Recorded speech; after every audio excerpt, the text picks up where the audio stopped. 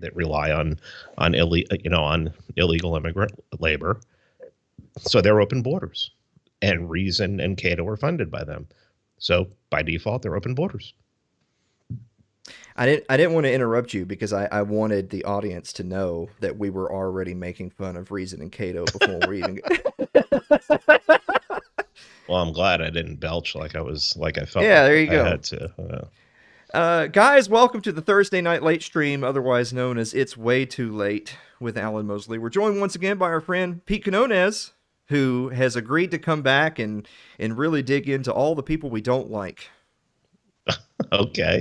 Well, I mean, I know that there are people listening to this who don't like me. So, I mean, but they don't have a voice. So, I mean, or you can go on Twitter and just like throw personal insults at me while I'm telling you that your ideology is total garbage. So then you have to go to the personal, but that's fine. That's fine too. That's part of being a minor celebrity in a niche, powerless, ideology. It's okay. It's funny that you mentioned that. There's a whole lot of different things I want to talk about, and most of them have nothing to do with politics. But since we're already on there, this is kind of a meta conversation of I've managed to avoid the overwhelming majority of drama and pissing contests with a lot of people in our sphere, and whenever I've had someone who maybe is a mutual friend of ours or or someone who just tunes in, or maybe like a personal friend on Facebook or whatever who says, "Hey, did you see this thing? You ought to, you ought to go in there and say whatever." And my response always is man, I just like the most famous, most influential people in our tiny little niche are just a drop in the ocean compared to most people. And I just like if I'm gonna get into an argument with, whatever, pick some random like actual celebrity. Like if I'm going to get in a fight with LeBron James and he has the poor judgment to retweet me, then it's like great. He's now given me a platform of like 100 million people. Now I'm going to call up all my buddies and we're going to start going to war. But why would I get into a pissing contest with anarcho libertarian X who has like 43 followers, or even if it's 4,300, or even 43,000, really, in the grand scheme of things, and the only people who are watching are like us? No one else sees it. No one else gives a damn. You're not convincing anybody of anything. It's like, why would I spend more than 5 seconds on that? No, I mean, it's just internal fights. It's just, I mean, it's literally like South Park, like Timmy and Jimmy fighting. Cripple fight. Just a couple of fucking retards. You Yeah. get a bunch of fucking retards who just get in there, and it's just like, I'm more of an anarchist than you are. No, I'm more of an anarchist than you are. Who gives a flying fuck? I mean, really, what does it matter? You're both still paying your taxes on April 15th, so. Now, I was going to make the announcement on the show today that anybody who wants to have a question or comment for Pete and I, as we're just having a conversation, they're going to have to do it via the donation tracker, which is right here, the bottom corner of your screen. If you donate to our Patreon or our PayPal, you leave us a little message that says, because see, Pete, what we normally do in the past is that if they want me to read something live on air, no matter what it is, I'll read it, as long as it comes in the form of a donation. And I've said some pretty gruesome shit, but I mean, you know me, that's a Tuesday for me. I don't care. Yeah. But I'm gonna give a freebie to our Twitch mod, Aaron, who says, do you pronounce it data or data? Oh, it's always been data. Data. There you go. Yeah. So data is statistics and numbers, and data is a person. Yep. Okay. There you go. Yeah, Aaron followed that up with, now I know why Alan doesn't take my bait on Twitter with my 7 followers. Yeah, actually, yeah, now you do know that 100%. On a similar vein, there's those kind of neckbeard egghead types out there that always like to say, "Oh, you're making a such and such type of argument," or "Oh, let's stick to the facts," or whatever. And it reminds me of something that John Miltmore told me, who's one of the editors over at Fee. They had published an article that I wrote, and I think it was the one on the atomic bombings of Hiroshima and Nagasaki.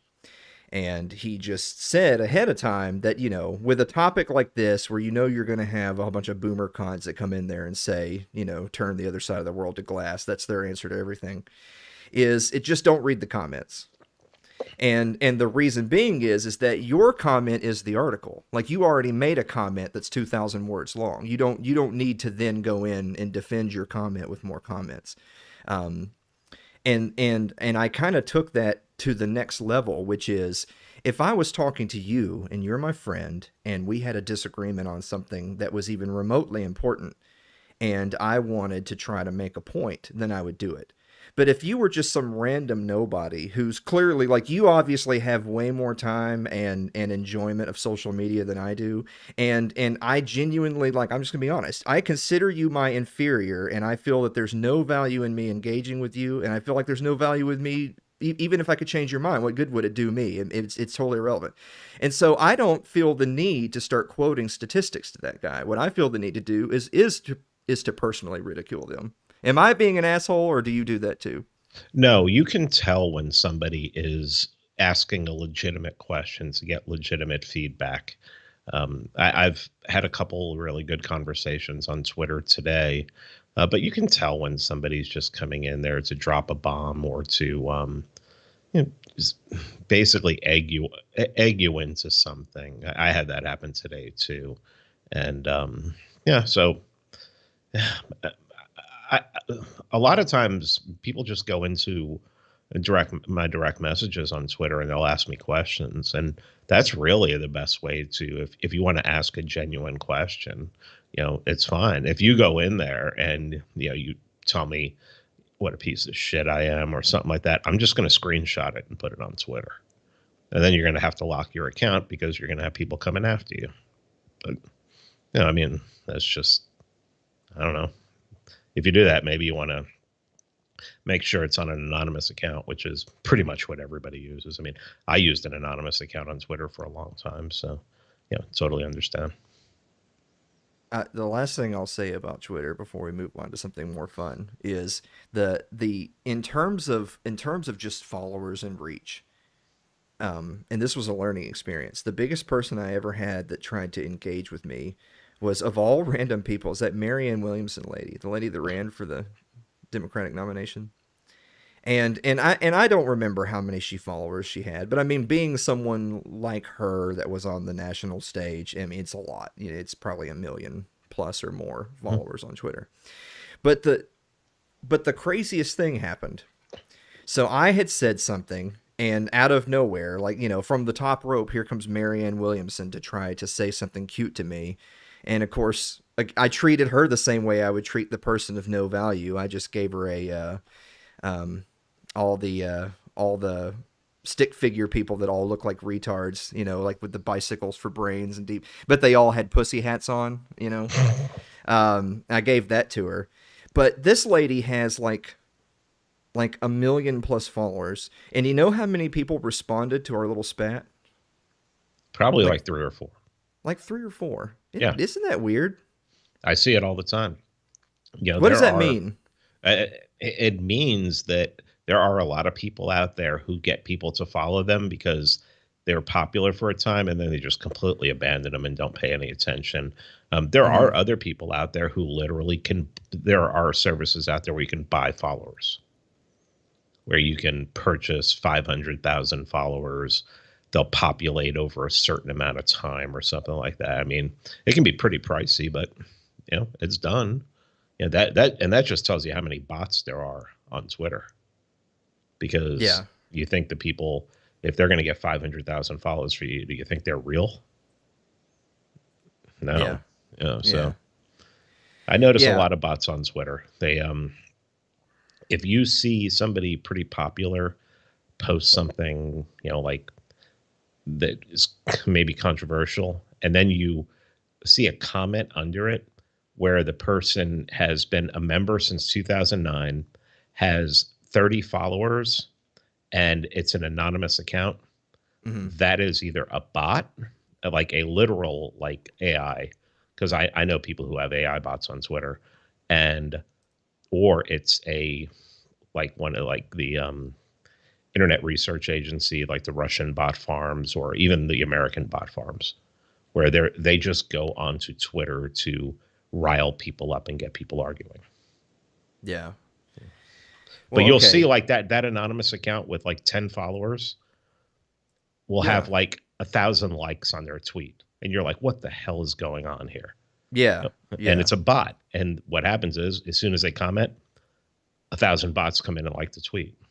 So, there's a little bit about Twitter for everyone. Yeah. So that's the thing, is that, there was a whole lot of people that were there at the start of the conversation. But then when there was any type of response, it went from thousands to like 3 people who actually chimed in. And that's, there's got to be something to that, because there's just no way. I mean, we had an equal and opposite problem. I mean, I know I'm preaching to the choir with you here, but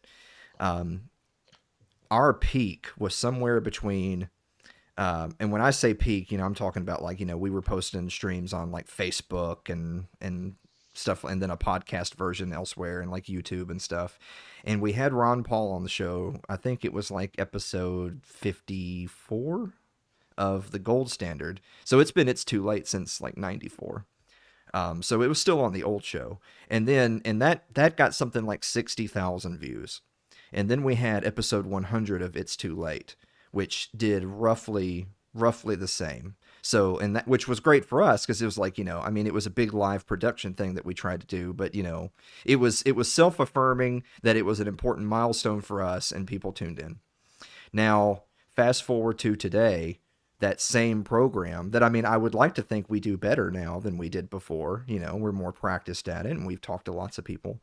I mean, we will put episodes on the same platforms and sometimes get, we had a 60,000 view episode with Ron Paul. Granted, you can't have Ron Paul every week, but and then that same date, 2 years later, we had like 107, Yeah. Something like that. And you're like, well, that's so one of two things happened.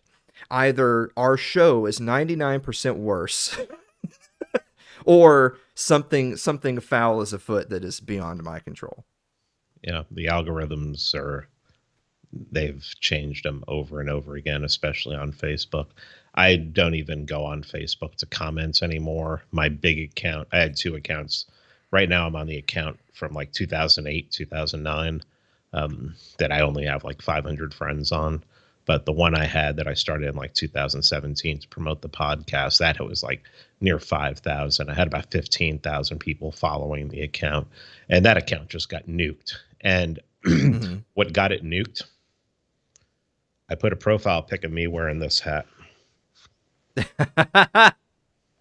And I would say 5 to 10 seconds after I put that pic up, the account was gone. They said, you can ask for a review. And I asked for a review. And 6 months later, they were like, well, you didn't ask for a review quick enough. So the account's gone. So, of course. Yeah. Whatever. That reminds me, our friend Dan Blanchett, who is a pretty snarky anarchist, but he wasn't doing anything. What he was using Marketplace to sell. He was just selling stuff, and he was selling the first thing it was some old camera equipment. So it's like, camera, tripod, bag, lenses, whatever. And they marked it as a firearm, so they banned him. And of course, obviously he clicked the little thing to say, I'm gonna need a review on that one. Like, by the way, he wasn't being cheeky and like, laying it out on a bed to make it look like a rifle. It was just stuff. And it got taken down. And then, but just to prove that it was no fluke, he basically was like, well, I found a buyer, so we'll just delete that and move on with life. The next time was, because that like they kind of have their sort of unwritten strike system of, you can have restrictions because you did something wrong, and if you continue to be a bad boy, then you're going to get a permaban. The next one was it was an old chair from like a barber shop. So like, it's like on the little round thing where you can raise and lower the chair with a little, so that got banned as a firearm and firearm accessory. But of course he had been flagged before, so now he's in deep shit. Yeah. It's like, YouTube. When I go to monetize, I mean, well, first of all, how the hell am I still on YouTube? Right. I mean, I put episodes out there where I'm like, this is going to get me, this is going to get taken down. It doesn't. And I guess I try to keep anything incendiary until like after. I've heard that they only like really check the first 15 minutes. So I try to keep the first 15 minutes clean. But I am monetized on YouTube, and by default, the way I normally record is I use Restream, and it basically streams automatically to YouTube. So I'll usually stream it privately to YouTube, and then I'll just release that video later. If I need to edit it, I can edit it there, whatever, yada yada. But I'll release it later. But I'll have it there, and I'll set it up to release. And even before it's released, almost every friggin' episode, and it has nothing to do with the title. And I could be talking about, I mean, I could literally do a sports episode, and they go, oh, your monetization is restricted. So I have to like request a review and everything. And every episode, I mean, just every episode. One I did last night with Braxton McCoy. I mean, I don't even think we cursed once or anything like that. We didn't talk about, the scene, the vax or anything like that. And when I went and checked this morning, limited. So, I mean, it's ridiculous. I mean, I don't know. Okay, so on that note, what would you say, in your own opinion, because you were there for every single episode, what would you say is the most incendiary thing you ever did that when you were doing it, you were thinking to yourself, "Oh, this is spicy, and I don't care. I think it's important," that did not get taken down? That did not get taken down. Did Um, not. uh, um,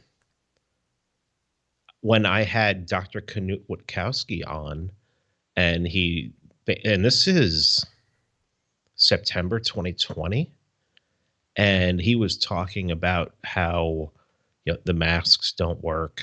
The This is before the vaccines were rolled out. He said, I've taken every vaccine in the world. I'm not going to take this vaccine. I don't believe mRNA technology. I think mRNA technology is the future, but I don't think it's going to work with this. And I mean, he was just one thing after another, just completely destroying Fauci and just going off on him. And it never got taken down. But there was, I had an episode taken down, um, flagged a minute after it ended. And we didn't even live stream it. It was just something that we recorded.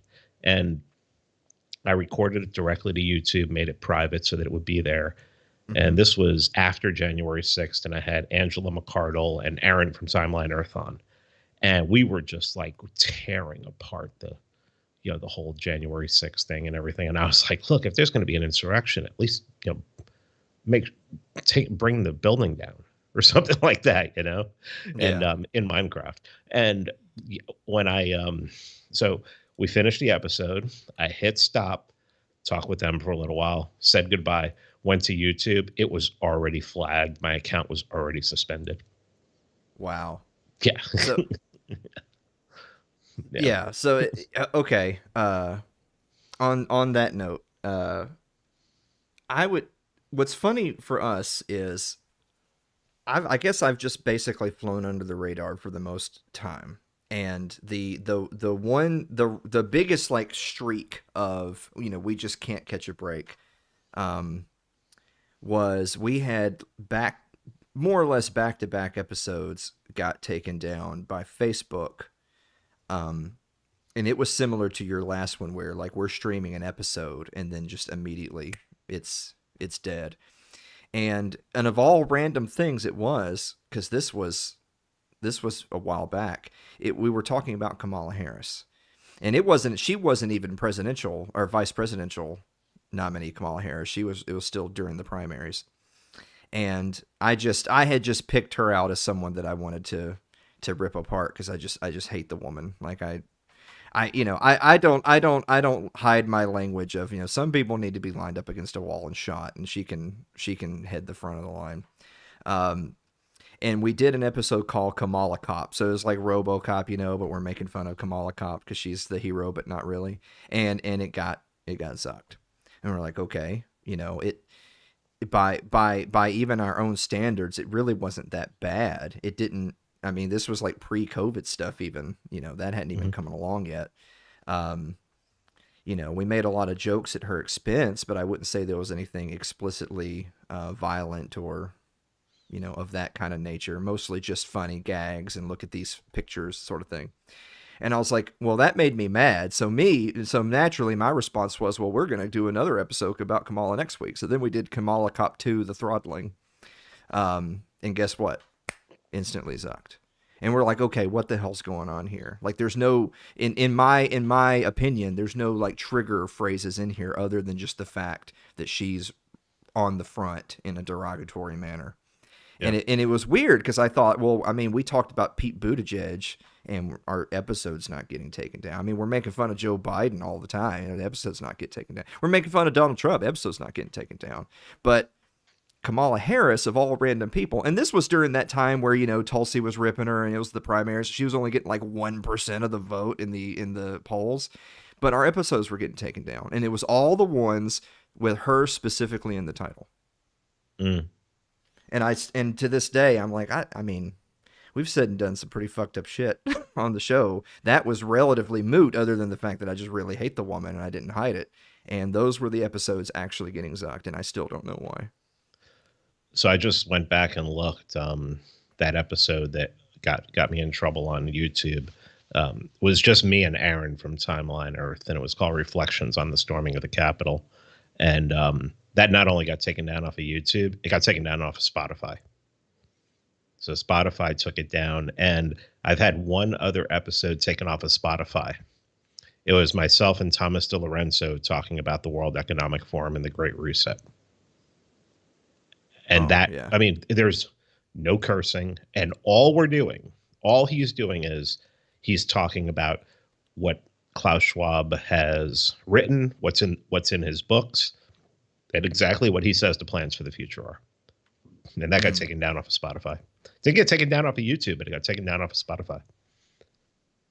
Yeah, see that's a whole other thing right there is that as I'm sure you know, you kind of have like your workflow for how you produce the show and you're trying to make it you're trying to make it as easy on yourself. So, you know, when I'm tailoring our settings in OBS and our frame rates and key logging and all that stuff, I'm doing it in such a way that all the different platforms are going to accept it because I'm not going to sit here and export different files for different platforms. We have a single file, we export it to every platform. Um, but then it's kind of a pain in the ass then if, you know, I can have an episode and let's say we stream it on, you know, Twitch, Facebook, YouTube, Odyssey, and Twitter. And then one of the platforms says, "Oh, this is you know, this has to go. We flagged this. You know, here's our little time log. This can't be in the episode." But the other platforms that you would think presumably are more or less run by the same people, right? Like Mhm. it's big tech. They more or less have the same fact checkers, the same copyright flags, but they don't flag it. And that's another one of those things where it's like, well, shit, I've kind of resigned myself at this point too. I'm just going to do whatever I want and whatever happens, happens because I'm certainly not going to start catering to different platforms with nuanced different, you know, I mean, policies. I've put memes on Facebook that got me 30-day suspensions that I put on Instagram, and they're still up there. Yeah. Same company. Yeah. Yeah. So, you know, what's up? I mean, Instagram did go back, I would say like 3 or 4 months ago. They went back through my timeline and they started removing certain memes. And I'm talking about some things that were, you know, a few years old, stuff like that. And Facebook did that too. I got a 30-day suspension on Facebook in 2021 for a meme I put up in 2014 on my original account. Mm-hmm. I mean, and they shut my account down. I mean, I could not, even after they let me reinstated the account, I couldn't post or do anything. I couldn't even do reactions for 90 days after that. So And I last noticed. year, well, I'm sorry. And in 2020, this one's important. I got suspended from Facebook for 30 days, 29 days before the election. Yes. Yeah. Yeah. For nothing. I mean, and like literally it was like, you're suspended for 30 days. And I type why and never heard anything back. Yeah. So I saw somebody in the chat earlier who said that maybe they leave certain like borderline things up because it's kind of like they always have an out. I know that there have been people who have said, "Oh, you know, they saw some picture or some comment I made in 2014 where I called someone retarded and that got me banned." And it's like, well, how is that even something that's being looked at? You know, how is that even tripping it, or how is that tripping anything today? Why didn't that trip that yesterday? Why wasn't it tripped last week? Much less years ago or months ago. The only thing I'll say to that is I think that that's giving our opponents too much credit. I don't think they're that intelligent. You know, I think I definitely think that we are up against malicious entities, but I don't think they're that bright. I think it's more just it's all AI and algorithms, Mm-hmm. and those are only as intelligent as the people that program them. And again, you know, this is kind of like the malice black-pilled thing of it's black-pilled to think that these people are just unbeatable. That when you see how inept they are, how unqualified they are. Something I was going to bring up later, but this ties into that is I'm sure you saw all the Justice Sotomayor stuff and her big performance she put on the other day, and But that was, you know what, that was beautiful because you had millions of people in the country who have been raised to believe that, oh, these are just these hallowed halls and these are easy. I mean, you could certainly make an argument that these are 9 of just the wisest and most intelligent, most benevolent, most informed people in our whole republic. And now they're seeing this woman just make a complete ass of herself. And of course, people like us would say, well, that was, it's not like I wouldn't say she's stupid in the sense of, I think that there's definitely a certain amount of ego and bias involved to make statements that probably aren't true. But then again, on the other hand, it's like, if it were me, if I had a chance to go speak to Congress or whatever, I don't think I'd be pulling stuff out of my ass that I know someone with Google in 15 seconds of time could prove to be false, because I'm just going to make myself look like an idiot. And this woman's a Supreme Court justice, and she made herself look like a fucking idiot for the whole country. So, no, these people are not unbeatable. Are you kidding me? Yeah. Lifetime job, though. It is. Can't get fired. And I mean, we know she's ideological. She's good on the Fourth Amendment. That's it. But as far as everything else goes, she's ideological. So what can you do? I mean, when I read some of her statement, I was just like, this really just points to the world we live in, that something like this could get out there, that it doesn't make any sense to me. I used to think of it as a symptom of that. What's that old game that they used to play in elementary schools, like telephone or whatever it is, where one person whispers something, and it goes around the room and it becomes something disjointed from the original? Is that I feel like it's kind of like that way for a lot of the public at large. So for one, they're already listening to CNN, so they're already getting the disjointed version of whatever the truth is. But but they're hearing on CNN, oh, this one kid got sick, and then by the time it gets to Justice Sotomayor, it's 100,000 children are on ventilators. And so in her mind, she's thinking, I read and saw somewhere that things are bad, so I'm just sort of kind of pull this out of my ass. But I still, maybe I'm just naive, I don't know, but I still think that even if I just sort of had a subconscious or semi-informed bias that, something is a certain way, I wouldn't then start quoting statistics that I know I don't have on hand. I haven't read these numbers. That in my mind, it was bad enough for her to basically be making the Biden administration's case when she's supposed to, theoretically is an impartial judge. That's bad enough. It was extra bad that she's quoting statistics that don't exist. Yeah. Yeah. I don't even think it's a game of telephone. I think that she's probably reading something one of her clerks just wrote for her. And I mean, and you can assume, if it's like a clerk from Georgetown Law or something like that, we know these people just have an ideological bias. And I mean, I don't know, maybe she didn't want to end up like Alito. I mean, who knows? Or who was the one that, what's his name, killed? Dick Cheney? Yeah, Dick Cheney. Shot in the face? Yeah. Was it Alito? Yeah. Yeah. Like, maybe she didn't want to end up like that, Yeah, exactly. So, okay. Well, you know what? Let's put all that behind us, because it just, it just makes me, yeah. All right. So we're not going to get into the ending, because I know you haven't done it yet. So I'm going to go back to the beginning and we'll work our way there. So we both like the show The Expanse. Mm-hmm. Why do you like The Expanse? I don't know. That's really weird. I like sci-fi first of all. If it's sci-fi, I'm going to give it a shot. I don't know if I told you this the other day, but the first time I tried to watch The Expanse when it first came out, when it was first debuting on Sci-Fi. Yeah. And I watched the first episode and I started watching the second episode, and I thought, because they were concentrating so much on Thomas Jane, I thought it was just another cop space thing. So I stopped watching it. And then I caught up with it the season finale of the third season. So another friend of mine was like, got to go back and watch this, and I'm like, why? He's like, just make it past the second episode. I'm like, all right. A lot of people have told me that before. got to watch this. Just make it past the first or second episode. I'm like, okay, that's what I say about The Americans. I tell people The Americans is probably one of the top 3 TV shows of all time. Make it past the first episode, you'll be fine. You'll be hooked. But I went back and watched it, and I'm like, oh, okay, there's some supernatural elements to it. We're in space. There's space pirates.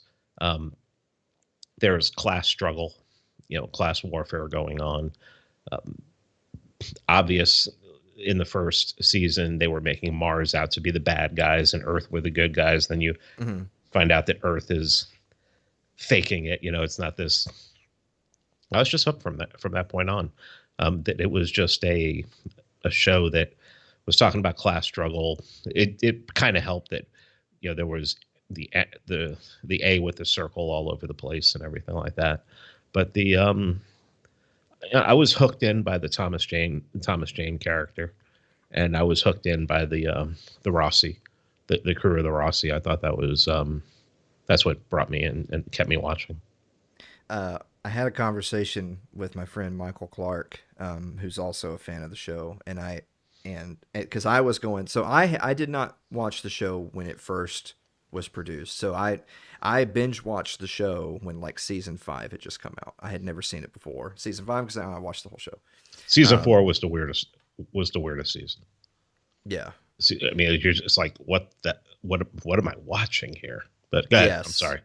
Yeah. No. We can dig into it as we go. I definitely will say that I liked the earlier seasons the most because it kind of felt like this was the direction of the story, and then when the whole story of the girl, the proto-molecule, the corrupt VP, like when all that wrapped up, I felt like like if this were a movie, that was the movie. It's over now. And so from this point forward, that they're sort of kind of like kind of kickstarting the engine again to start the show over. And I wasn't quite as invested with it from that point forward. But I will say, something my friend Mike and I talked about a lot was, as you already pointed out, when the show started, we're seeing it sort of kind of from the perspective of Earth and the belt.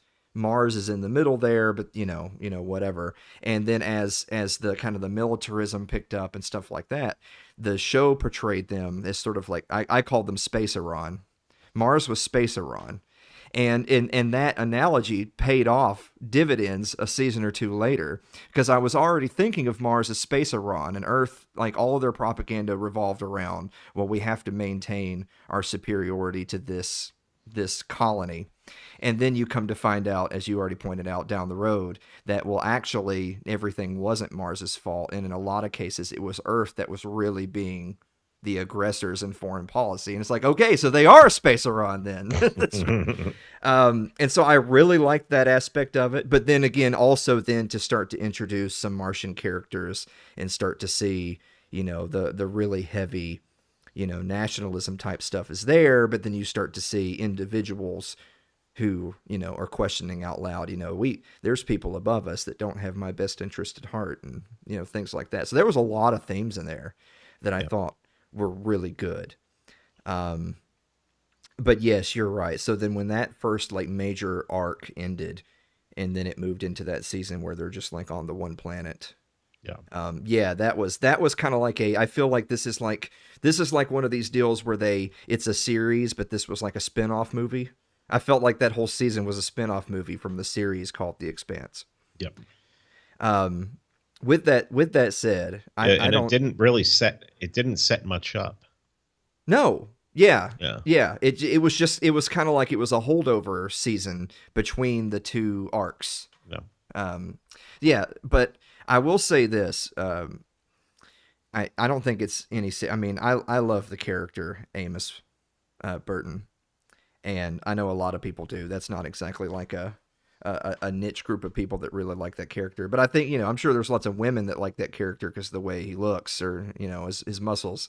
I think that there's a lot of, BoomerCon type people that like Amos because he's just a, no half measures, punch him in the mouth kind of a guy. But I think a lot of people like that character for different reasons. And he's he's a character that I feel like for a lot of it's a, well, I don't know anything about this this sci-fi future of spaceships and everything else, but I can identify with this guy who's just a, came up from the mud. I don't really know a whole lot about politics and this and that, but I have my code that I live by, and I think that that's something that's, you could put that character basically in every story ever, and there'll be people who will like that character. Mhm. Yeah. Yeah, I liked his character on the unit too. I think a lot of people would probably find it weird that was actually one of my favorite shows of all time about a Delta Force unit.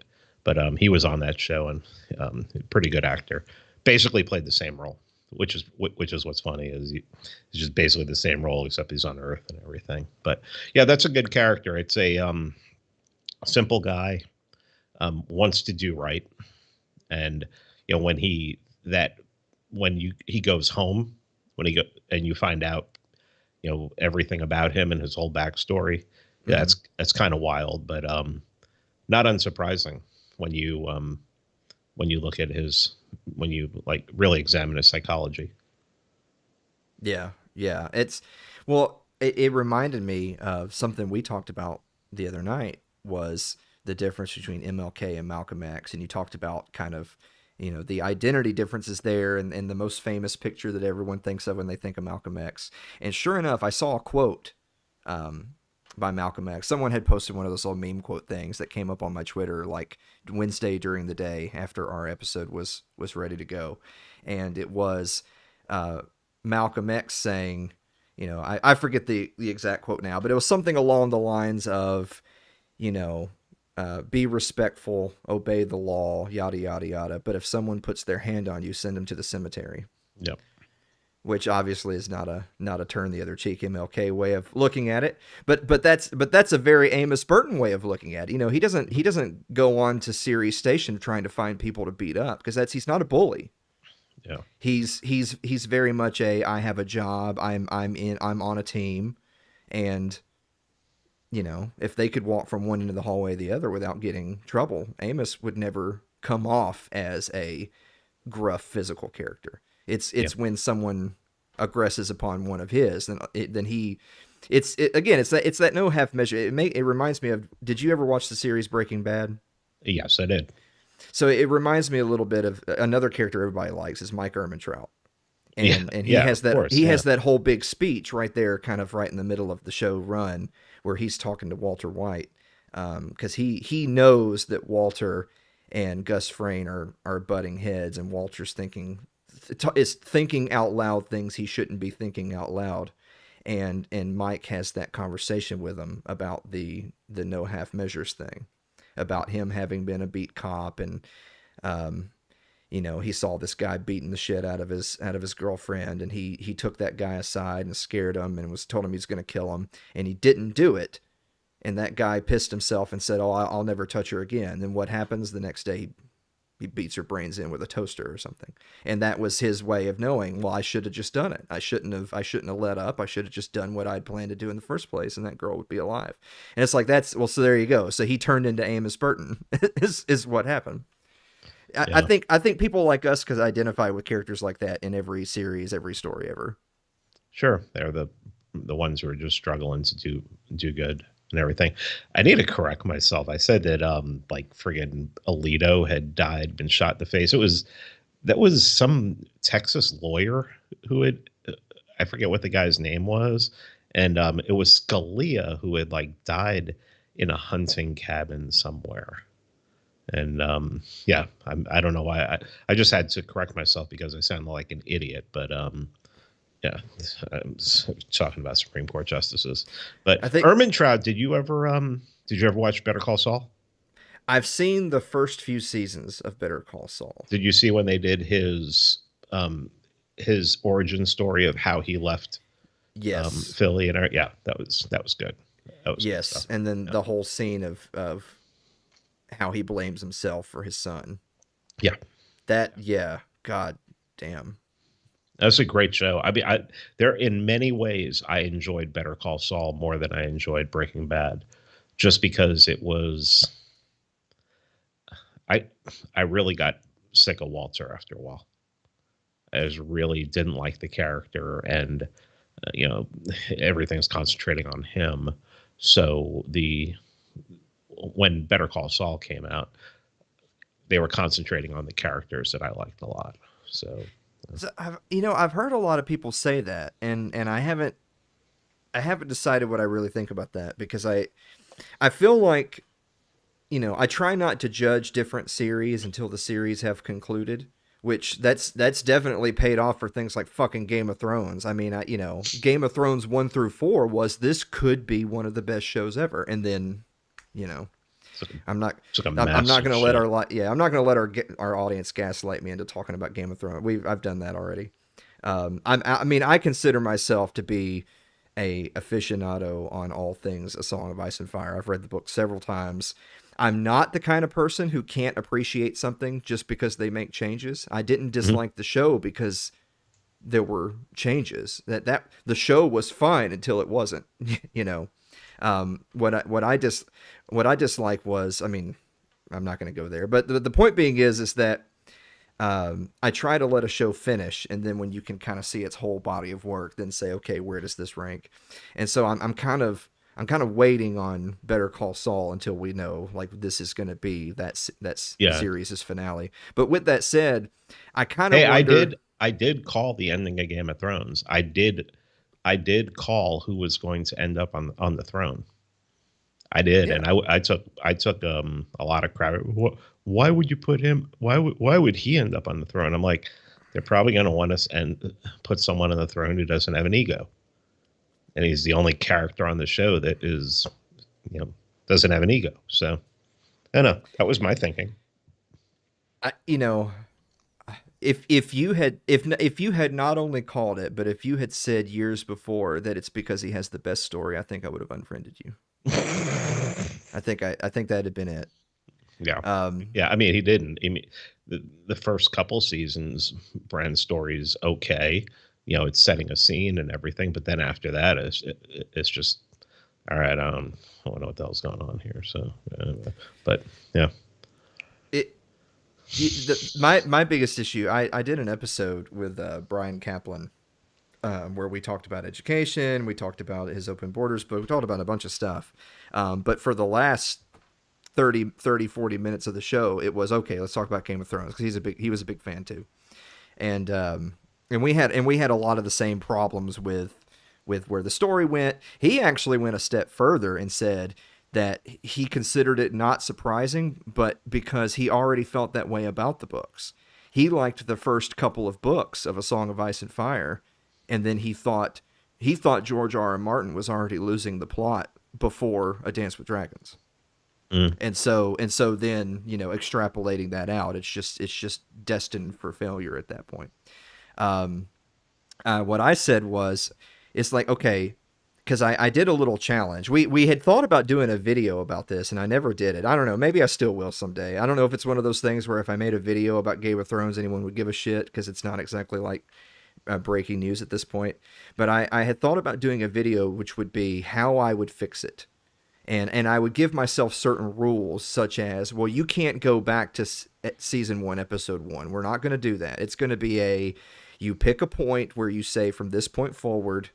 And for me, like I said, it would be around like season 5, 6, that we would make some structural changes. And then I even thought you can even put more rules on yourself, which is, like, let's say that's all done and we're in season 8. Like, season 8, episode 1 is where we're at, and we just fired the whole crew, and we're hiring Pete and Alan. They got to rewrite season 8. How would you do it? And my relatively short synopsis was, because at that point you're trying to make it make sense more than you are trying to rewrite the whole story, if that makes sense.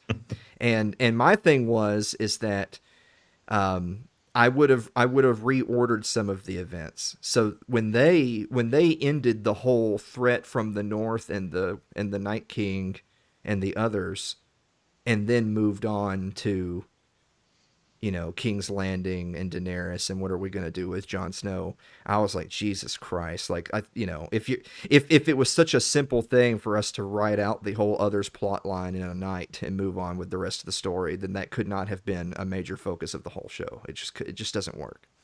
So what I had thought they should do is they should have had the North being overrun by the others, but not in this ridiculous nighttime CGI nonsense where you put your siege engines out in front of the castle and you ride your cavalry into them and all this garbage. It would have been more sensical in the sense of, because a big part of what started happening with the show is they started taking really heavy liberties with time and geography and stuff like that. You started having characters just teleporting all over the fucking continent at a moment's notice, that sort of thing. So to try to bring some of that back in, it would have been, okay, the others attack. And again, I'm only starting from like the end here. So that he already has an ice dragon. They're already here. The wall's already broken. The North is getting overrun. I would have had them losing some kind of confrontation here or there. Maybe it's at Winterfell. And I would have had a lot more death and decay, which, again, that's another problem with the show, which is the Dothraki get demolished, and then 2 minutes later there's another horde of Dothraki because they needed them for the show, which is just, that kills it. This ruins the whole thing. But what I would have had is to make the whole point of the political intrigue and kind of this idea of we're fighting amongst ourselves when there's a greater threat. I would have upped the stakes of that by having had a situation where basically the King's Landing stuff happens first and the Night's King and the Horde still exists. Because this is the medieval era and we don't have the internet and cell phones. I mean, they do have ravens and that can get you so far. But basically that this menace is still coming and there's still political elite in King's Landing arguing about who's going to control the country.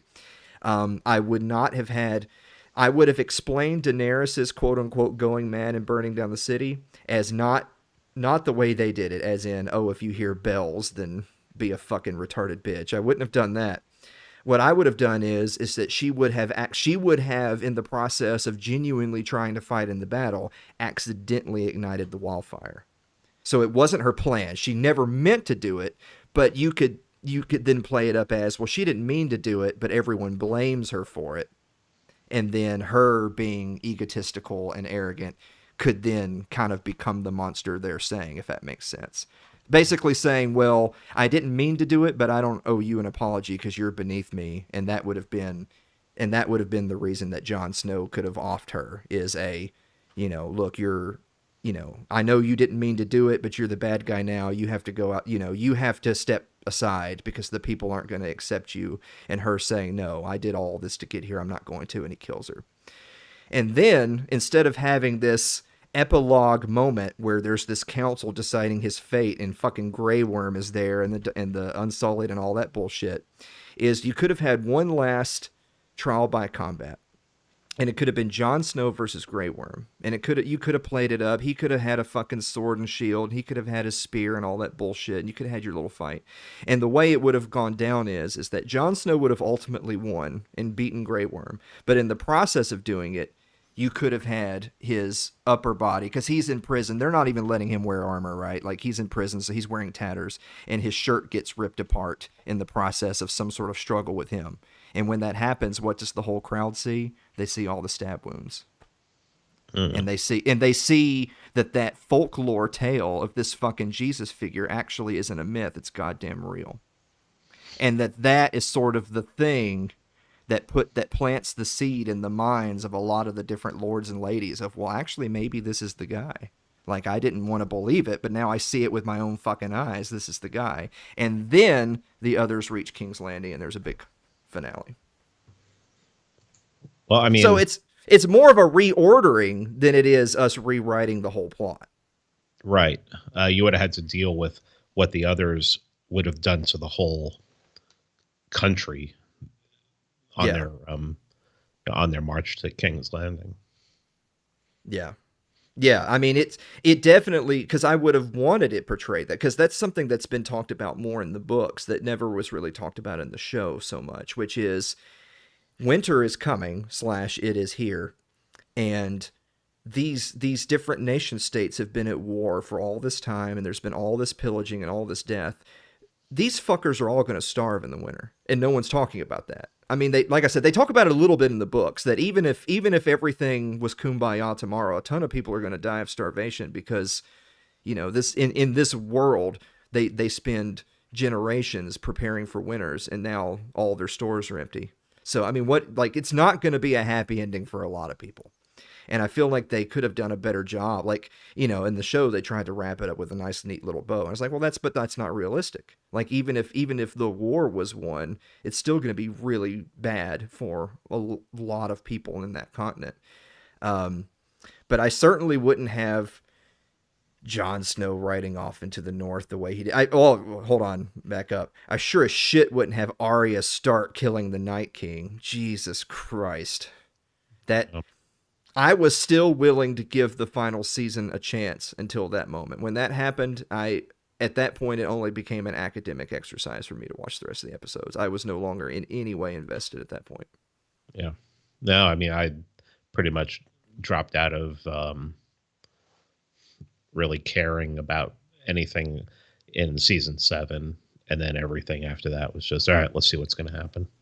I wasn't really excited about anything. I just had to have my prediction of who was going to end up on the throne, and that was it. And then everything else was just like, okay, so what are they going to do and everything? And I mean, they screwed it up. You had 4 good seasons and 4 seasons of, all right, I don't know what the hell's going on here. Yeah. But, I mean, some of it was shot beautifully. So you can say that cinematography was really good in some parts, but I mean, for the most part, just it's a letdown. Are you a Tolkien fan? But not, I mean, I've never read the books or anything like that. I've seen the movies, and I haven't seen the Hobbit movie. So, you're not missing anything with the Hobbit movies. The original Lord of the Rings trilogy was very well done. The Hobbit movies, not so much. The biggest thing I was going to say was, do you have any hope at all that Amazon's going to do a good Lord of the Rings series, or if it's just going to be neo-modern trash? I mean, I'm really scared to watch anything nowadays because I think it's just going to be wokeified. I mean, you have to admit, even right from the start, The Expanse was wokeified.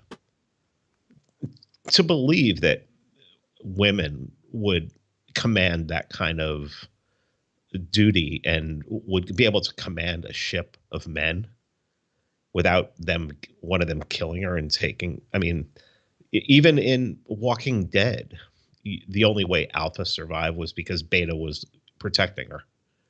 It's just, I'm sorry. I'm sorry. I'm not buying that. I'm not buying that oh, this is my ship and this is my, okay. I'm sorry. I mean, it just that doesn't make any sense to me. So I just assume that anything being made now, like I know the new season of The Witcher is out. Mm-hmm. I'm scared to watch that. I don't know what that's going to be like. I'm kind of scared to see the new season of Cobra Kai. Mm-hmm. I'm just, I don't know how much they're screwing everything up. I expect something like, like the last season of Rick and Morty. I knew that was going to be a certain way and everything like that. But even that, I mean, I was pleasantly surprised that there wasn't a lot in there. But I mean, So I don't know. I will tell you this. I've watched all The Witcher, and I had like read and heard through the grapevine that like the Witcher people, like the production people were saying, oh yeah, man, season 2 is going to be here come the ladies, and I thought, oh shit, here we go, like that's the last thing I want to hear. But I will say this. I won't give anything away because I think you should watch it. If you like the universe it's in and think that it has potential, you should watch it. I really liked season 2 of The Witcher a lot. Does it have? I guess when they made those comments, it was because we're gonna have strong female characters in the show and they're gonna take some prominent positions.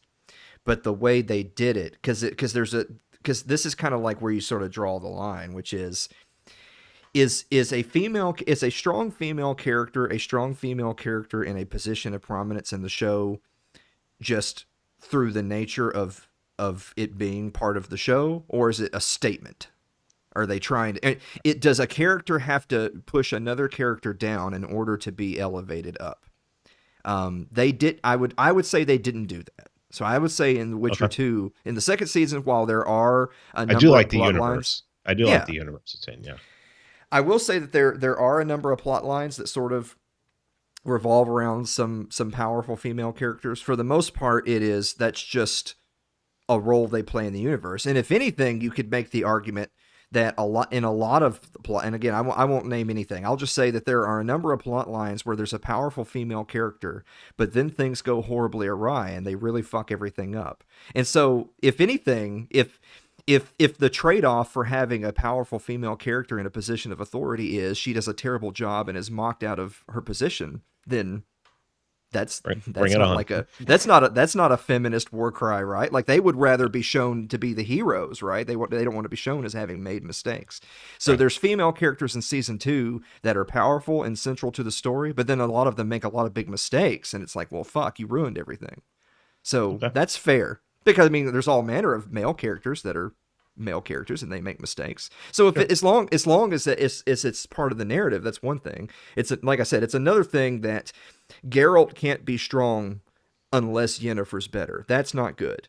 What's good is Yennefer's good because she's good in a vacuum, non-respective to her hierarchy with other characters. So I would recommend that. Okay. Thanks. Thanks for letting me know. What about Wheel of Time on Amazon? I have not watched it. I'm not going to say anything else. I don't regret having watched it. They only have one season. But it's more one of those things that I can't unknow things that I know. I haven't read the books that they're based off of, but I know it's a lot of material. It's something like a 14-book fucking series. It's enormous. And they've only done the one season, and it kind of feels that way in the sense of, I'll put it this way, it came out roughly the same time The Witcher season 2 came out, and all things being equal, one was done by Netflix, did The Witcher, Amazon did Wheel of Time, and they both had roughly the same budget for their season. It was like $90 million they spent on a season, and yet The Witcher is fantastic, both in terms of it being a good story, but also it looks and sounds good. Whereas Wheel of Time looks like, some of the costumes look like something my local community theater did. And I'm like, wow, $90 million bought you that, huh? So I don't know if it's inherently going to be weak because the story's not as good, or if it's because the people helming it are not as good. Cool. I'm waiting for, did you ever watch Hunters? No. Yeah, it's a really odd show about some Nazi hunters, and it sounds stupid. I mean, it's one of those things where it's like, it's like, all right, so we're going to do the whole Nazi hunting thing again, whatever. But there was some clever stuff to it, and the ending, like when you see the final, there is going to be a season 2. When you see the last episode and you realize exactly, like, that this is possibly a different universe, possibly a different reality. It's pretty good. It's like, watching Man in the High Castle. Mm-hmm. I think everybody, did you watch it? I haven't. I literally just started it. Like, that's you the just next started thing Man in the High Castle? Yes. Yeah, that stayed pretty decent throughout. When you get to the end and you get the explanation, because things are going to get weird, and you're just going to be like, this is, I have no idea how any of this is happening. You'll get an explanation and it'll make sense. It actually made a lot of sense to me. I thought the whole series was good. But yeah, Hunters was one of those ones. It was an Amazon one. And if you have some time, check it out and see what you think. The characters are really good. The characters are what keeps you in it, because you just end up liking the characters. That was That series is the next on my list because I'm kind of in this weird place where there was a few series that I had not seen that I knew a lot of people that had. I had never watched The Boys, and I just watched the first two seasons of it. Yeah, I it's had kind of crazy, huh? yeah. The Boys is a I I'm still the jury's still out for me on that one. I liked it, I liked it enough to keep watching it, but I guess we'll wait to see where season 3 goes. I watched the animated Invincible on Amazon. I didn't say that. So it's a similar kind of. It's ironic they're both done on Amazon. It's a similar kind of show. It's animated, so it's more comic booky, but it's same general thing of there are superheroes that exist in the world. And there's good ones and bad ones, and they fight. But it's kind of like it's a little bit of a semi-corporate sort of a thing. However, the big difference in that particular show is that there's one particular hero that is way more powerful than everyone else combined, and then of course very similar to Homelander in Yeah. The Boys. And it almost also just like Homelander in The Boys, you find out that he's not exactly a saint. Yeah. Yeah. And so basically that's that whole show right there. It's very similar to like an animated version of The Boys. But Aaron in the chat says they didn't Disney or Star Wars with The Witcher. Yes, that is a good way of putting it. The Witcher, that was an IP where the author has this material. The author is pretty hands off. Basically, he was the opposite of George R. R. Martin. His attitude was, I don't want more work, so you guys just do the show, and he doesn't even have a vote on where they take it. He just said, let me know what you're going to do before you do it. You should hear Tom Luongo's take on the Disney Star Wars. He has like a totally different take. He says it's like this completely anti-feminist, anti-woke kind of thing because at the ending, she can't do it all by herself, and she has to rely on a man to come in and help her and everything. He has this whole long thing that he does to show how it's actually anti-woke. I mean, I think that I think the biggest thing for me, which by the way, I only saw the first one. I saw was The Force Awakens. Yeah. I generally know what happens in the other two. I won't watch them because I just won't. I mean, I watched The Force Awakens and I was in the doorway waiting for the credits. I'd already gotten up out of my chair. I mean, I think the biggest complaint, the two biggest complaints basically everybody has is number one, Rey's a Mary Sue, and number two, and maybe it's nostalgia glasses, I don't know, but number two was, here's my classic heroes that I have a lot of emotional investment in, like Han, Luke, and they just fucked them. And so when they did such a poor job with these iconic characters, at that point the rest of it could have been Game of Thrones season 1 through 4. It wouldn't have mattered. It's done. Yeah. It's dead to those people emotionally. Have you been watching the Book of Fett? I haven't even started. I've seen all the Mandalorian. I haven't started Boba Fett yet, and I was waiting to hear from a couple of my friends is this as good as the Mandalorian or is it not? It's different because you have the cuteness of Grogu, and then you have just the Mandalorian, how cool the Mandalorian is and everything. It's a different kind of vibe. It's more of a he's basically taken over Jabba's job of overseeing the city and everything. And he's going through all the politics that any kind of ruler would go through. So I like it.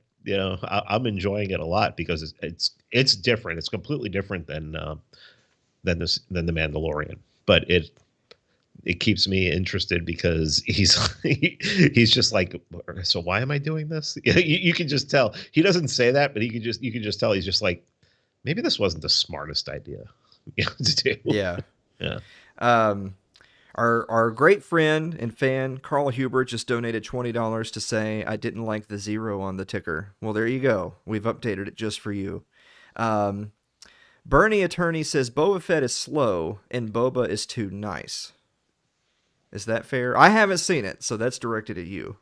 He's slow. The show is slow, and the character is too nice in the show. Well, I mean, when you look at the first 2 seasons of Mandalorian, I mean, half the episodes were slow, and people just liked it. I don't think a lot of people noticed it because they liked the characters. But I remember people complaining, "Oh, this was a slow episode. That was a slow episode." Mm-hmm. Um, and he's too nice. Well, yeah. I mean, you do find out he's too nice, but I also think that you have to really take into consideration his backstory. Mm-hmm. Yeah, where he came from, and the fact that going into the Sarlacc pit, it caused him to remember all these things, and now he has to. There's this whole process he has to go in order to stay healthy and everything, and it causes him to relive his past and everything like that. I think there's an argument to be made for why he seems to be too nice. Yeah. Um, I will.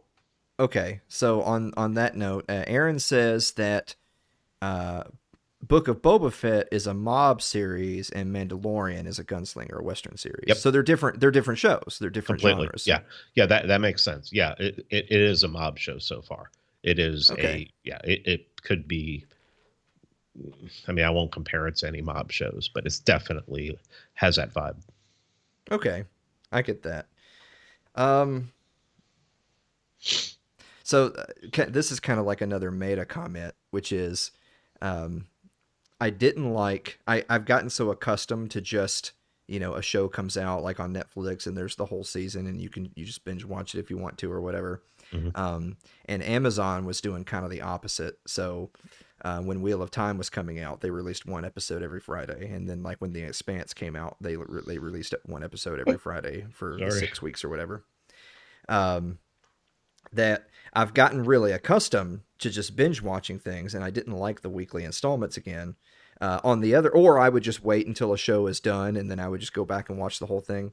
But my meta comment is, um, I recently like I had my short list of shows I wanted to watch, and I watched them, and now they're done.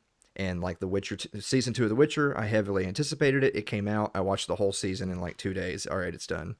And then I had that typical withdrawal of, well, now this was the list of shows I wanted to watch. Now I've seen them all. For some shows like The Expanse, they're over. For other shows, it's like, well, I just watched them. It's probably going to be like a year, right, before I get to see any more content. And then I was like, well, shit. Now I either have to find different stuff to watch, or I don't have anything to watch, and I'm just sitting here like shit. I don't have anything to binge watch. But then it kind of like I had like this light bulb moment because I had a lot of work to do this past weekend. Um, and so I didn't notice not having a show to binge watch because I had work to do. And then I had this light bulb moment of maybe if I don't have anything to binge watch and I'm desperately trying to find something, maybe what I should be trying to find is more work to do, like more things to do that are more productive other than a new show to watch. So because I had texted 4 or 5 friends to say, hey, I need something else to watch, give me a suggestion. And then some people started texting me back while I was sitting here working on some website stuff for TAC, and I was like, shit, I should be working, I shouldn't be looking for something else to watch. So I don't know if this is a meta comment so much as just me saying I'm a piece of shit, but you take that however you want. I'm I'm no one to judge. I'm no one to judge. Believe me. All right, well, I'm gonna start watching Book of Boba Fett. I think that'll probably be like the next thing that I watch. Uh, on a related note to that, did you enjoy The Mandalorian so far? Oh, I did. Yeah, it was enjoyable. I was not a fan of them using Luke in the last episode. Oh, you didn't like that? No, I didn't like that at all. I was hoping it would be somebody else. I was hoping it was going to be like Leia or something like that. Okay. Just Luke just seemed it was too predictable. You know. Oh, look at there's an X-wing fighter. Okay, guess who's here? Yeah. But there was a lot of stuff that I really enjoyed. Like you get to find out that the empire, the rebels became the police. Yes. Yeah, and it's like yeah. Mm-hmm. And they were pulling people over for bullshit.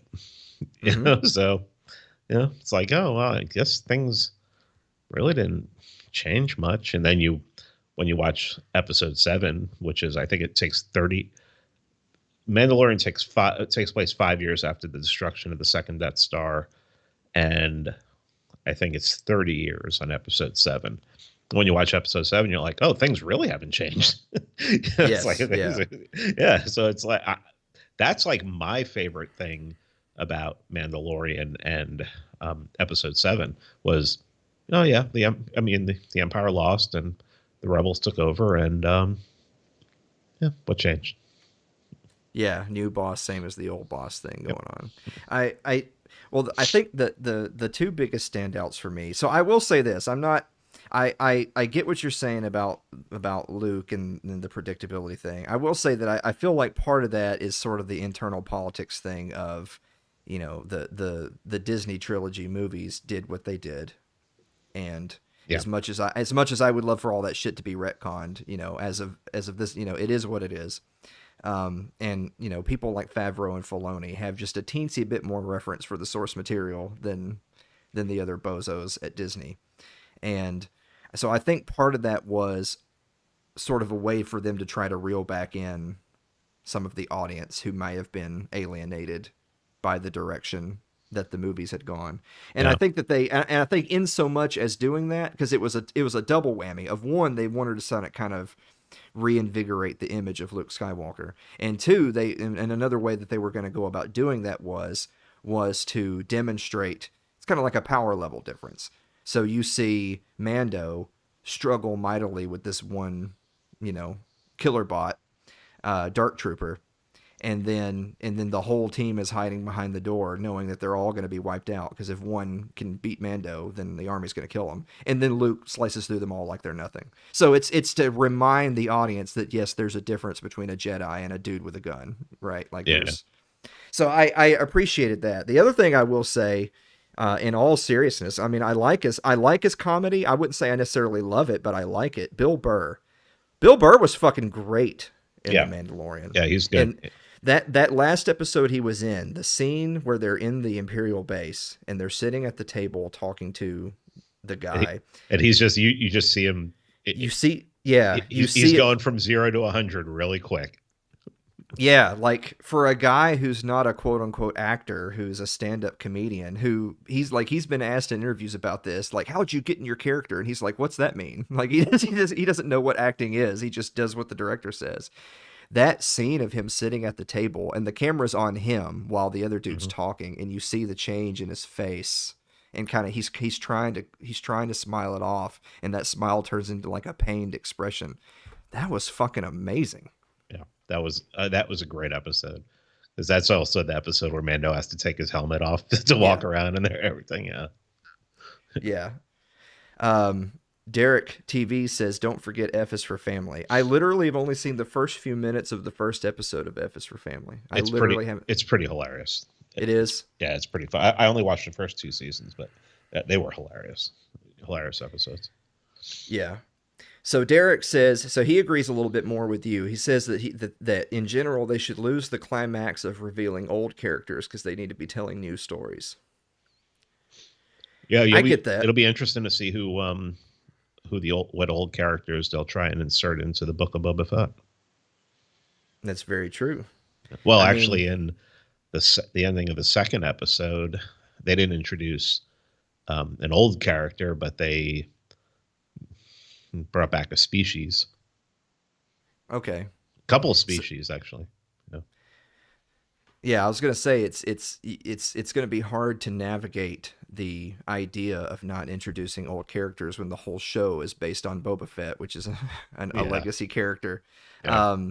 At least with the Mandalorian, it's like the Mandalorian that we all knew was Boba Fett. This is a different guy, and the whole show doesn't revolve around Boba Fett. It revolves around Mando and his travels and the characters that he meets.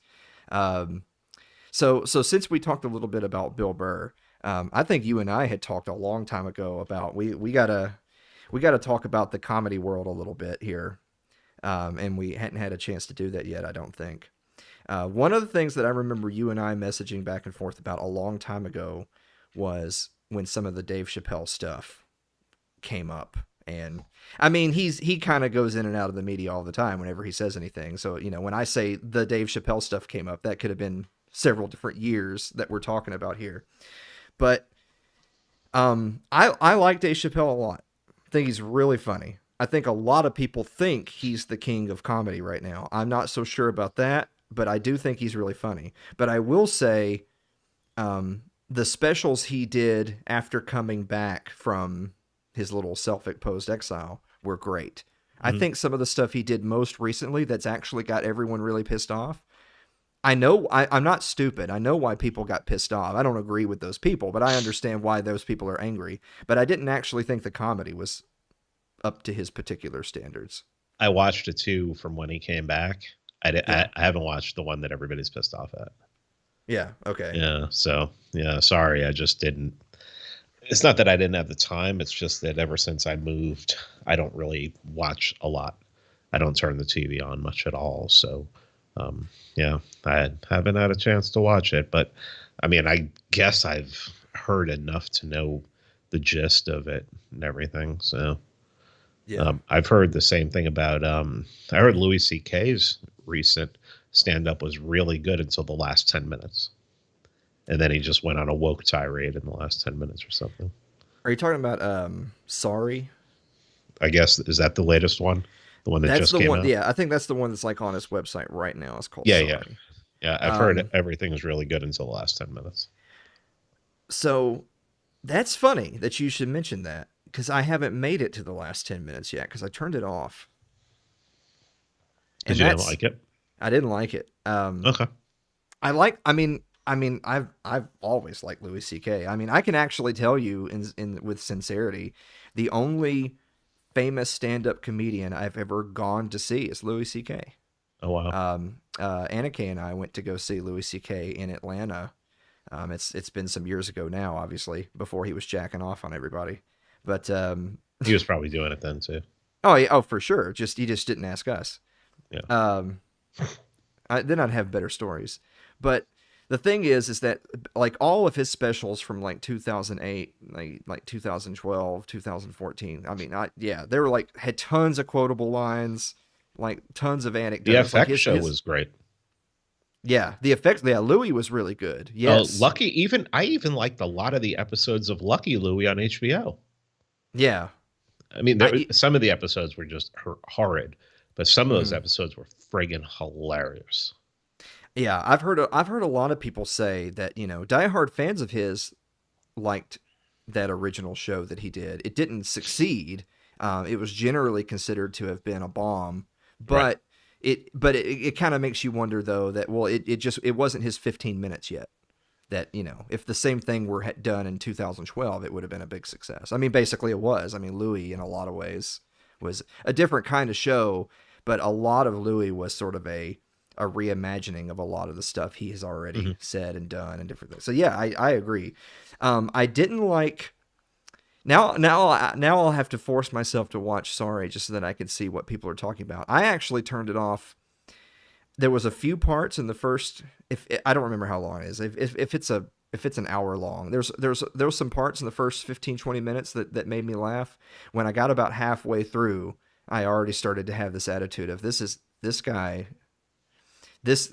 He's not broken, but he's scarred, if that makes sense. Yeah. Like I feel like he's making, as they would say in football, when a huge running back's barreling down on you, he's making business decisions, which is not what Louis C.K. would have done 10 years ago, so I felt like he was making business decisions. And then he got to a part, I don't even remember now what the actual punchline or joke was, but he got to a part where basically he was shaming people for not wearing a mask. And I was like, yep, out, bye. So I didn't make it to the last 10 minutes. If the last 10 minutes are even worse than that, then fuck. Goddamn redhead Mexicans. Right? I was going to say that's the lowest form. That's a negative form of person right there. What's so funny, Pete, is last week on the show, on the Thursday night show, I try to do the Thursday night show where maybe we have a guest, maybe we talk long form about some topics we haven't covered on the show or whatever. And last week I had my friends Andrew and Camellia who were hosting us June 4th, our big June 4th Oh, live show cool. is going to Huh? be out at their place, and Andrew is Jewish, and you know I wasn't going to pass up the opportunity to tell some Jew jokes. I mean, Oh come on, God, no, come are you on. How kidding can me? you? Yeah. But here's the thing. This is why I want. This is the only reason I was sharing it with you. Is that the motherfucker one upped me. It's just a typical Jew. He one upped me. So here I am telling Jew jokes, and then I switch the camera over to him, just like I did to you right now. And this guy starts telling me shit like, well, if you look at the smokestacks, I mean, 6 million sounds like a lot. I'm like, God damn. That's funny. That's funny. You know, I was gonna say that no one knows better Jewish jokes than a Jewish guy. But yeah, that's rather interesting. Yes. Yeah, yeah, that's some red pills that they don't dish you out in yeshiva. That's for sure. Yes. Yes. Correct. Speaking of that, we'll I just I'm saw not going to our deny the Holocaust on your show. no what I'm that's a just damn not going shame. to. That's a damn shame. I mean, yeah, it totally makes sense that the doors would be wooden and they'd be right next to the officers' mess for the Mhm. for the Germans. But you know, hey, well, we can whatever. This was I'm getting my inspiration from this from Norm Macdonald because Yeah, uh, I was first of all I was really pissed when I found out that he died, and I had been watching all these Norm Macdonald live clips and stuff. I think a lot of people started to go down that rabbit hole after they heard the news about him. Um, and he was so great at, he would be on with his sidekick Adam Egan over here, and he would want to tell racist and anti-Semitic jokes, and the way he would tell the jokes is to deflect them on to Adam Egan. You know, if he wanted to tell a joke about how the smokestacks just don't work right and it can't have been 6 million Jews, what he would say is Adam thinks this, you guys. Let me tell you what Adam thinks. Um, that's funny. yeah, and of Is that course from his TV? Is that from his Netflix show? I don't know if he ever said that on any of his Netflix shows. He said that when he was doing more like the personal podcast thing, and Oh, then okay, okay. when he did the Netflix, because the Netflix show was basically like more or less a 10 episode run of what Right, was his podcast, and they had David Letterman on there and some different right, shit. right, right. Yeah. Um, but Should of get course, Letterman to talk about the wooden doors. oh yeah, exactly. Well, that was the beautiful thing is that he would have Letterman on, and he would be, he'd be going into this very deep, controversial, incestuous type topic. And Letterman's just sitting there nodding and listening, and just mid sentence while Norm is telling these horrible things, Dave would just say, "I'm not coming back, Norm." You know, a show I really liked, I still do, and I wish they would put out more seasons, is I actually liked Seinfeld's Comedians in Cars Getting Coffee. I watched a lot of the first like couple seasons of that. I know I haven't watched them all, but yeah. So The I agree with funniest you. ones are the funniest ones are the comedians you've never heard of. Yes. Yeah, I mean, you get the names on there. What are they going to say? You know, are they going to get outrageous or anything like that? I mean, Mhm. a lot of them don't have the kind of fuck you money that Seinfeld has, but some of the ones that are like more up and coming will just say anything. And there's one episode towards the end with I need to look up the guy's name, but I guess he's an old writing partners of Jerry. I couldn't stop. I mean, I was crying. I was probably high as balls too, so that didn't help. But well, that helped actually. But I actually enjoyed that show, and I wish that I wish he would do more episodes. But so much got destroyed. COVID took so much from us. Yeah, exactly. Um, on a related point to that, uh, so if you liked a lot of episodes of Comedians in Cars that did not have the superstars on it, you know what, in my opinion, was the absolute best episode of Norm Macdonald Live is Which one? When he had Andy Dick. Oh my God, Andy Like Dick's so funny. if I just gave you a list of guests, most people would never put a check mark next to Andy Dick as, oh, I bet this was a great episode. It was the best. It was fantastic. And it worked so well just because Norm is an insane person who's going to say all manner of racial epitaphs and everything else. And so you need somebody who can be in the same room and not say, oh, this is going to ruin my career. And then the other thing was, of course, everybody knows, oh, Andy Dick, he's a sexual deviant. He always does all these vulgar and, Mm-hmm. derogatory things. So naturally, what do you think Norm Macdonald does? Norm then reserves just the most grotesque things you can possibly imagine as if to trigger that reaction. And so Norm keeps on making cock jokes and gay jokes and all manner of things. And so finally, finally, after like an hour, Andy Dick finally makes a joke, and he says, "Oh, well, it's not my cock." And then Norm Macdonald says, "Why do you keep talking about cocks?" To which Andy Dick literally shoves the things off the desk and says, "You're the one that keeps saying it." That was the best part of the fucking show. That's funny. Yeah, he's always been one of my if he's like appearing on like a comedy podcast or something, I'll listen, because you don't know what he's going to say. You have no idea what he's going to say, and you can pretty much guess what the famous comedians are going to say, because they're not going to want to do anything to fuck anything up, So yeah. Well, see, that's the. Here's kind of another little meta comment is, I know people have had this conversation about comedy in general of, comedians today aren't taking the risks and pushing the envelope and yada yada yada. And I guess what I would say is for one, who are like who are your top now, not maybe what they were 10 years ago, but today. Who are some of your favorite comedians today? And the second part is I would just say more as a statement. I don't know that it's not that there's any comedians out there that are willing to, quote unquote, do their jobs in the sense of comedians filling that role in society. I think it's more that we live in such politically polarized times that if I'm a comedian and I say things the left don't like, I'm gonna be treated as if I attend MAGA rallies, right? Yeah. And vice versa. If I make fun of the Bubbas, then they're going to say, "Oh, well, you voted for Biden, right?" I think the funniest comedian right now and the funniest podcast is Tim Dillon, and because Tim Dillon is not, I mean, he's on the left, but he just destroys the left every chance he gets. They consider him to write articles about how he's far right. He's dog whistling to the alt right, which, I mean, didn't exist in 2015. Why are we talking about it in 2022? Yeah, I think Tim Dillon is probably my favorite comedian right now. He's just, I mean, his podcast, I think that's the one there's a couple podcasts that I like listen to as soon as they come out, but his is one of them. And I support him on Patreon so I can get his Patreon exclusive episodes. I think he's the funniest guy right now. And it's totally my sense of humor, where he'll do an intelligent joke, a fairly intelligent joke, 1 minute, and the next minute it's a joke that's just completely retarded.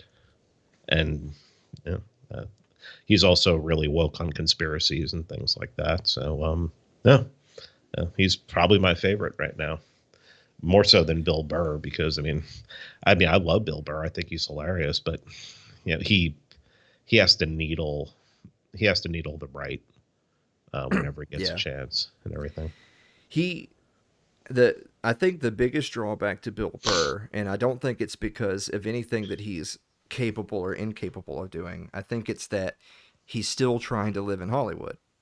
So he's a savvy enough guy, and I'm sure he has a smart enough agent to know that, well, as long as you want to live and work in this town, there's certain lines you don't cross. But if you reach fuck you levels of fame and fortune, and you decide you're gonna be the next person to move to Texas or whatever and leave this town in the dust, then all of a sudden he might put out a special that just blows everybody away, and we think it's hilarious. But if he wants to continue to be in Disney shows like The Mandalorian, then he's just not going to cross the line. I have to start wrapping up. I gotta do something at 10. That was gonna be my next thing. Is if anybody has any questions or comments, or just wants to tell Pete that he's a piece of shit and I'm used to that. So yeah, just people can lie. if you People can didn't lie like the about one that. thing Pete said or did, you got like a few minutes here to let us know. Otherwise, I'm People, gonna. a lot of times people don't like things that I do that don't affect them. That's one Huh. thing I've found when, once you get to the point where you have a podcast with, you start getting into five digit downloads and you can support yourself and all you do is your podcast and writing and stuff. Um, so like people will find out that something happened and they'll be like, that'll piss them off, even though it had nothing to do with them. It's Hmm. funny. I just don't normally get pissed off at, if I found out that Tim Dillon, kicked the dog or something like that. Um, yeah, that would piss me off. Or no, that would piss me off. That if he if he was rude to somebody who was heckling him or something like that. Well, it doesn't affect me, or something. Yeah, I don't know. People just have this habit of, well, I'm on the internet and he's on the internet, so I Hmm. get to make comments. Everything. It's just like, well, you know how much that affects me. It affects me this much. Block Yeah. Yeah. or I've told mute. people. Mute's a good one too because then they just keep posting and they think that you see it. Um, Draxtillion wants to ask you, do you currently contribute, or would you, to libertarian candidates at the local level? No, I wouldn't. Not running libertarian at the local level is as retarded as running libertarian for president. Um, most local offices around the country, Hmm. um, you don't run they're unaffiliated.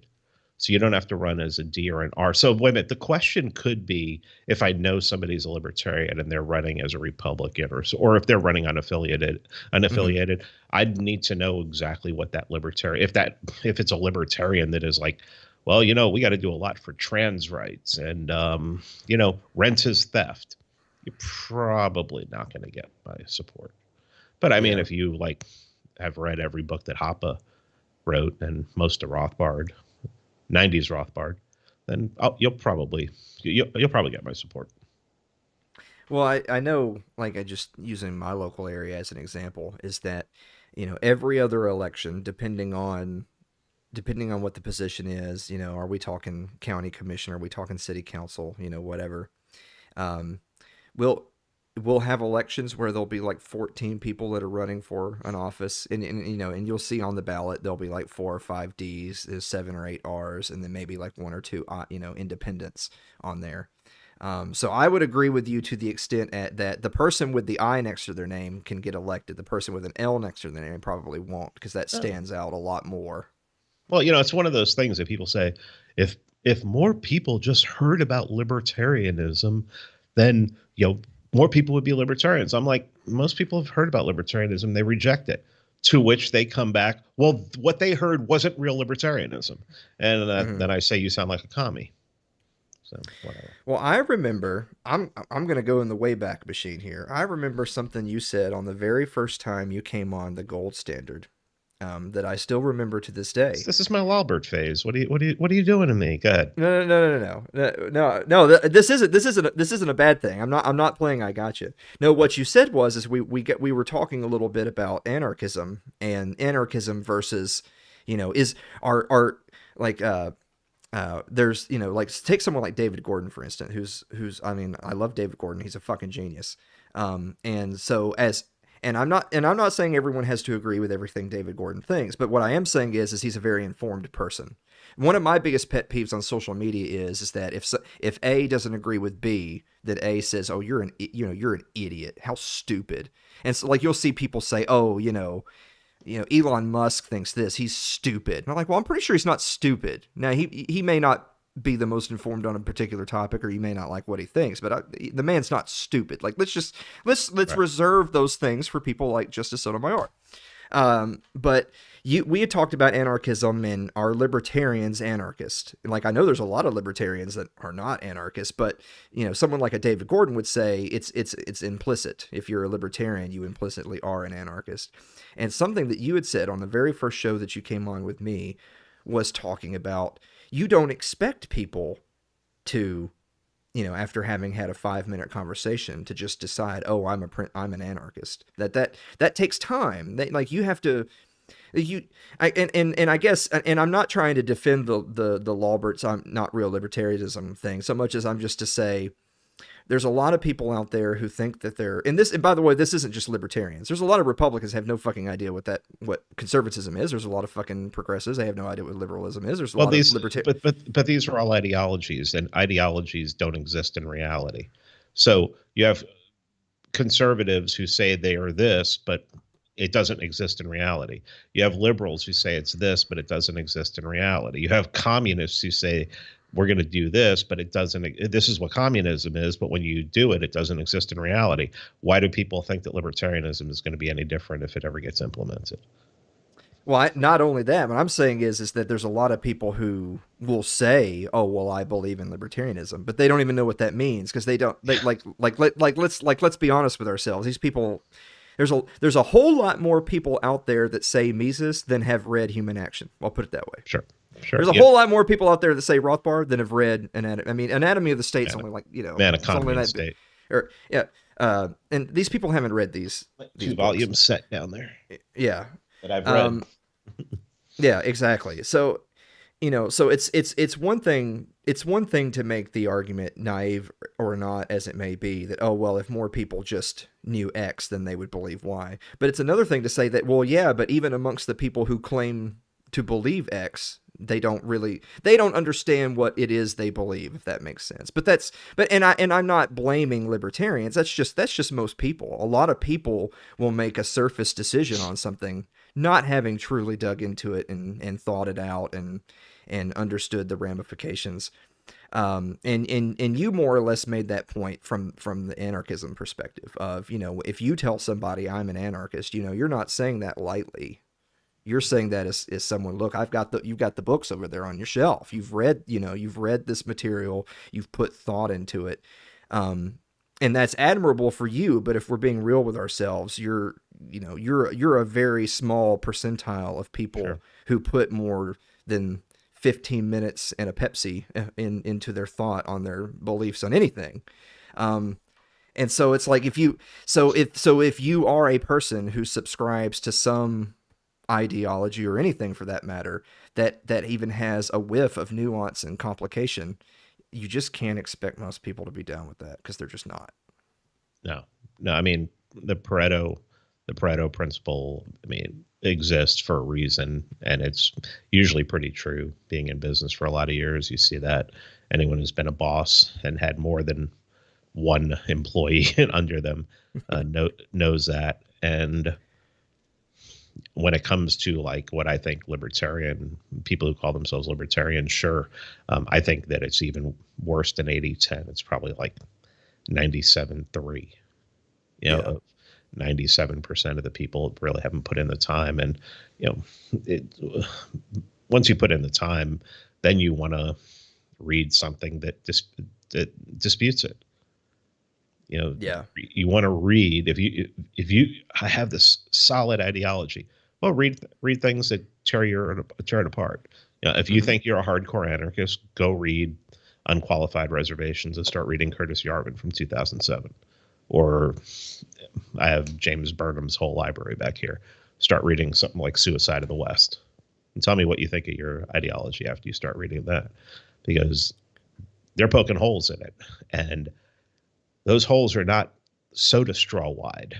They are canyons wide for why it cannot work in reality.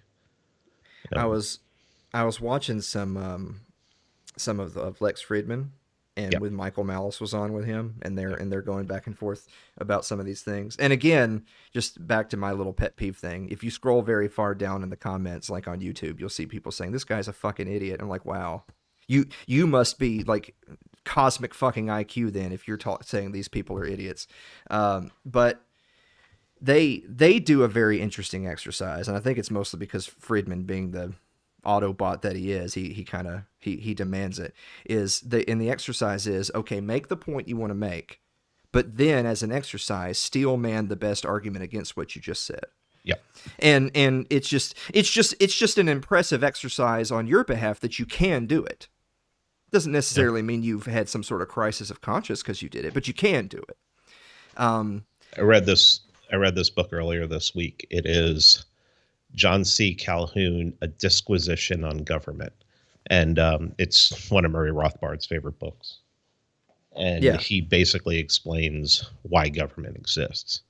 And what's funny is the same reason he gives for why government exists is the same reason that Austrian economists say that laissez-faire can exist. Mm-hmm. That's really odd. The same reason that Calhoun says, well, we have to have a government because of this, the Austrian economists will say, we don't need any regulations on any economic activity because of this. It's really odd. It's really odd. And I love reading stuff like that where it just you're like, holy crap, this person's saying this person's saying this, and they're completely at odds, and they're both using the same argument. It's wild, man. The more you read, the more you lose ideology, the more you abandon ideology, and you're like, I'm just going to have to be a really good person. I'm just going to be a really good person and not hurt people. I'm not, you just become a total Lawbert. It's like, I'm not going to hurt people and I'm not going to take their stuff, but expecting that from other people. Good luck. Yeah.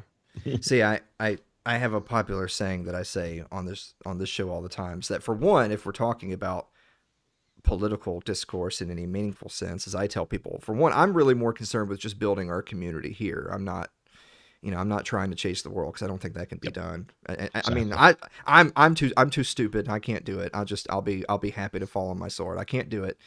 So we're just going to try to build a community here. But what I would also say along with that is, going back to the whole kind of like steel manning the other side thing is, but you can do that because you've put thought into this thing and you've read so much of the literature. The overwhelming majority of people like don't know who the vice president is. I know. So like, they're not going to read John C. Calhoun because like they're the people who, like, when you give them extra change at the cash register to get a $5 back, they can't do it. So they just, their head explodes. Their head explodes. And so, but they I'm just not, look at they look at the word and they go, disquisition. What does that even mean? Yeah. Exactly. But I guess maybe I've gotten a little bit softer in my old age. I've also told people that, with all that said, don't vote for me. I'll be the first one to tell you that, do I believe in these principles that we've always talked about, like non-aggression and all that? Yeah, of course. Sure I do. I still do. But don't vote for me, because on the crazy chance that I somehow got elected, I would want to wash the streets in the blood of a lot of people.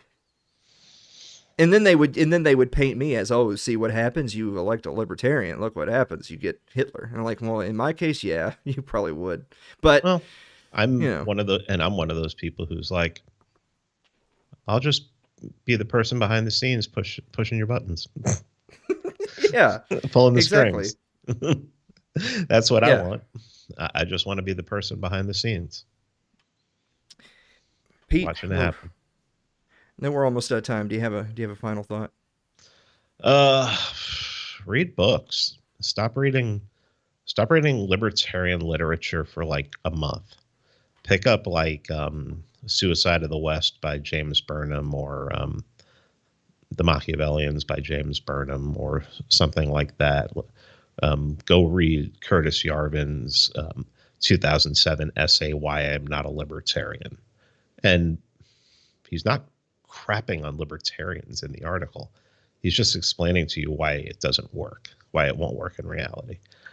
He's not saying, but what's funny is when he gets to the end of it and he's like, well, this is actually how we could make society work and be freer. You're going to be like, I think most libertarians would be okay with that, because he came out of libertarianism. So, but don't go read something like Why I'm Not a Libertarian by Curtis Yarvin and really read it. Maybe read it twice. I had to read. I read it 3 years ago. It didn't hit me. I read it a year and a half ago, and it really started to make sense. Read it recently, and I was like, oh, there it is. There it is. And read stuff that challenges you, and stop making your ideology your identity. Just be your identity should be a good person. It shouldn't be I'm a libertarian or I'm an anarchist. Just say, I'm Pete. Yeah. Yeah. Well, you're speaking my language. I've been saying on here for 4 years now that I don't I don't feel like I'm qualified to tell people what the libertarian. You ever see? You remember you see that all the time. What's the libertarian response to this? What do libertarians think about this? Is that I tell people, for one, I don't think I'm king libertarian, so I don't know if I'm the one to be telling you what libertarians think about anything. But the other thing is that, well, maybe I'll just try to be my best, and if I succeed, then when I get the Tonight Show, then everyone can look back and say, isn't it great that a libertarian got the Tonight Show? But I didn't get. It's not the Libertarian Tonight Show though. It's Alan got it. But isn't that a good example that one of us could be successful? I would rather try to be a good person and be successful, and that be a good role model, as opposed to telling people, listen, libertarians, this is what you should think. I mean, I think that's dangerous no matter what. Well, I mean, I get more excited now when a libertarian, like if a libertarian says, "Oh," gets on social media and goes, "Oh, I finally read, Anatomy of the State," or "I finally read For a New Liberty," or "I finally got through all of Human Action." That doesn't get me as excited as when a libertarian goes on social media and has a picture and goes, "She was just born this morning, Yes. 8 pounds," or "I got married yesterday and we're planning on having kids," or "I just sold my business and retired and I'm 35. Yeah. That's what Amen. I want to hear. That's what I don't give a fuck what book you read. I read books all the time. So what? I mean, they're fun. They're fun, but there's more important stuff in life that libertarians should be. I mean, that's one of the biggest problems with objectivists. How many objectivists do you know that have kids? And that just makes me happy because it means it's going to die out. Yeah. So what? Well, Pete, I'm going to let you go on that one, guys. If you're 35 and just sold your business and retiring, it's patreon.com/Alan Mosley. Pete, do you want to drop yours in there? Hit them. Patreon.com/Mance Raider. All right. So there you go. For all the 35-year-old retirees, patreon.com/Mance Raider. Thanks, Pete. Thanks a lot, Alan. I had one last question that's sort of become a tradition on the Thursday night show, but I didn't ask you ahead of time if I could ask you. It's kind of vulgar. I don't want to put you on the spot. Thank you. All right. Appreciate it, buddy. I'll talk to you later. Thanks, man. Guys, we're gonna go get Dave. Dave's been waiting here for a while. I mean, I think he's still here. I don't know. Let's go see if Dave is here. Uh-oh. He was here. Hey. As I was? What's up? Hey. I'm on the screen. Wait, okay. A bunch of... Yeah, the show's still live and you're on right now. Oh, that's rad. And now Derek's here too, because Derek called.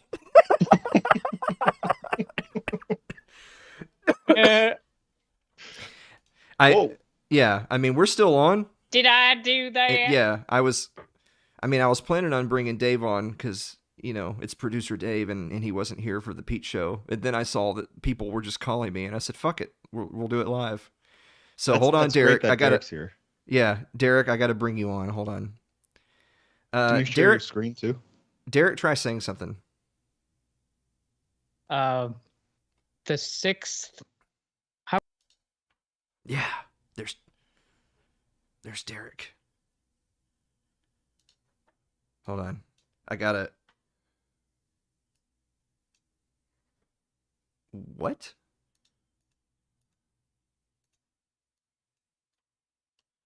I have a Derek cam, but it won't let me move it around. Oh, there it goes. Okay, I'm gonna put Derek on the other side of the screen so that we can see Derek when we're, yeah. I mean, you know how he is. He gets around. Yeah, he gets. All right. So now, here we go. I'm gonna put Derek in Dave's monitor. Ooh. Share your screen. I'm lost here. Oh. I will. Jesus. See, this is why we do stuff pre-production. Help! And we I'm don't trapped in this reality. All right. Let me share that. Let me make sure that Derek Cam is muted, but not Dave, so we don't have an uh-oh. You know what I'm saying, Dave? Yeah, I was gonna ask. That's why I couldn't see the audio bars. I got PTSD now. All right, there we are. I think you should be in control again, Dave. Oh, you want me to bring it up? You can. I mean, as long as you're gonna, I'll be good. All right. All right. I'm glad that you're here. I hope everybody had a great time last night. I did. Yeah. Well, shit, we know you Matters. did, but I mean, everybody else. That's all that matters. Yeah. I listened to the podcast today. Oh, did you? And yeah, it was even more chaotic without visuals. Oh, I haven't. I don't I never go back and listen to the audio. I just clip it out for the thing and then I just upload it. But I haven't gotten the full experience of just sitting in my car listening to our show, and it just I don't want to get into an accident, so I don't do that. from the rage. Yeah. But special thanks to our friend Pete Quinones. What a good sport he was. He came on It's Too Late Wednesday night, and I said, we have this Thursday night thing where we talk for longer than 20 minutes, and he's like, I'll do that. And I was like, well, can you do next week? He's like, I can't do next week. I was like, well, can you do tomorrow? He's like, okay, fuck it. So he was here tonight. So you got an hour and a half of Pete content all crammed in there. Oh, you know what? Now our viewership is ticking back up. Dave, you're the golden goose, buddy. They love me, man. Yeah. They can't wait to see what I'm gonna do next. Are your buttons working? Oh, let me check it out. We are in. Hold on, let me pull up the. Oh shit! Yeah, I was trying to pull up the browser. Okay, now try. Yeah. As long as Dave Cam works, we know it works. Yeah. And if you go to Dave Cam, we'll also have Derek Cam. There he is. Oh yeah, there he is. Derek, are you actually with us, or are you still at work? No, I'm with you tonight. Okay. All right. Cool. Fantastic. All right. Shit. Now I have to go back. It's like I have my own producer. That's yeah. It's like Derek, you need to have another person on Skype in a little monitor behind your head. Oh, that could be arranged. Yeah. All right. Well, let's say hello to everybody really quick in chat. Sorry if I wasn't as engaged with everyone as I normally would be. I was trying to talk to Pete about stuff. So Keith McQuarrie is here. Adam's awesome. here. Mary's here. Awesome. Carl's been here. Carl's a real trooper. He's been with us. Oh. Yep. Let's get the. Yep. Russians are here. Yeah. We don't like people different than us, do we, Dave? No. Yeah. They're barely even white. Yeah. Carl's been here. Carl's been the only person who's donated to the goddamn show. We just had Pete Quinones on, and the only person who donated to say anything was Carl. And he didn't even have a question so much as he just said, I don't like zeros. So he added a 2. Jonathan's here. Everybody's here. Dave G's here. Dave G says, just remembered, I need to buy a beer tonight. Well, getting a little late. Oh, that's awesome. All right. Yeah. What's awesome? I can grab the NDI feed out of there and pull Derek into my own little thing here. Oh, wow. Yeah. Well, we're learning something. Yeah, I'm gonna work on that real quick. Okay, well I won't switch cameras then. I don't want to ruin the magic. I'm now pretty you sure, can yell at Dave if anything goes wrong. Yeah, pretty sure that's Rachel that's over there on Twitch. Correct me if I'm wrong. I love how all these people use anonymous avatars and then I just call them by their real name when we're on the show. You know what though? That happens all the time. Yep. You know what though? This is kind of like this is just another little meta comment that we can discuss. I don't like people who use like when I was a kid and I was playing StarCraft back in like 1996. I mean, I had like a username, you know. But nowadays I use my real name because it's kind of like I'm not hiding. This is who I am and this is what I have to say, and I'm not hiding behind a pseudonym, you know. I'm saying what I'm saying with my name attached to it. And I kind of wonder if that's becoming a thing. Like I think there's starting to be like a trend, like on sites like Twitter, for instance. I mean, you've got all manner of random nobodies on Twitter who are behind anonymous names and pictures. You're starting to have more and more real people saying, "Hey, fuck you. If you're going to argue with me, I want to see your name and your face. Otherwise, like I'm not going to engage with you. I'm going to put my money where my mouth is."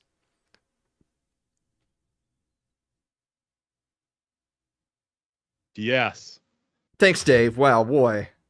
What a contribution. Yeah. What do you think, Derek? I'm all distracted here. I've heard warnings against it. Like there's this one site, Clubhouse, where I mean there are like some genuine gangster people on there. And like literally one time someone got shot during one of the Clubhouse rooms. Like someone got angry at the other person and like literally came there and shot them. So Wow. And they always are trying to like wokeify, cancel people, and so it's actually not recommended to like use your real name because there've been some nasty shit going on there. Maybe that's just Clubhouse. I'm kind of convinced that Twitter people aren't real. Well, I know. Well, I mean, there's definitely a lot of people that aren't real. Hold on, Dave. I was trying to delete more of the others. But so I mean that's no new thing. There's always been cancel culture and people trying to go after people like, oh, like, you know, this guy's name is Derek. We're gonna go get him. This is where he works. We're gonna email his employer. Like there's crazy people out there like that. But what I'm saying is that I feel like you're now getting the counterculture push. So that was true the last several years, and now I feel like in the last 6 months or more, you're starting to have the counter push of no. I'll just block and mute everybody unless they stand behind a real identity.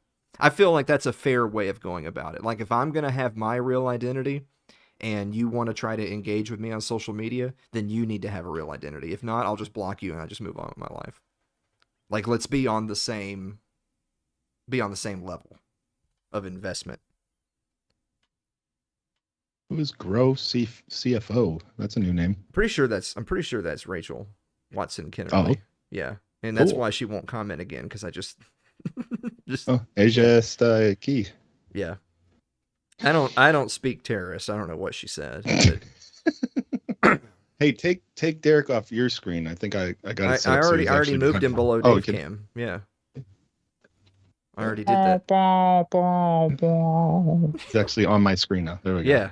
Now Derek is on cool. your screen. Yeah. Boy, we're fucking geniuses. I'm like the devil on Dave's shoulder. Yeah, you are. Right. That was an idea that Sherry and I had talked about a long time ago. Because I mean, I've got green screens and stuff. I just don't use a green screen. I have a set, but you know, I was going to pull out the green screen, and we were going to have because they're horrid, right? Yeah, Yeah, exactly. People that use green screens are fucking retarded. But I was going to get like, you know, we Just use so you know, yes. Yeah, but like, you know, you get If a you have stool. the lighting right. If you get quality. If you get a stool and you put it in front of your green screen, and you have, you know, drape green over the stool, and you have someone sit on the stool, have one dressed as a demon, one dressed as an angel, and then you can have them sitting like on Dave's shoulders, and we can make that a bit. Easy. We could do that. Pretty I like elaborate, doing yeah. stuff like that. That's like, did you ever see Conan when he did the live via satellite thing, and it has like the mouth cut out? Yes, I was. Yeah. Derek, you and I are always on the same wavelength. I was literally just about to say, Dave can back me up on this. We already talked about it, because it's really easy for us to just have a picture of Nancy Pelosi and just cut out her mouth and just have one of our mouths right there. It can't be Dave, of course, because she doesn't have a goatee. But you know,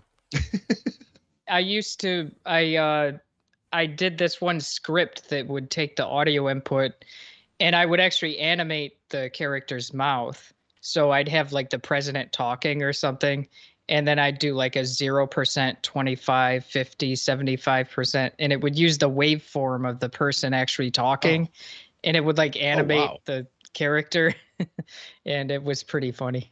Yeah, That's actually brilliant. I like that. Yeah. but sometimes it would blue screen the computer because it was like a really Heavy. hacky thing to do. Yeah, but it worked mostly. Yeah. Well, like you have all these people that talk about like deep fakes and stuff now, and how that technology is getting so good, and they can like, you know, they can like make a fake Joe Rogan and have him say whatever. It's like I really need them to just do that for us, and them just run the show notes by us each week, and us just give them the go ahead, and we're done. We don't do anything. They just have deep fake Alan and deep fake Dave just do the show. Yeah. After well, we can just AI it all, so it'll just make up its own script and. Yeah. Well, because I mean, it really is getting to that point where not only can you not believe what you see, but you can't even believe what you hear anymore because there is technology to do that. Yeah. See, because at first I thought, well, you know, they've got this technology, so now we can have like, you know, celebrity, you know, we can have whoever, we can have Brad Pitt on It's Too Late. But then I thought, well, if we're going to have fake Brad Pitt on the show, why are me and Dave even still doing the show? We'll just have fake Alan and fake Dave interview fake Brad Pitt. Oh. Yeah. Like, why stop with the guest when you could replace yourself? Oh my God, Dave, what are you doing now? Oh, I was trying to. All right. How the hell did that get open? I don't know. We getting fucking flashbacks all of a sudden.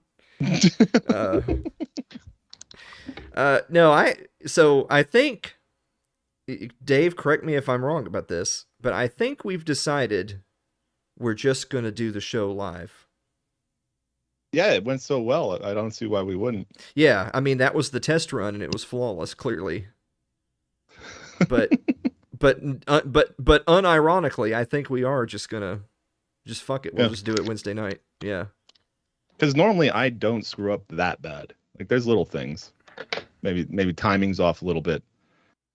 But man, those automated buttons are dangerous, aren't they? Yeah.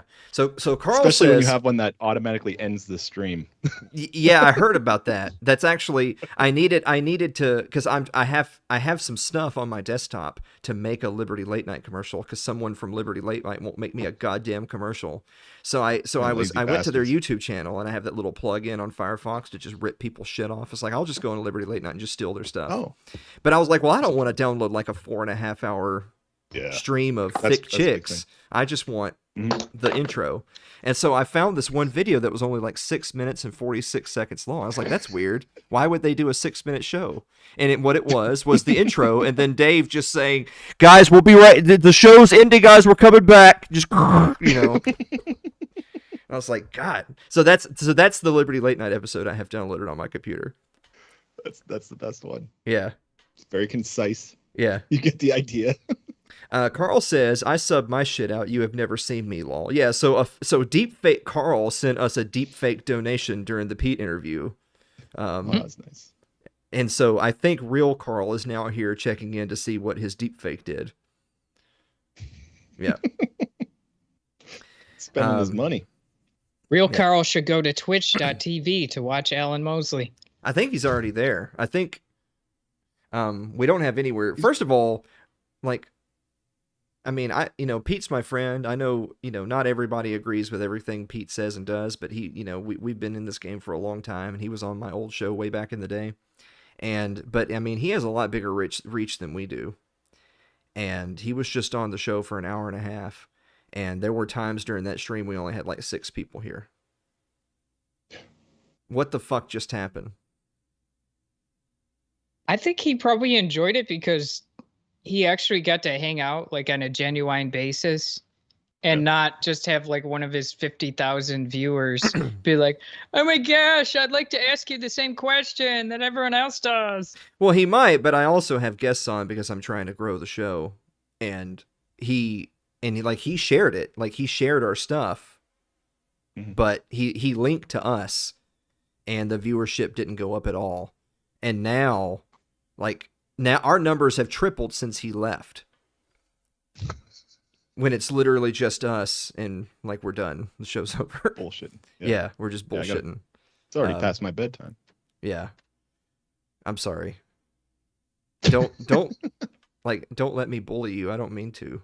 Yeah, no, I didn't have to log in. I'm a little addicted to being on screen. I feel bad because I feel like people have seen that Lyle meme and they're starting to think that there's some truth to that. Yeah. That like that I abuse my producers. I don't. Just because I've been through a bunch of them and I hate them all doesn't mean that I abuse them. Yeah. No. Oh, you're like Emily Gilmore and The Maid. Like there's a new one every week. Yeah. Oh my. Why are you no, just Dave, you're the producer. It's your job to cut Derek when he starts talking about Gilmore Girls. Yeah. Yeah. Yeah. That's like my favorite graphic in the world. Right Yeah, there. That's really good. So now that we're all here just hanging out, so I think we're going to do the show live going forward because I think it's just more fun that way. And what Dave and I were discussing earlier, like we're having a meta conversation about the show. What Dave and I were discussing earlier is we have a lot of fun doing the monologue and then desk one. Desk one is the scene that has the meme of the week and the viewer mail in it. And we have a lot of fun doing that. And it seems like the chat has a lot of fun with it. Should we just do that for the rest of the show or continue to do like have guests and have serious segments and talk about important topics and stuff? Like, and I guess what I'm saying is I'm not saying it's all or nothing. I'm just saying that it seems like people, like I enjoy having fun and I enjoy humor. Should we try to extend that out for the whole show or should we continue to like put our serious faces on and talk about something serious? Tell me if that's too much. That furnace just kicked on. How dare you keep warm? You hear it? I think we only hear it when you talk because it doesn't trigger your mic that much. Okay, good. I hear it a Yeah. little, but only because I have headphones. Yeah. All right, so the reason I wasn't there for a lot of the show today was I was setting up for our show tomorrow because he needed information ahead of time. He's like, I don't know, super professional. But I actually I'm glad Derek's here because he's got a lot of experience with our guest tomorrow. Is we're having the host of the Flat Earth podcast, Oh God. David Weiss, come on and see what's going on with that. I thought that would be an interesting show. You're welcome to it, man. Mary says, "Ha, Derek." So Derek, good job. You said something funny. I don't remember. I must have. Yeah. Yeah, she's got to get on a quicker platform. Yeah. Carl says, at least the Wednesday show doesn't have the Jerry's Kids Marathon ticker. We have this because we're not going to be doing extra live streams each week unless we raise money. If we don't raise money, then we're just going to have the one show Wednesday night, and that's it. Why would... Yeah. Straight to the point. Everybody gets one. So, Alan, do you have any like classic action figures that you could like threaten to melt in sulfuric acid if there's not a donation? Yeah. I don't. I used to have all like, so my era as a child was Teenage Mutant Ninja Turtles, like right in between G.I. Joes and Ninja Turtles, and I had basically every Ninja Turtle you can imagine when I was a little kid, and I don't. They're in the ether. I don't know where they are. Yeah. I don't It know. would take funding to have a supply, yeah. I'm trying to do the positive reinforcement versus negative consequence. So instead of saying I'm going to do this if you don't donate, what I'm trying to do is if you donate, then we'll do something like someone hit our donation of $20, which means Dave has to eat a banana mayonnaise sandwich. Oh, I was supposed to do that. Which Dave hasn't done yet. So You'll never believe it. I'm pretty sure we have bananas, but I Yeah. am fresh out of mayo. no, that's a fucking lie. It's a 4-alarm, like it's chaos here right now. People are screaming. What he means is he only has the backup mayo. You're starting to get the shakes because you haven't had mayo in a I while. only have the one backup mayo. Yeah. Mary says no bananas. Y'all are out of bananas now. Oh, no bananas or mayo. Jesus, man. Like, you're making a liar out of me to our audience. That guy donated $2 hard-earned dollars. No, it's gonna happen. But I'm not making fun of him for only donating $2 to get you to do it. You're the one who said That. I'm the asshole. Yeah, you should have said. It's just with inflation, it's $1.95 now. Yeah, good. Well, what it was is we were sitting at $18 for the night, and I had said to Dave, you should eat a banana mayonnaise sandwich, but we'll make it a donation goal. And he was like, "Oh, I don't know if we get to 20, which was only $2." And I had said, "No, if you're going to give yourself a gross challenge, you got to make the price tag a whole lot more than $2." But the damage was done. We had already received a $2 donation. We can't go back now. I'm always selling myself for too cheap. Yeah. I never got it, like, why people will do something on a dare. It's not like I'll give you $50 to like risk medical injury and stuff. It's like, I dare you to. Like, I don't think I'm profiting.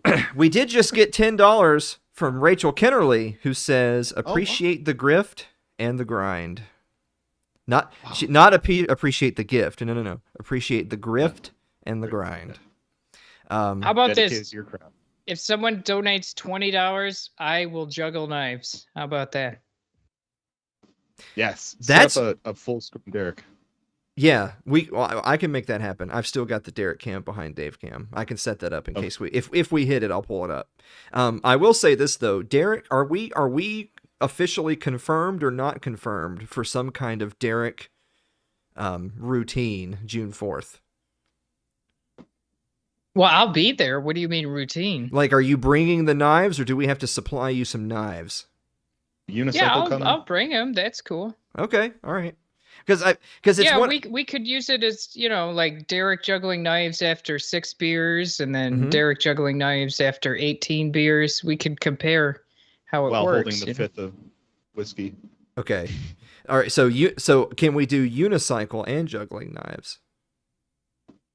Yeah, I'd have to take my small unicycle for that, but yes, it's doable. Okay, so I think what we'll do then is we'll have two different donation goals. Like if we raise, like when June 4th gets here, we'll have like a whiteboard and to keep up with the donations. And if we reach $100, it'll be Derek rides a unicycle and juggles knives after 6 beers. But if we reach like $250, then it'll be he'll drink another 12 beers and re-perform the act. Wait, how about torches? I could bring torches. Oh, ooh. Well, it's going to get dark out there later in the evening, so we could do the whole it's thing. Easier to see them. Yeah. Would they light up? Yeah. They're functional. Okay. So torches will be... That's a functional alcoholic right there, Dave. Yes. Yeah. Boy. Well, Dave, I don't think you and I have to do anything anymore. I think we're set. Yeah, we can do that thing where you just send in the VHS cassette. Yeah. We'll roll I just want to see Alan's comedy routine, I am doing stand-up. That is officially decided. I was still on the fence about whether or not I was going to do it, and I actually had... I think you should practice, though. Like, find a comedy club and do it. I know, but this is the thing, though, is that this is kind of like how my degenerate... egotistical brain works, which is I've always had friends that have said, "Alan, you're really funny. You should do stand-up." And I've always said, well, stand-up is like an art form. I don't know if I could just do stand-up. I think I'd have to like prepare that, And they're always saying, "No, Alan, you should do stand-up." Okay. So what I've decided is that if I'm going to be a nobody and then just create my own late night show, then for comedy, I should go from having never done stand-up to just doing a comedy special. So we'll just record Alan's comedy special on June 4th. I guess. Fuck it, we'll do I it think live. it's better to fine tune it because this is why I think like people with like maybe more of an autistic background would have a better propensity toward comedy because you literally test it out in an audience. Mm-hmm. You adjust your phrasing by a minor amount, and you're like, there is a 30% more reaction if I tell the joke this like literally like that's how I think, and I like testing stuff out on audiences because then you figure out like not only which jokes are effective, but even the best way to tell them. Yeah. Adam Sakosin says, "Can you juggle Alan's guitars?" So first of all, it's just guitar. And second of all, no, he cannot. That's like a $4,000 guitar. Let's 15 beers and Alan's guitar, two torches. Let's start with the knives and him having injuries similar to mine, and then we'll talk about the guitar. And torches too. Yeah. I mean, I will say this. I have officially, I'm not just going to go up there and say I'm going to do comedy and then just bullshit for 30 minutes. I actually have started writing things down. We're officially in the notepad writing down notes phase of the routine. Plural. Yeah. Notes. Yeah, some of us have notes, Dave. Jesus. So here's my thing. As someone who, like, I consider myself to be pretty quick on my feet, but I don't tell jokes. Like, there's a nuance there to being humorous versus having the intended purpose to go tell comical lines. And for me, the biggest thing is having never truly done stand-up before, what kind of comedian are you trying to be? Like, like I love one-liner type comedians. Well, if you're a one-liner comedian, you're a one-liner comedian. So you don't go up there and you don't do a bunch of one-liners and then tell a long story and then do some props and then juggle knives. You pick one. You see what I'm saying? I don't even know what kind of comedy I'm trying to do. You should just do like Michael Richards and wait for someone to heckle you and then freak out. Yeah, I think that'd be your best angle is insulting the crowd. I think go with your strengths. Well, yeah, I mean, I'm going to do that once they start heckling me, but the thing is, like, that's kind of too easy. Like, it's too easy to do that. Like, that I'm looking for a higher level of comedy personally. So the thing is for me is that I feel like my strong suit would be the talking funny type comedy, which is you tell stories. You're telling stories and anecdotes, but you tell them in a funny manner as opposed to, knock, knock, who's there? I'm not going to tell jokes where set up punchline. I'm going to tell jokes where I'm talking to the audience. We're enjoying an evening together, but I say dumb shit. I'm also going to talk about abortion a lot. I think that's pretty good. Yeah, they love that. Yeah, I did that at episode 150. Like, half my whole routine at that monologue was abortion. The crowd seemed to love it. I mean, we're using the term crowd pretty loosely here, and love it as well. Yeah. So, that's right, Adam. You can't go full Kramer. Yeah. Well, okay. The other thing is we're still on the fence about whether or not we're going to film anything that night. So, when we did episode 50, 100, 150, we filmed an episode. We've already decided we're not doing an episode. Episode 200 is actually just a couple months away. By the time June 4th gets here, we're going to be in the 200s. We're not going to do an episode of It's Too Late. That's 100% not going to happen. But then the next question is are we actually going to set up a camera at all? Or will it just be you had to be there? You know how I operate. Go on. No, it's just you had to be there. Yeah, you had to be there. Yeah, okay. I don't do shit like to get a big giant crowd, and maybe that's my downfall because I really don't give a fuck about like audience reach and shit. Dave, what are you doing over there? Derek's with me now. Oh, is this the night where we're supposed to use good language? I forgot. No, that's the actual show on Wednesday. No, I said the N word last Thursday, and that show's still up and hasn't even gotten flagged. Okay, there you go. All right. Dave, you're moving the mouse. Be careful. Oh, I'm sorry. What the hell? Did you like chroma key me using my sky blue wallpaper? Yeah. If you could it's not wallpaper, it's paint. Yeah. So, actually, it's primer. I had to cheat with the building inspector, so I mixed in paint dye with the primer, and I never really did a full paint job. So I've got it here on my phone. I've got some of my stand-up stuff here, and I did share it with a couple of my friends. I was like, I'm not going to tell the jokes. Like, delivery is a big part of it, but I'm just going to send you some of my notes. Right? And you just tell me if you feel like I'm going in a good direction. And both of them had the same response, which was, it's kind of funny, but why is it so racist? This is going to be a great episode, folks. Yeah. Like, for instance, I'll give you a small... If it gets too racist, we're all going to kind of move out of frame here. Yeah. No, Dave has become an expert at that. Have you ever noticed when I start going on a long diatribe that's controversial, Dave Cam doesn't appear for like 30 minutes? He's you just hear a lot of yeah, you just hear Oh. please stop. Yes. All right. Sorry, employers. I'll give you a snippet. I hear people say that all cops are bastards, but could you imagine if all bastards were cops? There'd be a lot more diversity in the force that way.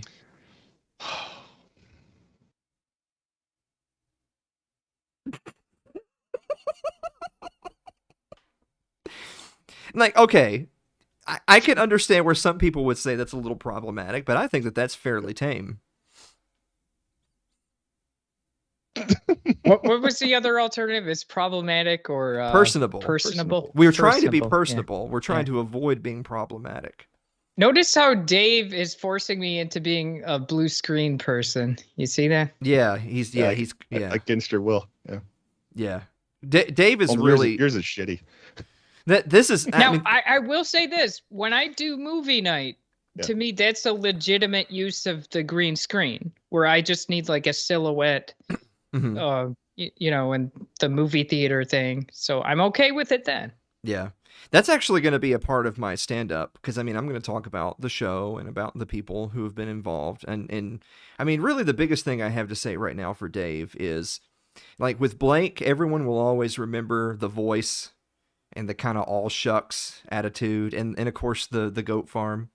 And I think with Sherry, everybody will always remember kind of the sass and the southern comfort sort of thing and how she was sort of the laugh track for the show. And I think with Dave, what most people remember is his opinions of consent were always pretty fluid. I do like the shot that Dave designed though, because Dave is like my nerd BFF and I kind of like being next to him. So it's Yeah. good. I like it.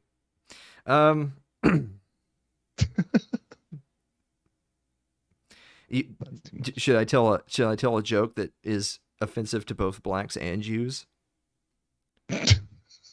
Well, yeah.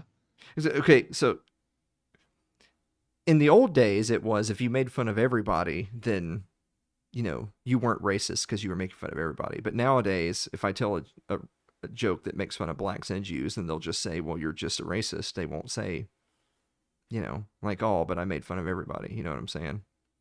Yeah. Now he's color correcting you. It's really distracting. I'm trying to. Yeah. But Yeah, you were a little washed out. I can't get it right though. What do you think? Yeah. Oh, yeah. What do you think? washed Derek? out. Yeah, he's. Yeah. Oh no, it's over. That looks oversaturated. Yeah, What I do you think mean it is. washed out? Yeah. I mean- overdid it. I mean, yeah. I mean, this is the guy who thinks, show people the bonus beam equals let's move on to the next segment. So, I mean, It's good practice. Oh, nobody gives a shit. nobody gives a shit. Yeah, there it is. All right. Carl says I'm part black Isn't and that part great, Jew. by the way? Like, I think Yeah. we should take a second to acknowledge the greatness.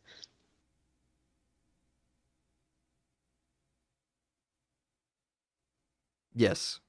Yeah, Was there we that a second? I didn't know if we were supposed to be having like a moment of silence for it or talking about how great it is. Not like a September 11th moment, just, a second. Yeah. Okay. Yeah. Well, I told one on the show already where I'd said, I don't think the races should mix. Like like it would be weird to have cars and horses and people all running on the same track.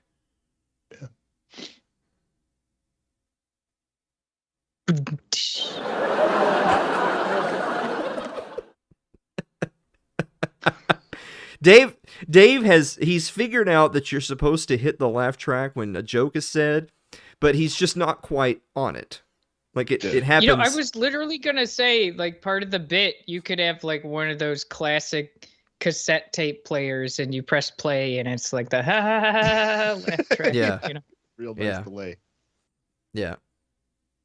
Adam Sakosan says, "What was the punchline?" See, Adam's a racist, so he doesn't even get it. He's like, Yeah. "Well, of course they shouldn't. I mean, duh." Like,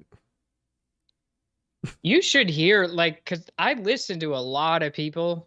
Like, I Mhm. just kind of want to know what kind of wacky opinions are Yeah. out there. And they're called neo-segregationists, where there are people like present day, not in the 1950s, but they'll like look down on like interracial relationships, except Mhm. it's black people thinking that they're selling out their race Mhm. if they like date someone from a different race. Like I heard that and it like blew my mind that like that's an actual opinion, but it literally is. You want to talk about blowing mind? We're streaming on Odyssey right now, but Odyssey's not set up with restream, so like Oh, people who comment on Odyssey are not over here in the chat. They're just I have to pull up Odyssey on my laptop and I can see them.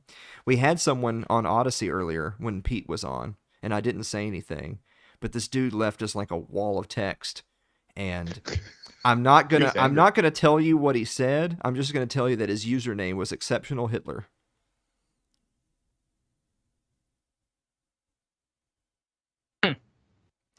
So imagine how embarrassed all of you guys must feel that I couldn't get you guys to be here for the stream, but Exceptional Hitler was here. And now I'm starting to question even myself.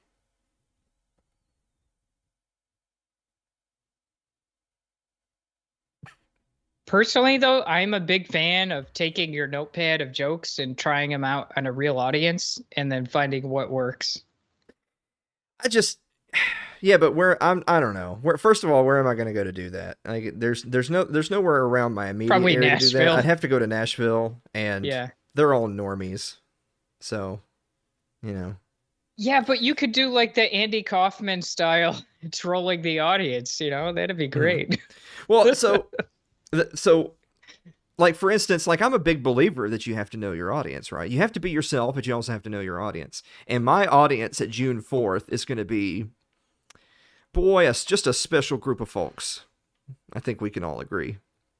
So their reactions to what I may or may not say could be wildly different than what a generic. You try to be shocking and it's just like nothing. Yeah. Well, yeah, I told that one joke and Adam's like, what's the deal? Keep them apart. I got it. Yeah. it's like God intended. Yeah, yeah, he did. So I don't know. I like in all seriousness, I'm not like again. I those were me telling jokes. I'm not going to tell jokes. I'm just going to talk in a funny manner. I don't tell jokes like why did the chicken cross the road? I feel like there are people who still do that and who do that very well, but I'm not that kind of person. Adam Sakosa says you practice in the community group. I mean, I don't know though, because I post stuff in the community group all the time and no one fucking sees it because it's Facebook. So you know what? But though there is a certain, like, besides the shadow banning and all that, you just never know what will get a reaction sometimes. Where I have posts where I like put a lot of thought into photoshopping something and it gets like zero reaction, like nothing. And then sometimes it's like a throwaway joke and then like everyone likes it. You just can't predict that sometimes. I just hope everybody noticed that Derek said it got zero reaction. He didn't say it got zero reaction. He said it got zero reaction. Dog whistle. Yep. That's what I'm talking about, girlfriend. Mm-hmm. I think the climate should be able to change if it wants to. What does that say? It says juice. See? And you made a cocktail out of them. Yeah, well they did. Some cocktail came in the can. Yeah. They didn't have my favorite Four Locos, so I grabbed one of those. Oh. See, all you have to do if you're white is like just be a depressed person, and then you'd never think you have superiority over anyone else. You just wake up every day and you're like, oh, I'm a piece of shit. Yeah. Well, and that's how it is. A lot of my comedy on the actual show is depressed person, if in case you hadn't already noticed. Like most of the yeah. That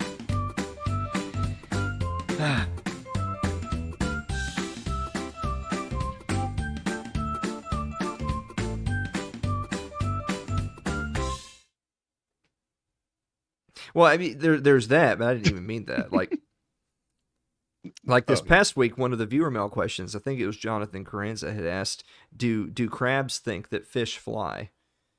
And my answer is that of course they don't think fish fly because they know that they're in water and the fish are swimming, unless you're trying to say that crabs don't feel, kind of like me. Yeah. No feel. And then like 4 hours later, Dave did. Oh, I can't. So this is why I didn't want to have this, Dave. The main reason why I didn't want to have this is because if I try to do something and then you do something, then all of a sudden we're in desk 2 when we're supposed to be in desk 1. This is exactly why. I see it. Yeah, and it happens a lot. This actually happens a lot where we hit the same button at the same time and just immediately shut it off. Yeah. Mary says, "I love how cute the euthanasia bits are." Well, Mm-hmm. Yeah. That one, yeah. Yeah. It's beautiful. Yeah. If I'm having a bad day at work, I do check out that site. It's just like, all right. You know what? The Great Void seems pretty good right now. Yeah. This is the thing, is that when I finally reach fame and fortune, and I'm like having my Inside the Actor Studio thing years from now, and someone asks me about euthanasia.com, the actual story is going to be that that site is actually an anti-euthanasia site. So the people who run that domain are posting lots of articles and links about euthanasia, and it's all couched in the idea of this is all wrong and evil, and people shouldn't, there shouldn't be ways for people to do this. Which of course is counter to what we say. Like we're telling people to go there to get information because we're saying they should kill themselves. But the site actually all their information is to not do that. So that means actually you're being wholesome. You're trying to help people who you're afraid. Yeah. Yes, but it's like sliding that in there. But they wouldn't know that unless they actually went to the site and then realized, really dig into it. But then again, on the other hand, I feel like that they should give me that domain. Like, imagine how much more good we could do in the world if we owned euthanasia.com and not them. A lot of subtracting by 1. Oh, I want to subtract by millions. But anyway, those smokestacks would be billowing. Yeah. Carl says crabs can feel because you can hear them scream when tossing in boiling water. And lobsters scream louder. So I actually think that that's a thing that they say you're not supposed to do anymore, Carl. Really?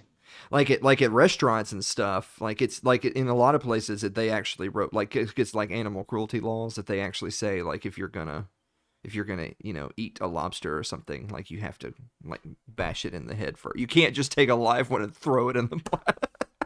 Which,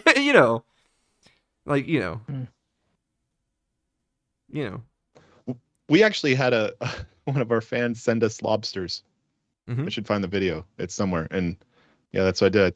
I hate hurting animals. It like killed me inside, but I'm like, he sent us these. We have to do this. So I cooked lobster and I dropped them in there, and it was very traumatizing. See, remember that Game of Thrones where he insists on being the executioner who swings the sword? Yeah, huh? You mean the first That's episode? What you gotta do. You gotta kill your own damn food. That's the morally consistent way. You remember that Game of Thrones, which was season 1, episode 1, where he said the man who passes the Senate should swing the sword? Yes, I do remember that. That was as far as I got. The show was pretty good back then. See, that's what I hate. I've heard these like people complain about hunters, for example. They're like, oh, these hunters, I bet you feel real manly going out there with a gun and shooting something. Can I have a chicken sandwich, please? Like, what the fuck, man? Like, just, I don't get that. Draxtillion says that scream is just air escaping. That's what I tell the guards as well. Just don't. That's what I tell my men. I don't, No, I've heard that too. I never got that shit. Like it's always like if it's of like this dumbness, then it's okay to eat suddenly. Like, I don't know. I think death is painful. It's just like, just like you'd slaughter a pig or a cow, you're slaughtering something else, whatever. Mm-hmm. Yeah. It sucks to be the prey. Yeah, exactly. That's why you should have the gun and not be running around in the forest without one.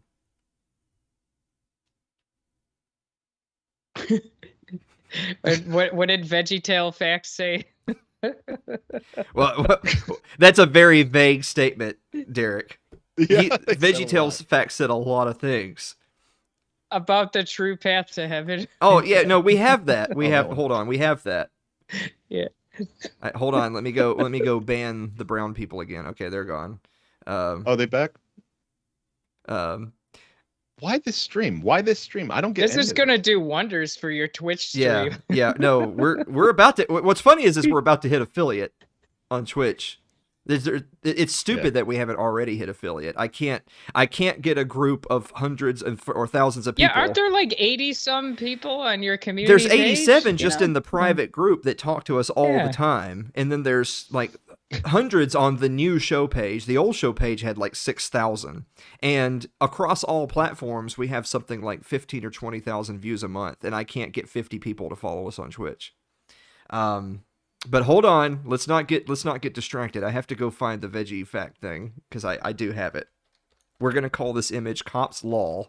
But like 40% audience participation is actually probably not that shabby of a metric. Out of the private group, out of all viewers, it's less than 1%. Well, out of all the people in any given group, like it's like that Pareto distribution thing where there's only going to be a certain amount that like actually. Here we go. Let's just leave that up there for a minute. Let people just drink it in. Yeah. They're die standing. I mean, what an amazing account, really, for real. Yeah.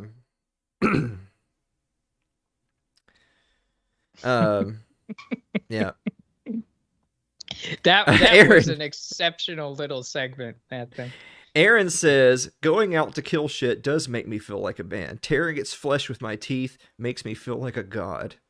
Wow. All right.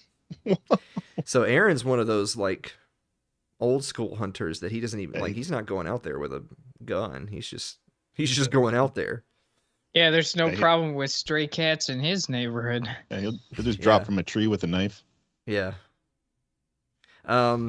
Definitely not Fed Boy says, who is getting slaughtered? ? Oh my god. The cops apparently, and the Jews. Hey, maybe you got a new subscriber. Yeah. You know that there's that old phrase of how was it? They came for the trade unionists, but I didn't say anything because I wasn't a member. And then they came for the socialists, but I didn't say anything because I'm not a socialist. And then they came for the Jews, and I didn't say anything because I'm not a Jew. And then they came for me, and no one was left to speak for me. Yeah. I want to change that last line too, and then they came, and then I was never happier.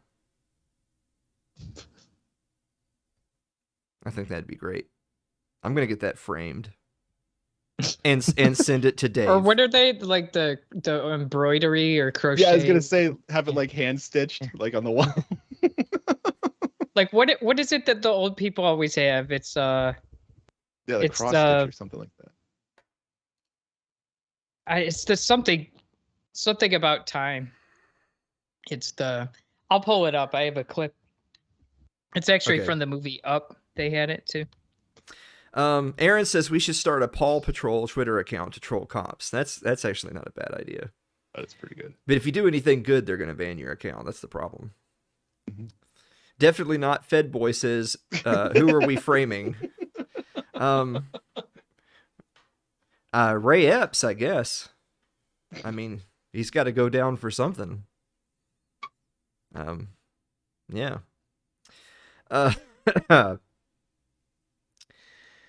Yeah. You know, I still every now and then when I'm bored at night before I go to bed, if you just search, Veggie Fact Twitter like in Google Images, you'll see hundreds hundreds of different tweets they made that got screenshotted before the account went down. And it's just, my God. It's just, it's all great. It's all fantastic.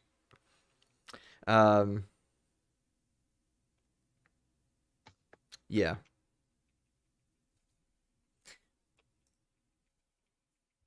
Now we have a comment on Odyssey that says, "Oh hi," from Liberty Late Night.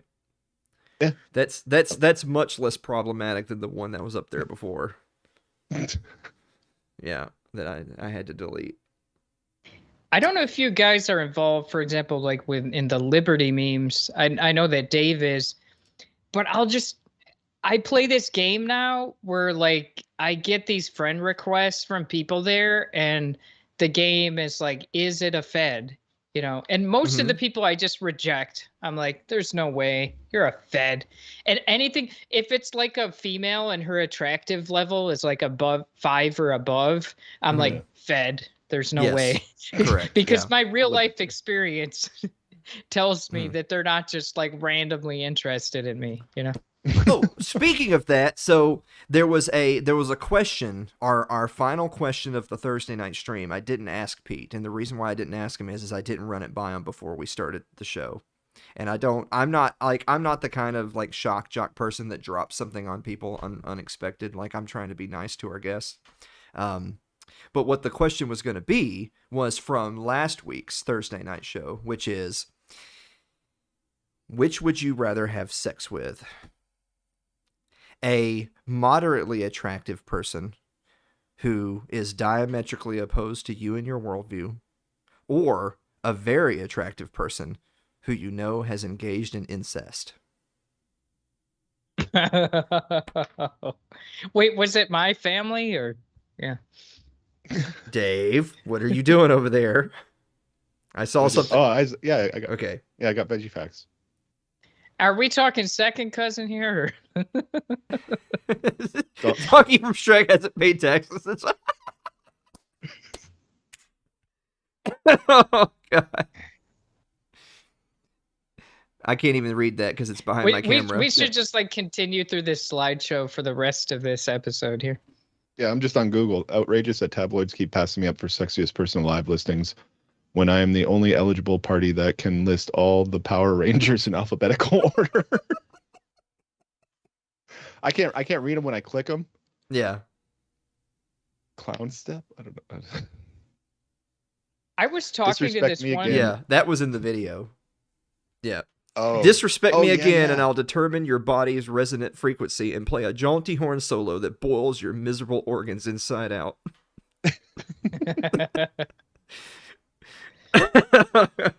I almost hit transition to desk one again. Yeah. I don't know why my. Yeah, I don't know. I think it's because you've been doing the regular show for long enough that you've got like that mental clock of you think it's time. Yeah. Yeah. Time to be. I like this comment. It's rare that I accept anyone on Facebook, even if I know them. Yes. That's the way to be. Yeah. Well, that's Aaron. So, you know. Yeah. No, seriously. Like I try to keep Facebook, honestly, to people that like, if I saw them walking down the street, I would actually know who they are. You know, Carl says, I like putting on warm underwear right out of the dryer. Even more fun is looking around the laundromat to see who it is and what their reaction. Yeah. Wow.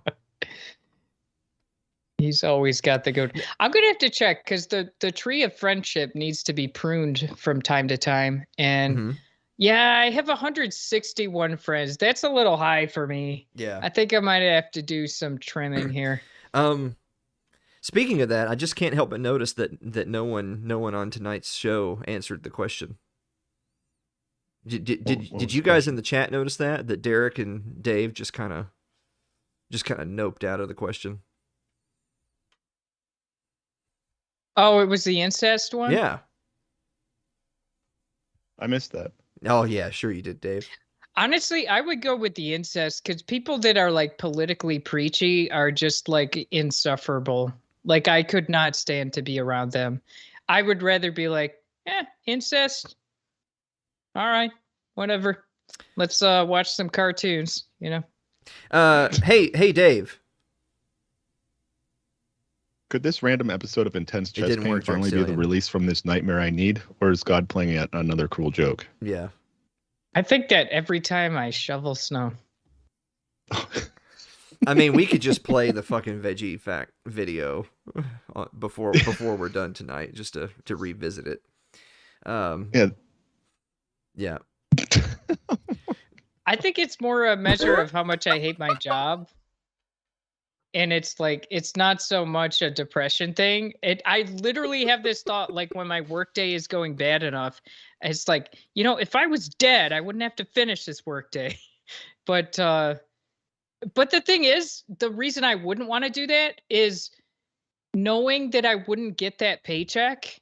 Like, I wouldn't want to spend my entire day at work and then die at the end. Like, I would want to die in the morning, Then your like company's before gonna I'm need like to at keep that work. money. Mhm. Yeah, because I don't want to waste my time. That'd be a tragedy to like do work for like something I'll never get paid for. So that's what keeps me going, really. Yeah. Yeah, I get that. Does anyone know any demonic rituals you can do with household supplies? I'm on a budget.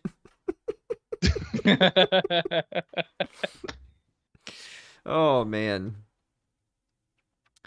I'm actually downloading up from my server. I'm 1.5 gigabytes in. That's a fast upload speed. That is. It's doing pretty well. Speaking of pruning the tree of friendship, so I'm sure that this has contributed to my Facebook issues or just social media issues as much as shadow banning and everything else. Is that my personal account, my me account, was really close to like the 5,000 friend maximum, and it wasn't, and obviously I didn't know all these people. It was just people sending me friend requests because we had so many mutuals, and it kind of grows exponentially. Yeah. And what I had decided is I was going to make the Alan Mosley public profile page, that if people wanted to do that, if you wanted to have a whole bunch of just people show up, then y'all go to the public profile page. My private account, I'm gonna cut it way back down to people that I know in some way.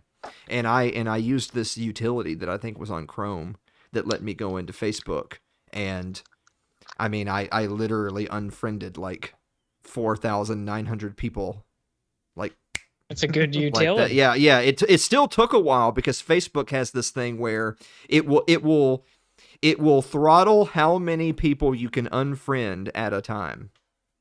You can only unfriend so many people before Facebook locks you out of your own account and says you must wait to unfriend more people. That's actually an error message that Facebook gives you. They think you're a bot. So yeah, so I had to do it in spurts. A patient bot. Yeah. Yeah, just found out about heterosexuality. Yeah, that shit sucks. Says Veggie Fact. Yeah. So I got rid of everybody on my personal account except for people I knew.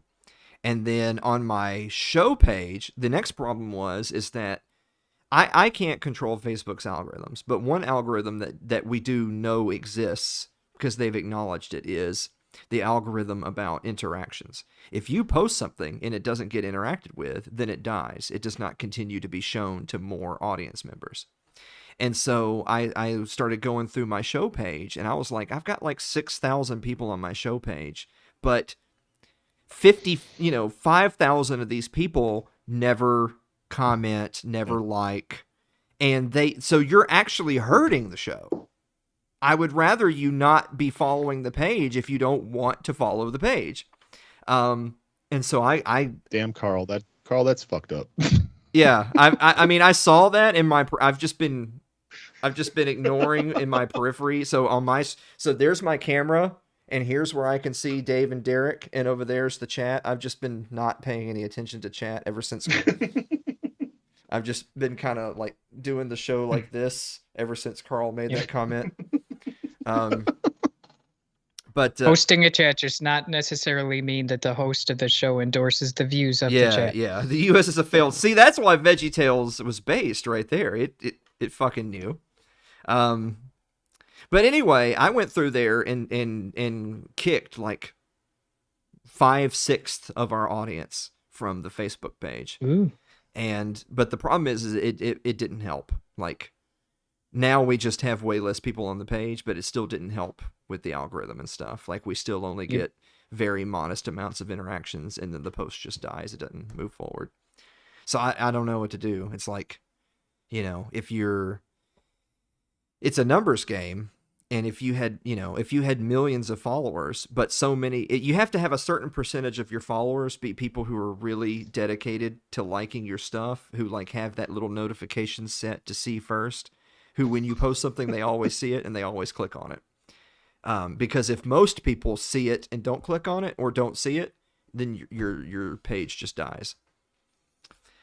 People don't write, like, that's an actual thing. It's not just like, oh, woe is me. Like, that's literally how the algorithm works. Yeah. Like, if you don't instantly get reactions, it just gets buried to Davy Jones' locker. Yeah, I posted jokingly on a friend of mine's post like last week. He posted something and he was doing the thing of, I'm telling you about the thing I want to talk about, but the thing, like, the link is going to be in the comments. He was doing that little trick. But the thing is that I noted, it came up in my feed. So first of all, congratulations, it showed up on my feed at all, right? The second problem is I saw that a few of our mutuals had commented in the thread, but they didn't like the post. And so I left a comment in the, first of all, I liked the post, and then I commented. Doesn't a comment count as an interaction? I think that comments do, but their interactions are weighted. So like a sad react actually lowers your post in the algorithm.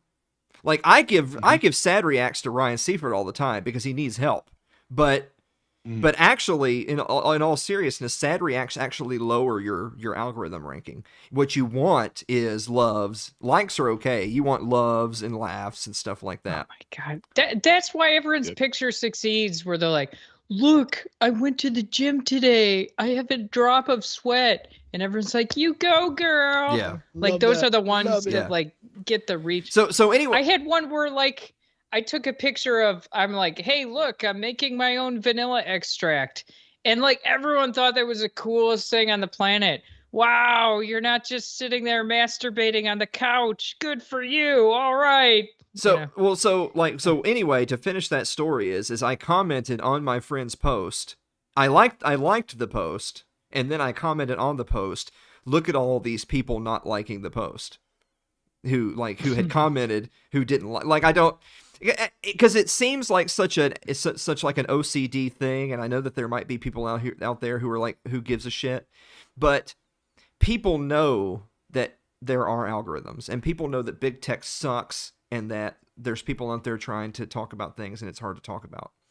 But then those same people will then kind of have this attitude of, well, you know, I didn't like your post. Oh, well, or, you know, I left a comment. I didn't like it. I'll give you another perfect example. Sometimes I do it Sunday night, but every single Monday we make our viewer mail post. And I used to make it on the main page, but again, the main page doesn't get any traffic. So I started doing it in the private page. And it always starts with, it's that time again, and leave us a viewer mail question. If the first 5 to 10 people who see the post see it and don't leave a question or click on it, it goes away. And then people come Wednesday, people say, oh, I didn't see the viewer mail post. Well, that's why. That's literally why it happened. Yeah. And also, if you leave a question but don't like it, it's still more likely that no one else will leave questions because they didn't see the viewer mail post. And it's such a little thing. But when you're on the margins like we are, it matters more to us. Yeah. If I had 1 million fans and I knew out of those million, 15,000 of them, 5 seconds after I tweet something, they'd smash the like button, then I know I would get tons of algorithm reach. But when you're on the margins, you need those people to be like, oh, hey, let me remember to click like, click share, whatever. Because if you don't, who's going to? Who's going to pay your $1.05, Derek? Yeah, I forget that people don't know that. Like, I've been in like community groups for a long time, and I was in the Liberty Memes groups, and I actually founded a group called Bump Squad, where we'd go and bump up posts, and we'd actually teach people like how the algorithms work, what you should do. Don't just say bump because Facebook knows bump. That's dumb. You have to have like quality interactions they're looking for. They're looking for like actual questions or real words and stuff like that. Yeah. Liking, Yes. I know that sad is bad, stuff like that. Yes. But general people don't know that. So if you're scrolling through your feed, you might not have time, but if you see a post from like Alan, people who like need more reach, not getting enough reach, if you just hit that love and say something, anything, like I always say, sweet something, you know, Yeah. just to give it a little more algorithm love, that means a lot. Yeah. Very cool! Exclamation mark. Yeah. Yeah, but Shit like that, you know yeah. what the perverse incentive is there? It makes Facebook a fucking job. Like a lot of people go on Facebook because they just want to like hang out and like look at funny shit. They don't want everyone to be like, for just one like and share, you can feed this starving child. And it's like, fuck that, it's a job now. You know? But yeah, Like, I mean, you're not gonna I don't get me wrong. I totally get that. But again, for those of us in the fringes and on the margin, it matters more. I'm not saying that changes what you just said in any way. I'm just saying it matters more to us than it would be, oh, I didn't like Elon Musk's tweet. Oh, well. Yeah, oh, fucking well for Elon Musk. But it matters more to us, number one. And number two is, I mean, Sherry and I used to have this conversation all the time, which was Sherry, she would get these messages from all these thirsty ass fucking goon squad boomer cons who would say, "Are y'all not doing that show? Y'all not postcards? Y'all not doing postcards? You still doing the show? Y'all not doing the show anymore? When's the next show?" And it's a pretty good impression of like a Kentucky accent person. but the thing is that every now and then she would respond to those people and just point blank say, "Well, we did the show and you guys weren't there to support it and didn't like it, didn't share it, never subscribed, never donated, and so that's why we don't do the show anymore." It's not because it was a rip roaring success and we got lazy. Yeah. It's because you're saying now that we quit that you wish the show was back, but you only, it's easy for me. I mean, it's just like with anything. It's just like with any kind of activism. It's just like with any type of community service or whatever. It's easy for me to say, man, I wish my community was nicer. It takes slightly more effort to like go clean up the fucking street or something. And 99% of people never will. But what do I always say? If you and I wanted, we could burn all this shit to the ground. Am I right? Yes. Yep. Derek and I, after the Monday night stream, he finally got off work. And so we were chatting even though the stream was over. And Derek can testify to this. I asked Derek, do you think, because this was like 2 a.m, do you think I should just delete everything before everyone wakes up tomorrow? Yeah. And just people be like, oh, I've thought of it. Yeah. I wonder what happened to that guy. Just shove the whole PC right into a box. But if I'm going to be white-pilled and optimistic here, I would say, but I'm trying to not always be. Oh, yeah. Positive. Yeah. I'm trying to be positive this year. Yeah. Personable. I'm trying to not be always so negative about the truth, because we have grown. So we actually do have more views on every platform than we had like last month and the month before that and the month before that. So it's not that it isn't going in the right direction. Mm-hmm. Yeah, it's all fucking Dave. Yeah. What's he gonna do next? Yeah. So I mean, things are steadily going up. It's just, you're always waiting for the snowball effect to take place. You're waiting for you to hit that moment where things exponentially go up. The tipping point. But besides that, what I was ultimately getting at is that I'm trying to spend less time bitching about how the system fucking sucks and more time saying, but look at the people we have over here. I really appreciate the people that are with us tonight. There's more people actually watching right now than there was an hour ago, 2 hours ago when Pete was here. And so what I try to say is that, we really appreciate Aaron and Derek and Liberty Late Night, even though I know that's actually Dave and he's just fudging the numbers, and Mary, and I even appreciate definitely not a Fed boy, viewer? and Jonathan and Celeste and Lyle and Ryan and the whole. I appreciate everybody. So what I'm trying to say is that even Adam, even Adam. So instead of being upset that the system sucks, I'm gonna say, well, let's just work on getting 1,000 more of those. Yeah, let's just get 1,000 more Ryans and Lyles and Celeste and Derek's and Dave's. And like, imagine, like, look what we can accomplish with like 50 or 100 of us. Imagine what we could accomplish with like 1,000 of us. We'd be set. It'd be a remarkable, yeah. This one's name is Betty Ann Jackie. You know what? You're putting in some Jackie. effort. Hold on, before I delete it, let's send them to a website where they can get the information There they There, you need. little Jackie. Yeah. All right. Yeah. I'd like to say something positive about the whole June 4th, thing coming up is Good night, Carl. I'm really excited about it because like your event I went to, it was March 2020, and the thing that was missing back then was the authoritarianism. There was fear, people were scared, but the authoritarianism hadn't kicked in yet. So it's like you could still fly and travel, but it was sort of, isn't someone going to ban this soon? It's almost like people were wishing for it, and that was the dawn of the, if you have a gathering, you're a grandma killer, which never would have happened in the past. Like, I could show you pictures of these gargantuan family Christmas gatherings with my 94-year-old aunt, right? And nobody back then called you a grandma killer because you celebrated a holiday with your families, but that was 2020. And I'm very excited about this June event because we're like, screw that. We're going to have a gathering and hang out with our friends, Yes. And for me, it feels like we're making it over a hump with that. I'm glad we're getting back into that, and I'm sure when we meet our real life friends, we're going to get handcuffed immediately, but or our Facebook friends. Yeah. Wait, hold on. What, Dave, did you turn off ITL Image Corner? How dare you? I don't think so. Well, it wasn't on. I don't want to see that Skype logo in that corner, Dave. Oh. Jesus. All right. Anyway, I'll tell you, I'm really excited. Oh, it's just on me. Okay. I'm really excited because I'm hoping for a really big turnout, obviously. I hope that I know, like, the first year we did a live event, which was actually the beginning of 2019. It was actually in January of 2019. That was episode 50 of the Gold Standard, and we did an actual episode. And I mean, there may have been 20 people there.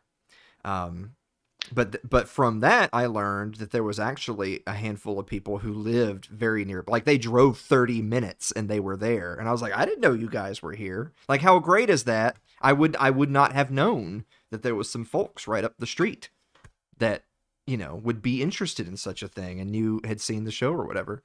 And in Tennessee with working internet, right? Yeah, right. Yeah. And they had their teeth too. And then They brought them with them. Yeah. And then when we did episode 100, which was a lot bigger deal, and more people showed up and more people came from further out, from out of town and from different states and everything, I felt like, of course, this was right at the onset of Rona, and we didn't know how bad it was going to get. At that point, I was thinking, man, we're about to really take off. By the time we do the next one of these, there's going to be like 1,000 people here. Well, of course, then the world fucking collapsed into totalitarianism right after that. But even at 150, we had a bigger crowd at 150, albeit it was a different mix of crowd. So for this year's event, I'm really excited to meet people in person I haven't gotten to meet, for people to meet with each other, because I'm not so egotistical that it's all about me. I'm putting on the event so everyone has a reason to come together. But the other thing is I'm trying to get different groups of people. Like, we're all very similar people, but we run in different circles. So, like, as an example, there's a Nashville meetup group that are a bunch of Tom Woods people. Like, a bunch of people that are in his private group have their own little Nashville group. And I've been to a couple of their things. Private group. Yeah, and I mean, and they're all cool guys. I think a lot of them. One of them is actually our new sponsor, of Tennessee Hot Sauce Company. That's we should have done this in Desk One, Dave. Oh, but anyway, yeah, that's I was just about to. You go to tnhotsauceco.com. I'm not going to drink this because fuck y'all. But anyway, we should have banjo music playing for this promo. Yeah. But anyway, I'm trying to get, they have a monthly meetup, and I'm trying to tell them, y'all should make your fucking monthly meetup June 4th and come out to the venue, because I mean they're not a huge group, but they might have 10 or 15 people. But it's like, but you're going to have 10 or 15 people that ideologically are like 98% overlap with all of my people that are coming, and y'all wouldn't know each other independently if it wasn't for having like an excuse to come to this one place on this one day. And you know, it's a small world after all, as they say, but it can be lonely all the same. So I think a lot about making the most of it and having good reason for all of us to come together. Oh, it was great. Like I especially liked, because John Deere is like Apple computers. Like they're very anti-repair. And the reason I bring this up is because of your guests that you had recently who are going to be hosting this event, where he has a local community group where he's like, hey, I'm going to teach you how to hack into your John Deere tractors and repair them. Like that is excellent. Like I thought that was incredible. That was great. Let me catch up here really quick. Mary says, Alan, does Dave need mayo and bananas and bread for Monday night? Dave, are you doing that Monday night or you want to do that on Wednesday? Oh, you have a guest this week? We have a guest on the show for It's Too Late, which is Monday night, but we have the Monday night live. She said for Monday night. The Monday night's the community live stream. Yeah.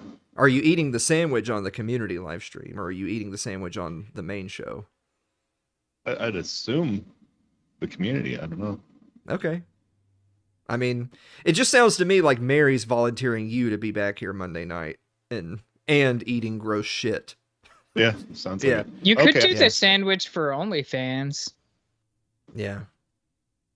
Well, it was on the community live stream that we got the donation, so I guess it should be on the community live stream that you eat the sandwich. Yeah. So, I gotta go soon. I don't know. I feel bad leaving. Like I know I could just leave. I could just say bye. You'd be fine with that. No, but just like don't even say bye. Myself. Just log off. Yeah. Yeah. Are you the one that's doing all the chat overlay and stuff, Dave? I haven't turned. I helped set that up, but he did that. Yeah. I'm doing the scene switching. Yeah. Occasionally. Yeah. I'm doing pretty good tonight. You are doing good tonight. That is my dream in life, to like have someone else press the buttons. Like that'd be fucking awesome. Yeah, I want to be the guy that presses the buttons. Yeah, I am confident that with the skills that I've learned over the last 4+ years, I could be an amazing producer for someone else, but they would have to pay me. What kind of fucking idiot would do that for free? Seriously. Yeah, they'd have to pay me to do it, but I would. I don't know if Dave has seen like my old show. I did like this live show with this video switcher, and if you look at my desk on it, it was like this actual device with like RCA cables hooked into it. So like every time I switched cameras, it was big like through switches. This. What? Yeah, that's how it used to be before OBS. You had to like get a switcher. It was like a lot of stuff involved in doing something like that, and now you youngsters have it easy. It's too bad. I'm spoiled. I can't run a show without my buttons. Aaron, where's Aaron from? Aaron, where are you from? Kansas. Langley, Virginia. He is the middle of fucking nowhere. Like if you look at the map, I think he's like right in the middle. Oh. Okay. For some reason, I thought he lived closer to you guys, and I was going to be like, well, y'all should just pick up Aaron on the way. But apparently Aaron lives in Guam. So, yeah. Well, I mean, don't feel bad, Dave. This stream has been on for 3 hours and 13 minutes. And, I mean, you know the rule. I want to be making, like... I mean... Oklahoma. Toklahoma? Toklahoma. I mean, I'd like to be making at least, like... I don't know, like $20 an hour per the hours that we stream. And right now we're at 10. So, we might have to cut the stream pretty soon. Whoa! I'm real glad, like, I gave up caring about this shit. When you talk about reach and viewership, like, I stopped giving a fuck, like, 10 years ago on that. Like if you watch some of the old shows I've done, it used to be the same thing. We'll be right back. And it goes to the music break, and I had this local footage that I shot of scenery, and, like... yeah, whatever. Yeah. Yeah. That's right. I have it in my archive. I use the scenery stuff every once in a while, but like I just don't, because I'm on Float. No one's gonna watch it there, but they don't care. They're not gonna ban me or anything. So Yeah, you're just doing it for fun mostly. It's just yeah, I'm like, this show amuses me, so I won't burn it to the ground just yet. You know? I mean, I'm kind of in that weird middle of I do love doing this, and the fact that we've talked about doing more would only be a byproduct of the fact that we enjoy doing what we're doing, and that there is support for it. If I was getting no support at all, then at the very most I would just be doing It's Too Late and nothing else. And even then, I went into this with a 5-year plan. I know this like sounds super cringe and nerdy, but I had a 5-year plan, and I have certain metrics that if I don't reach those metrics, I mean, it's salted earth. All this goes away, and I delete it all, and I just go back to living my life before I ever did a show ever in my life. And for you, this was a business. You went all in. I'm doing this. I still, Dave is right. To this very day, right now, I mean, in the last couple of weeks, I still have people that'll like message or email or whatever and be like, cute, fun little thing you're doing, but why do you want 50 cents? That's weird. Why can't you just do it? And I'm like, no, like, do you call your plumber to fix your sink and be like, just fix it? Why do you need money? Yeah, don't you like plumbing? Like, yeah, I'm doing this to do it. Yeah, exactly. But the like why do you go to work? Well, like if you don't love your job, you do it for one reason. Yeah. Am I right? Well, in the old musician in me, because I've played music. I know Derek's a musician. The old musician in me, which kind of had the same attitude, which is I can just go pick around on my guitar for fun, but I don't do it for that. I go perform. But if I'm going to go perform, I'm not doing it for free. If you want me to play for free, I'll just sit in my house and play. But if I'm going to go out somewhere and play, I'm going to perform, and it's going to cost money. Why would I? And that's a huge thing. Why would I go perform and not get paid? That's the internet paradox. Like, I really think viewers just take it for granted that content is out there. But they don't realize, like, if I get like rewarded nothing for my efforts, like would you go to work for like the Napoleon Dynamite? That's like $1 an hour. Would you do that? Probably not, right? Well, the other thing is that's too. A huge thing for musicians too. Is all the bars are like, well, don't you just want to come in and get some exposure? You could come in and people can see you and get to know your band.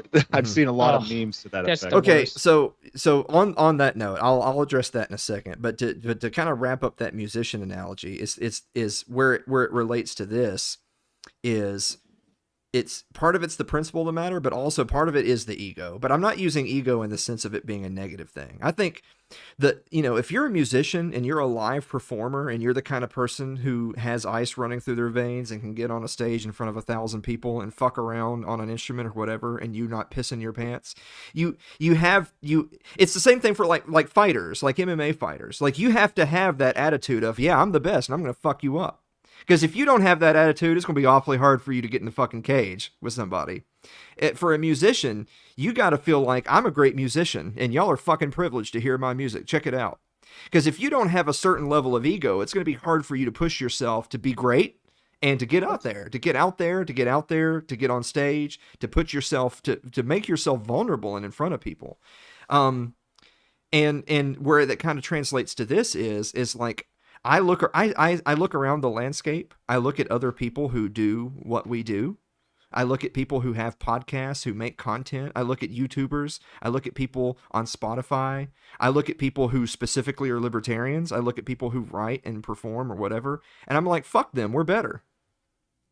So if they have 100,000 subscribers, fuck them. We should have that many or more because we're good. I think I'm fucking good at what I do. I think Dave is great at what he fucking does. Dave's not the new producer because he's pretty dumb, but he's not just the producer because he's willing to give away his time for free. He's also the producer because I wanted him to be, and I wanted him to be because I was like, Dave does this. Dave's a fucking natural. He's great. And Like, and I love talking about this shit with Derek too, because Derek's been there and done that. He knows tech. He knows musicianship. Super deep tech. Yeah, he knows the work that goes into it behind the scenes before anyone sees or hears a goddamn thing. And I know Derek, being a musician, he gets those analogies too of all the shit that went into even getting to the point where you're listening to my fuck ass song. A lot happened before we even got there for you to walk by the tip jar and not leave $1. So no, I'm sorry. I don't have a lot of sympathy for these people who are like, I don't feel like clicking like. Go kill yourself. Yeah. Thanks, Dave. Thanks, fans. Yeah. Aaron was saying, I got to get caught up in chat. He said the fucking exposure bullshit killed the local scene here. So, I mean, that's happened in a lot of fucking places. And you know what?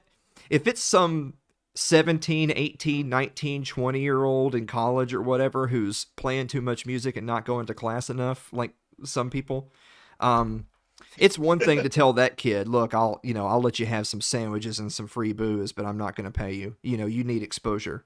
And it's one thing to say that you got to network, you got to go out there and you got to talk to people and you got to be out there on the scene. If you want to play in Nashville, you better be down on Broadway fucking talking to people. With all that said, if you're talking to somebody who's like 36 and they've got 3 albums, that motherfucker doesn't need no tips and exposure. He needs to get paid. You know what I'm saying?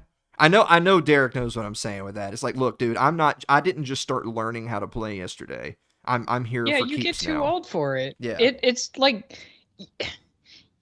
at some point, you don't want to load $2,000 of equipment into a van and then drive 50 miles to get paid $50. Yes.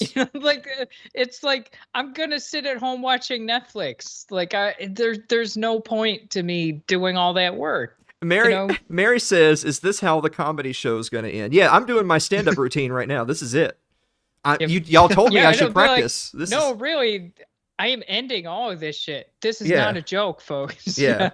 I'm burning it all to the ground right now tonight. In fact, I have a lighter right here. Mm-hmm. The entire stage is covered with gasoline. Yeah. Yeah, exactly. Aaron was talking about equipment and setup, and Dave and I had actually talked before that we should, like, when we've got some time, we'll do like a meta episode where we talk about everything. Like, we talk about what goes into doing the show and the equipment we use and OBS and all that stuff. So we might do that sometime. But Aaron, I have a specific number. Actually, I don't give a shit. We're all friends here, and only the feds and us are still online. I want to be pulling in $2,000 a month from all the things I do in this studio. That's the show. That's working on other projects for other organizations. I'm doing a project for 10th Amendment Center right now. That's included in that number. It's not just $2,000 from Derek and Celeste. It's $2,000 from everybody, everything, all Patreon, all PayPal, all projects, all work I do for other people from this desk. This desk has to make me $2,000 a month. That's only $24,000 a year. I can make a lot more than that. Go fucking working at Lowe's again. Like stacking grass seed for Scott's Miracle Especially Grow. in this climate. Yeah. Right. And you would probably need like 50,000 viewers or something, right?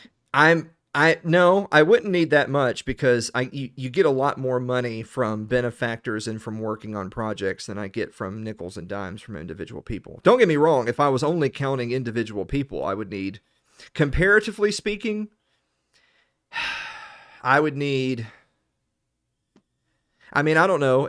You're probably close to if I was only counting money. Well, let's from do the individuals. math because let's say the average viewer the average donator gives $3, but probably only like 3% of people would donate at all, right? If I was trying to really simplify the math, I would just go by Patreon, and we have a lot of one-offs. So $2,000 a month. So whatever number of viewers donate times 3% equals $2,000 a month. So if we divide that by 3%, then that would be 66,666 viewers for 3% of them to be giving $3. Mm-hmm. Right now, our average Patreon subscriber is right at about $10. Calculator watch. So Ain't bad. Right, but Yeah. you'd have to Just need more calculate of the them. ratio of Patreon Yeah, well, subscribers yeah, to I know. viewers. I know, Right? but I get that. But the thing is that for anything that's niche market, and I mean, fucking libertarian late night show is pretty goddamn niche market. You do get a relatively decent percentage of supporters per view, and you do get a decent amount of support, like amount per supporter, but you're talking really small numbers. So Yep. so if I'm getting an average of $10 per Patreon subscriber, then I need 200 Patreon subscribers. But that's assuming it was all Patreon. I get more money from other things than I get from Patreon. But let's just say we were only counting it as Patreon. I need 200 Patreon subscribers. That's a lot compared to what we have right now. But it's not a lot in real terms on planet Earth. 200 Patreon subscribers is nothing compared to a lot of people out there supporting a lot of things. But again, we don't make a majority of our money from that. I make more money from doing projects for people than I do from Patreon subs. And to boil it down, because I know we're talking, inside baseball and everything there, but the point is, it's very difficult to justify your time in doing projects like these, right? Like for me, I pay for the web hosting for my site. Mm-hmm. Like that's it. Like I don't make anything more than that. And I'm very thankful for the people that do support, like Lyle and Andrew, and I can count on one hand the supporters, but they pay for the web hosting. And if I was viewing it as a serious project, like I'm going to work now and I'm going to make more than 50 cents an hour, I wouldn't be doing this. Like the projects I do are only because they amuse me and I enjoy doing them. So that's the bottom line. I know we're getting into all the inside, how this stuff works, but imagine if you had something you like doing, but you like barely got paid anything for it. Like, would you keep doing it? If you enjoy it, then probably you will. But I mean, eventually you're going to burn out though, if you put too much effort into it, I want to get caught up here really quick with chat. So Mary says that we need balloons with euthanasia sign to release at the event. So I agree. We should have like a balloon release. That would be great. Aaron says, I've been in band since I was 14. At 40, I've been exposed enough. Give me money, you cheap prick. Correct. I mean, at the end of the day, it's what the market will sustain. Yeah, that's like intern shit. Yeah. Like you'll get to talk to a famous celebrity. Like, fuck you, pay me, right? Let's see. Adam says Alan just wants one sugar mama. So in all seriousness, people in our position who do well enough to just do what they love and pay their bills usually have benefactors. I mean, I don't mean sugar mama in the sense that what you're saying, but I mean, there's people that have gone through the Mises Institute that, let's be honest here, there wasn't a big enough market for them to have a lot of money to do their works, but they had the works because they had the endowments from the Mises Institute. Now, the Mises Institute's probably not going to give me a lot of money to do a late night show. They might to write some books. No. They won't to do a late night show, but still, the idea remains. And the other thing is too, and I know I've talked about this before, which is, Anna Kay and I are still pretty young, and we don't have any kids. If Anna Kay walked in here right now and said, "Surprise, I'm pregnant," I would literally cut the stream and delete all my channels tonight, right now. I'm dead fucking serious. I'm like, no, that's the moral thing to do. Yeah. Yeah, shit's serious now. Well, I mean, because it would just be because it's more. It's not even just the kid, but it's her too. It would be like, well, we live within our means. We're smart people. We live within our means. We don't have a bunch of debt. We don't do stupid things. We don't run out to buy stuff. We don't have the newest phones and all that kind of shit. But we're happy. And her happiness is way more important to me than anything. It's critical. Yeah. Yeah. But you want to know how long? Wait, hold on. I just want to finish that point really quick, Derek. Is that This is partly possible because she's happy, and if she's happy, I'm happy, and we live within our means, and we don't have kids. If anything were to happen that jolted that, if I had more people dependent on me, if something happened to her, if something happened to me, whatever, then I'd be picking up more work, and this shit, it'd be gone. It's too late with Dave Wilimowski. Yep. No, that was the first time I found out Mary was pregnant, and I went to work. Like, I'm like, I'll see you in a couple of months. We're gonna get this set up. Yep. Because I have a job where if I want to, I can live there, and they'll pay me.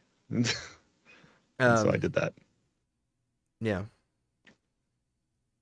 Dave G says you sound almost as poor as me. I mean, I'll happily. First, I mean, dude, I was a jazz musician and then a libertarian podcaster. I have no money. I have no money. You know what? I'm effectively poor because anytime I've had prosperity, I've used it to help people. So, like, I've had extra money, but I'm like actually helping out other people. So, I'm kind of poor, but I don't mind it. You know? But that's, you know what, first of all, that's really admirable of you. And that actually reminded me, since we're going to do a quick story time with Uncle Alan. When I had the printing business, and I'd only been in business for like 6 months, it kicked off really fast, really early. And it was kind of because we stole a bunch of customers and assets from our old company. But anyway, we started off a lot further down the road than if we just moved to a random town, you know, where nobody knew me, right? It was just in my hometown. And I certainly was not super rich and wealthy even then, but I had more money as a young man than I had ever had in my life before that. And there was an old guy who used to always come in and get his stuff from us, and a customer we had for years before when we were at a different location working for someone else that followed one of the people who followed us to our new place. And I had this conversation with him because he had been in business for like 40 years or something of, you know, you gotta manage your money. You know, if you live within your means, that's great. But, you know, you should continue to live poor and broke even now that you're making money, just to kind of build a nest egg and stuff like that. And what he said was, and as soon as you do build that nest egg, is I truly believe in being generous, in helping people, because you just...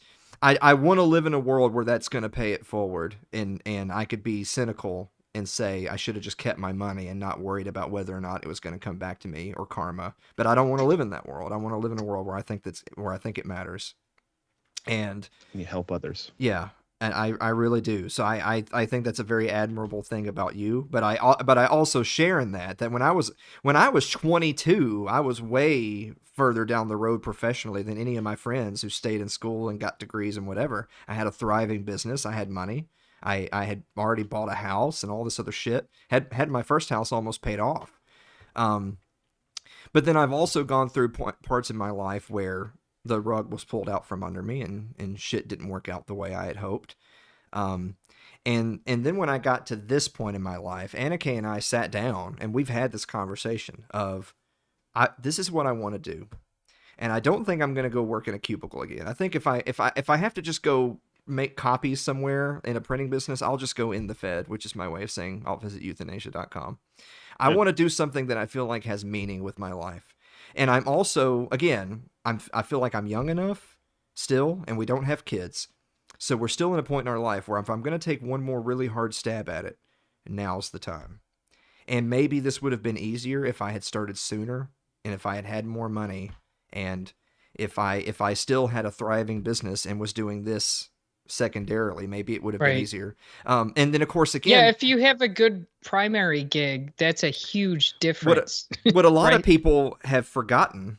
I want to say really quick, we just got $15 from Wesley DeBona, who didn't leave a message, but Wesley is a real libertarian. And the last thing I want to say is that I've gotten messages semi-recently from people who have kind of tried to bitch me out and been like, well, you know, you're on here crying about money for your dinky little show. Why don't you just go get a real job? It's like, well, you motherfuckers might remember before the pandemic, me and Blake were fucking killing it. This was my secondary thing because me and Blake were running the studio and doing all the weddings and all that shit. I have an opinion on that too, because for me, I have a real job. So I can afford to screw around at the weekends and like do this stuff. Like you said, you used to have a gig going and that was snatched away from you. Yes. Your primary gig has been taken away. Yes. So I hereby issue you your honorary begging card. Like it's okay. It's okay for you to beg because like your primary source of income was snatched out from under you, wasn't it? So first of all, yes. Like if you're going to compare what I was making us, Blake and I working together versus what I was, granted, the show makes a lot more now than it did then. And again, I'm glad that it's moving in the right direction, but it's still nothing comparatively. I mean, I was easily making 98% of my income was from the studio, not from the show. And the show makes more now, but it still nowhere near replaces fucking that. So yeah, and that's, I mean, that's kind of a side comment about just the pandemic and inflation and the economy in general, is that are the lockdowns over in this part of the country? Yes. Has our business returned? No. It's gone. I can give you specific examples of a lot of, because our busiest season was the first of the year up through up to graduation. So like first of Valentine's through May. And then after that, it would be end of fall through holidays. It was our busy season for the studio and stuff. And what made us money in the middle months during the summer was lots of outdoor events, weddings, concerts. And we had several annual events that we did every year. There was several charity concerts and local community concerts and stuff like that they would have every year. You know, the 23rd annual da-da-da-da-da. And I'll give you a specific example. You've probably heard of Relay for Life. The United Way, they host Relay for Life. Mm-hmm. They used to have, and the way that works is every different like county and city and district, they do their own. Like the national doesn't do all this shit. It's a bunch of local volunteers. And they hired us to do all the audio, video, sound, DJing, whatever for Relay for Life. Where they would put on their little ceremony, they would have some music, they would do the march, and then they would have like performers. We did just like a 2-man job. You want to talk about showing up with a van? Me and Blake would show up with a van and a trailer and unload more like $40,000 worth of shit and set it up at 10 in the morning for a concert that night. Just a 2-man team, and we knew that was money in the bank because we were the people they hired every year, and we did all of the local concerts. So like a 100-mile radius, we're doing like 30 of them. You know what? They're all gone. They were all canceled in 2020. Then they were canceled in 2021. And now we've been told by most people their committees have dissolved. They're gone. Fucking sucks. And I'm not just saying that it sucks for me. It sucks for them. They'd done that for years. And then they just had to walk away from it. Because, I mean, a lot of people don't realize that even if something's been going on for, 50 years, if you cancel one and then cancel another one, it's awfully hard to come back. Hey, speaking of gone. Hey, Dave. Gotta get going. What's up, Dave? How's it going, buddy? I gotta take off. All right. So this was a lot of fun. I enjoyed doing these. Yes. I'll see you Monday. Well, hold on. Before you let me grab Derek Cam. God damn it, Dave. Oh, sorry. See, you're moving shit. You're moving shit. I can't. All right. Let me put Patreon back where it goes real quick. All right. Damn unpaid producers. Yeah, I know. There in their pajamas Let me and grab. whatnot. Yeah. I literally got my robe on. I was in for the night. All right. I wasn't planning on doing Dude, this. that was the only problem with your new graphic you made is the green screen thing was like catching on your Liberty meme shirt. Yeah. You know? It's doing that now. All right. Thanks, Dave. Nobody's nerfing. Tell Mary I said hello, and Yeah, thanks for letting me come back again. we might allow you to be producer if you're good. Yeah. Yes. We'll see you Monday with some sandwiches. This is a hell of an internship. Yeah. All right. I love you, Dave. Oh, intern, you're hurting my heart. See you, You're buddy. reminding me of my younger.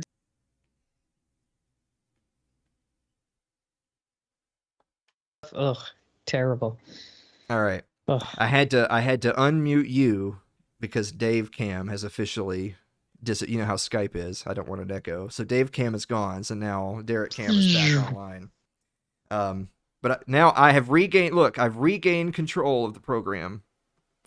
But All right. But I have to actually really quick go over here and turn off the virtual desktop because Dave, who's not on the show, will still be fucking with my computer. So let me turn that off really quick. Oh, that tight VNC client thing. Yeah. Or server. You're the server end. Yeah. A lot of people don't know. The other night when we were on, Dave was here in the beginning, right for like the first 15 minutes. Then he left. When he left, I saw my mouse drift over to the red X in the top right of my OBS, and I grabbed my mouse. Like the entire program running the stream. Yes, Am he was I about to right? close my OBS. Yeah, on stream. Yeah, that would have been great. That would have worked out really well, I think. Yep. I got to retrace this pre-2020 stuff. I hope everyone had, and I hope you lived 2019 to your fullest. In 2019, I'll tell you what I did. I went to a Weird Al concert. It was an outdoor concert, and I knew someone who worked there at the venue, and he secretly got me these higher level tickets than I should have gotten. And Weird Al walked by. I'm looking into a camera right now, and even closer to that than that camera, right in between, Weird Al himself walked right in front of me. I was in the presence of Weird Al Yankovic, and that was 2019. I don't know if I'll go to a concert again, honestly. Yeah. You know? Yeah. And like I'm really glad that I did that. Like I'll never forget Weird Al. Did you know that Weird Al is like a boomer? Yeah. Like he's like grandpa age, you know? I want to say I think Aaron's leaving. Aaron, thank you. Thank you for thank you for your service. Thank you for being our Twitch mod. And also, you know, Aaron's a musician too. He's played that same old song as you and I have. And so Aaron knows. Like what an interesting time for you to be talking about concerts and having gone to one and not knowing if you're going to go to one, because that hurts to say. Like Annika and I went to see Lost and Lonely Boys in Franklin Theater, and it was great. And that was the last show I went to. That was in I think that was towards the end of 2019. Because it wasn't super warm weather. That's about the cutoff, right? Yeah, and that's the thing. Like you've spoken about drawing the line on your show, and for me, that's where I draw the line. Like if I say no to this shot, then I'm sorry. As much as I want to go to a concert, I'm not going to allow somebody to force something into my body. Yeah. Like that's my line right there. Like, so if I never go to a concert again, I'm willing to live with that, honestly. Yeah. So I agree, but that doesn't, that doesn't make it nice. That just means it just means I will. Like that's kind of how although I do have connections, like I have access to a lot of legitimate vaccine cards.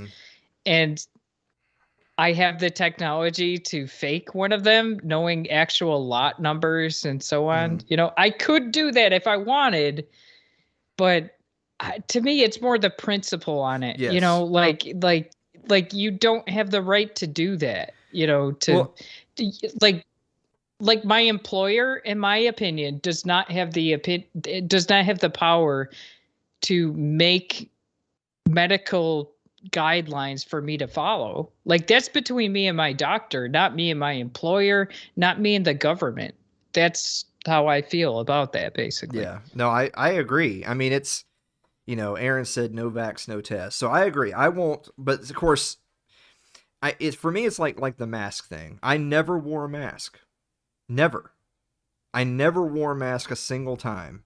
And I say that with pride, but I'm not saying that to brag.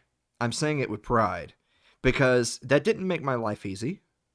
And Annika and I were still in South Nashville at that time. And while Tennessee has been one of the best states on everything, the cities are still the fucking cities.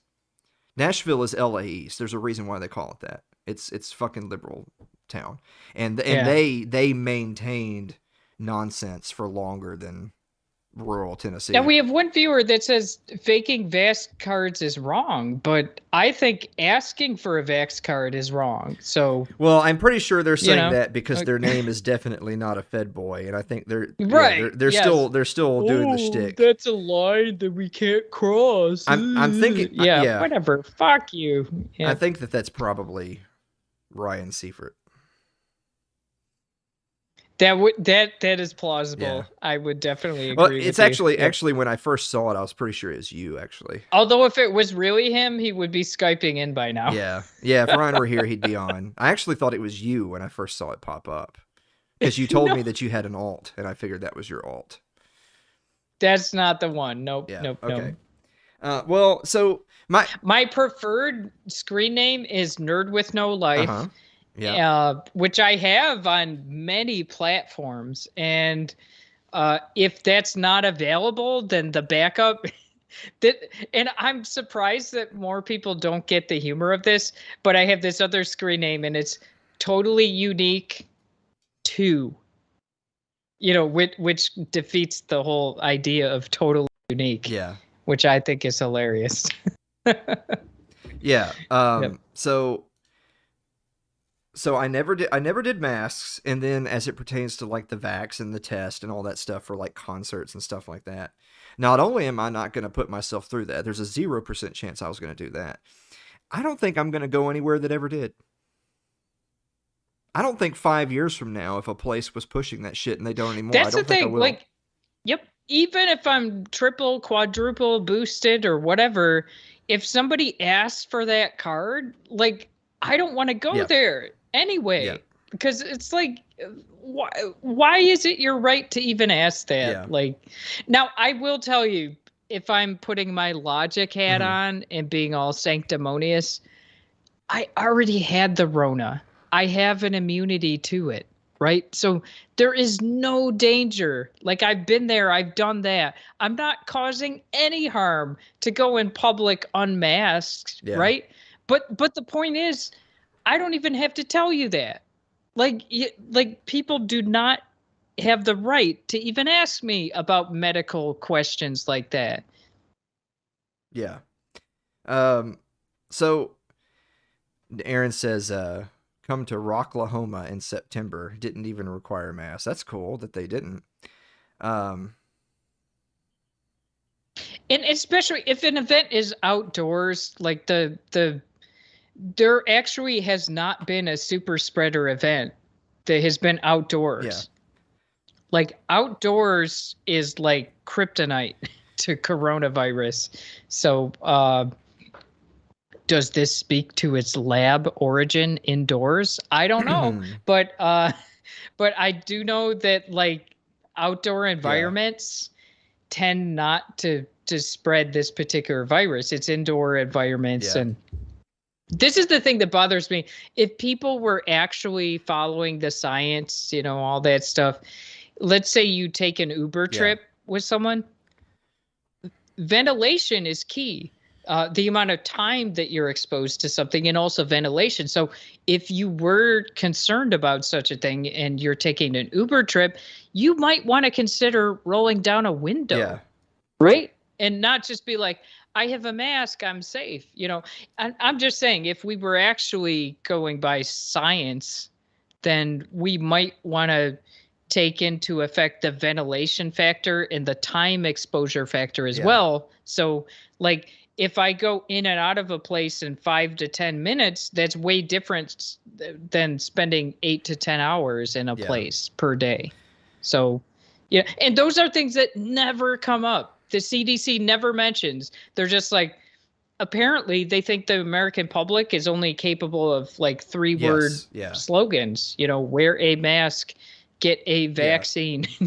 Like they don't think our processing power can handle anything more than that. And to me, that's where they lose me, is like to oversimplify a message to that point where we're legitimately ignoring science. Like I just find to be disingenuous. On that note, I need to run to the restroom really quick because we've been streaming for 4 hours, but I'm going to come back, but I want to give the audience something to do while I'm gone. So I'm going to play the Veggie Facts thing. All right. Okay. All right. I'm so with you. I got to set it up first. I got to set it up first so that it's not like, all fucked up. All right. Let me find, what did I call it? I think I called it Veggie. There it is, yeah. I set it to monitor and output so that you could enjoy it as well. I take it you're quick. Yeah, I know, I gotta go really quick.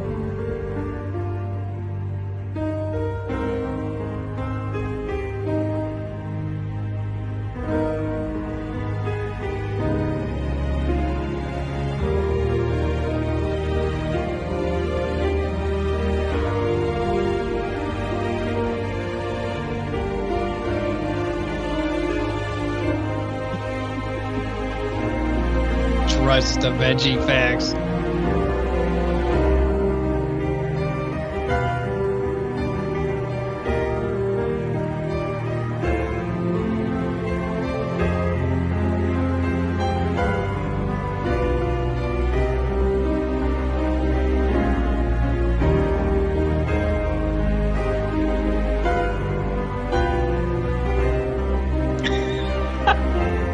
Star Wars sucks and it is for losers, alright.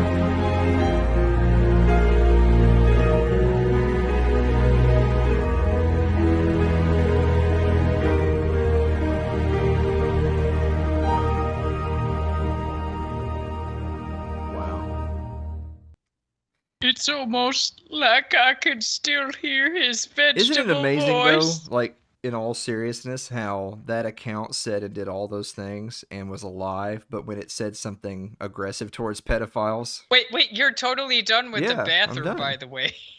Yeah, thanks. Nice work. It only... Right. Rip King, says Keith. Yeah, I know, right?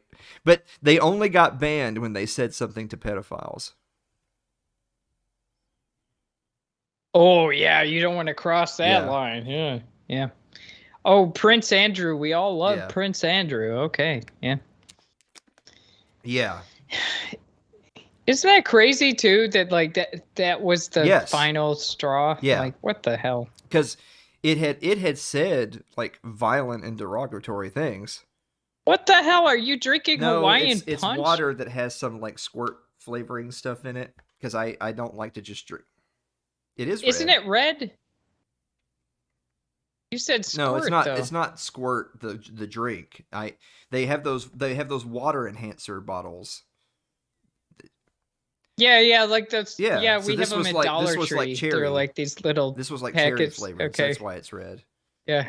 But it. Jeez. Are you in like losing weight mode or gaining weight mode? If everything goes well, I will be. Maybe another 30 pounds less than I am right now by June 4th. But I mean, I'm 5'10", which is not, I'm not a Sasquatch like Dave is. But I'm 5'10". I have a pretty broad frame. When I was a kid, I was fat. Right. I was the fat kid. And then when I got to high school into college, I lost a bunch of weight. But I was the big kid all the way through like 8th, 9th, 10th grade. Then in high school, college, I lost weight. And then through my 20s, I was thinner. And then at the end of my 20s, I gained a bunch of weight. Like I got all the way up to like 260 pounds. And then I lost all the way down to 172. So not quite 100 pounds. And then I gained like half of that back. And then I started losing it again. Of course, the real thing is that I've proven it's really not that hard for me to lose weight. It's just really not hard for me to gain weight either. It's all about I need to figure out what I'm going to do in moderation to stay at a healthy weight. My weight fluctuates constantly. Yep. If I feel like eating pizzas, I gain 40 pounds. If I feel like working out, I lose 40 pounds. It's really not that hard. Of course, as you get older, the harder it's going to be on your body and on your muscles and joints and everything else. So I'm trying to get to like 180, 185, and then just stay that way until I die.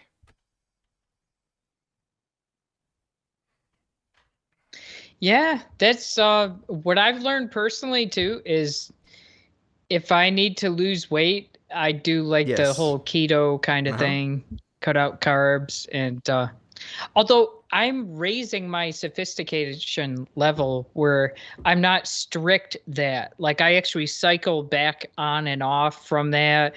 And then I'll do like this thing where I eat a small amount and then I'll fast for like 24 hours and then get back to feasting and eating junk. And I actually have a pretty good system at this point where it actually is working out, you know, where I don't have to be sort of a purist, I guess you would call it, you know.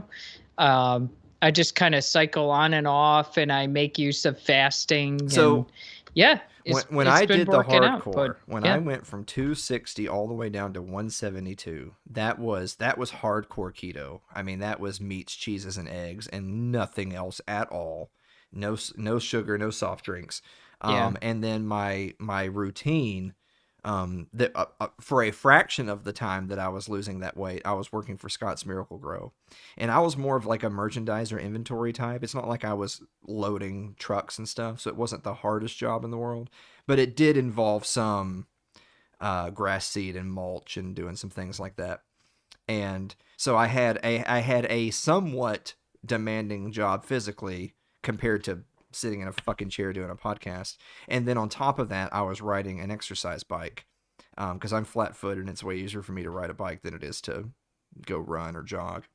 And that's actually when I'm not doing the hardcore keto now, but I am doing the bike. I've got an exercise bike literally right over there. And for me, like my regular routine is I will bike I'll bike for about an hour at a pace of about 27 to 28 miles an hour. I mean, wow, nice. I treat doing the bike the way I treat everything else, which is I'm still young, I'll live. And so I put myself through a lot of stress. I have a difficult time pacing myself, and bicycle is actually my preferred. I hate exercise, but if I was going to pick an exercise, it would be riding a bike because I actually like doing that. And yeah, I find it very, very difficult to tone down my pace. I always want to like go to the maximum. Yeah. So, yep, I can identify with that. So I do that about 5 to 6 days a week. I will usually take only 1 day off a week, only 2 if like I had shit going on. And then for my diet, I'm not doing the hardcore keto, but I am doing the so I'm still eating some things that you wouldn't eat on keto, like some pastas and some breads here and there, but I'm not doing soft drinks. There's no soft drinks in my house. I have bottled water and the little flavorings. That's it. That's all I have in the house. So that's why it's kind of like as long as I don't go out to eat very much, like if Anna Kay and I don't go out to eat very much, or if I eat at home or whatever, and I drink water and I ride my bike at least 5 days a week, I'll easily be in that window I want to be in by the time June gets here. But again, my problem was, so I did the keto to lose the almost 100 pounds. Well, guess what happened? I already told you that I gained like half of it back. Well, when I stopped doing keto, because I was like, yay, I reached my goal. I'm going to reward myself. And boy, it's amazing how fast that weight comes back when you're drinking Pepsi and eating pizza. I mean, Because your body, you kind of, some people have that keto flu where you're sort of shocking your body going into hardcore keto and not eating carbs. It kind of goes the other way. You shock your body with this huge rush of sugar and carbs that you weren't having, and your body just starts to pack it on. So I need to do it's kind of like this is just a personal mental exercise for myself, that I need to do a better job this time, that if I get myself down to like 180, 185, 190, probably about 180, 185, I need to have a plan in place where I can enjoy life, not have to kill myself on the bike every day, but not gain the weight back. Yep. I've learned to upgrade my strategy on that, where it's I'm not a purist. I was a purist. I actually lived for months, like 6 months or more, on a strict diet like that, right? But you don't. So there are more advanced ways to handle it, where you cycle on and off, and you get your body used to cycling on fat adapted mode versus eating carbohydrates. And then you strategically use the fasting mechanism, which is interestingly present in a lot of religions. Like fasting is part of their thing. And the thing is, though, you don't even have to go like multiple days. It's basically you eat like okay, so for the body mass that you described, maybe a meal of like 5 or 6 eggs, and that's all you eat that day. You just go 24 hours, and then the next day, like, you feast and you eat a lot. And just that little bit amount of fasting gets the benefits out of fasting without going for like multiple days or any crazy religious zealot stuff like that. You can get the benefits out of that. And it's sort of the way I have seen from those studies that I've done, or I've read about studies, honestly, that other people have done, is it's like you said, if you go strict keto and then you go off, it comes right back, right? Yeah. And that's what I'm trying to avoid. So there actually is a disadvantage of being stuck on keto. Like, to cycle back and forth is a valuable skill for your body, from what I've learned.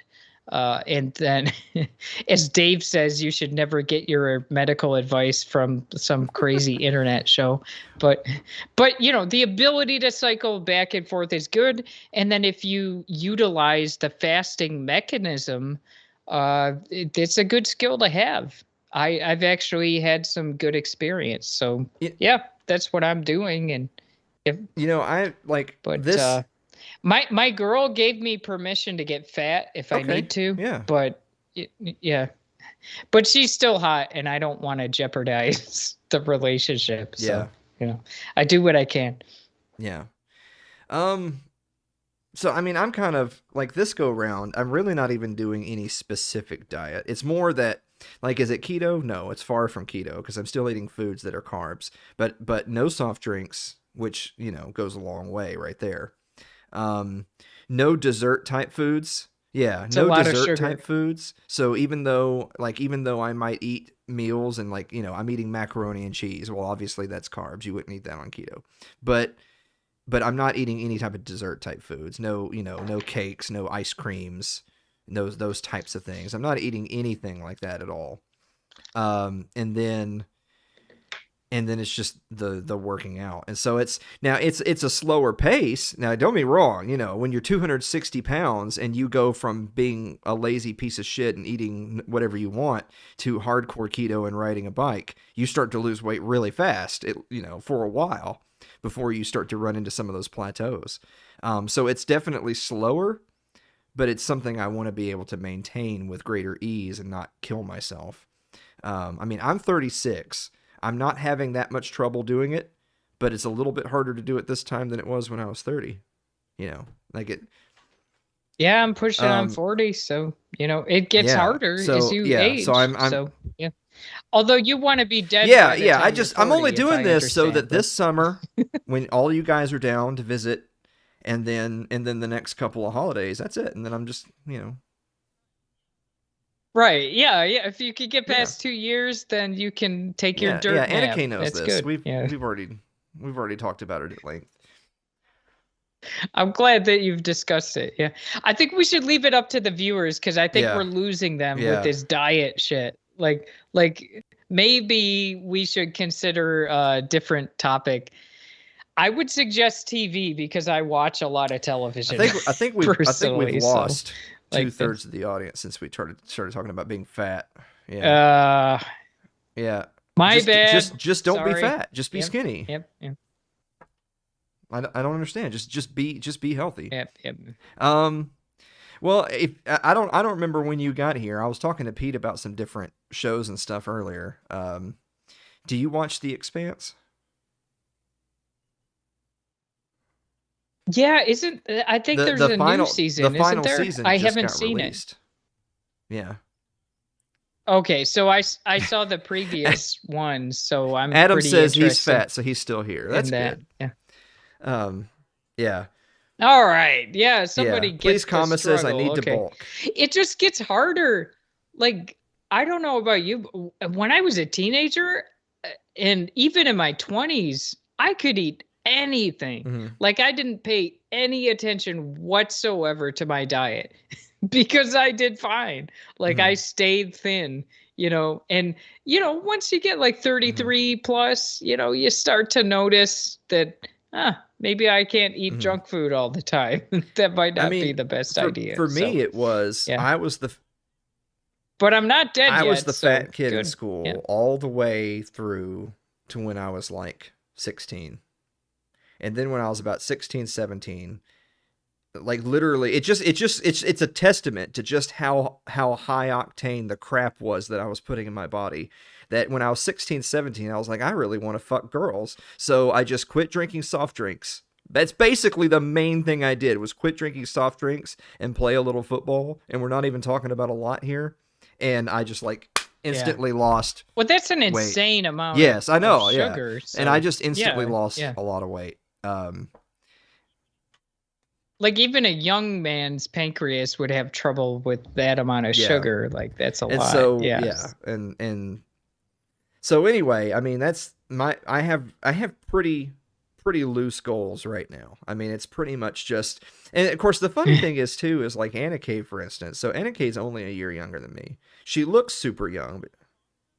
Do you get along well though? Like, do you have a good sort of dynamic partnership? Would you say in general? Yeah. Oh, I mean, we do. I don't know. I didn't understand your question at first because I was like, you said, do y'all get along? I was like, no, we hate each other. Just we're at each other's throats 24/7.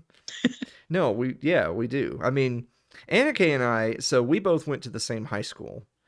She's only a year younger than me. She was a year under me in school. So everybody who knows Anna Kay who's met her has been like, oh yeah, she looks like she's 12. She's only a year fucking younger than I am. So don't let that act fool you. I'm 36. She's 35. And we went to high school together. But we weren't an item when we were in school. She'll tell you. She'll tell you exciting. A different story. Yeah. She'll say that she was there and she couldn't get my attention because she was just invisible to me. She's fucking lying. Don't listen to her bullshit.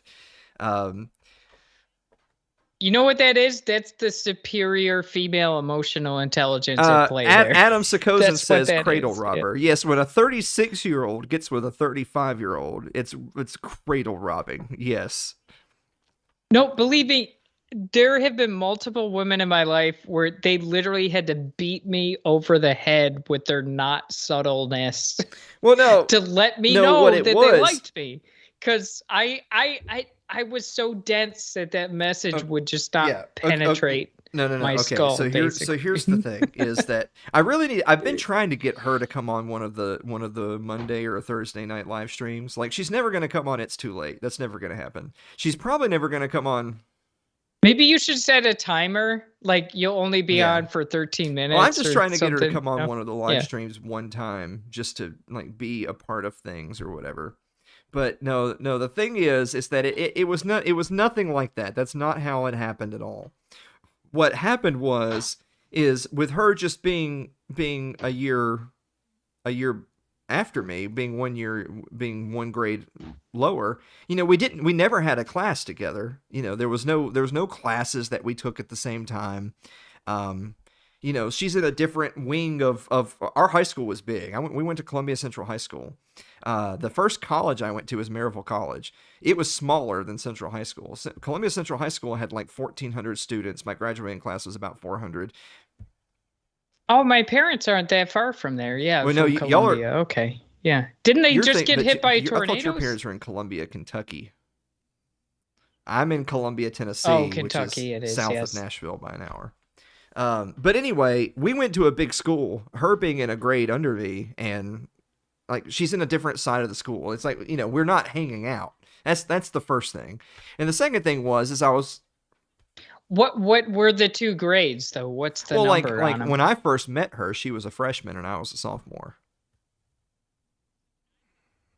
So 9th and 10th grade, you're saying we're in a different portion of the school? School's huge. Like I don't have any classes with freshmen if I'm a sophomore. I didn't experience that. Like we kind of had a mix of all 9th, 10th, 11th, and 12th personally. Yeah. Okay. So anyway, for one, it's not like we're hanging out. We don't have any classes together or anything. And two, I was chasing a bunch of other tail, so I didn't. It's not like I saw her and I pushed her aside. That wasn't what fucking happened. It never happened. That's the thing. And then I went to, of course, But she did notice you? Would that be an accurate Well, I mean, like, we were statement? friends, but, like, so we met each other. The first time we met each other, we were both actually in a community theater performance, because I was an actor but when I was a musician in another life. Yeah, and... Yep. Oh, I've lived plenty of other lives, and I get so you. we knew each other. So that was a way that we met and knew each other outside of school completely. Because at school, I wouldn't even see her. I wouldn't even see her going down the hallway. We're not in the same places at the same time. And so I met her outside of school. But I basically finished my career in high school. Was there like a freshman wing and a sophomore wing? Correct. Is that what you're saying? How big was your school? The school Jeez, had dude. 1,400 students. My Maryville College only had 1,000. My high school was bigger than my college.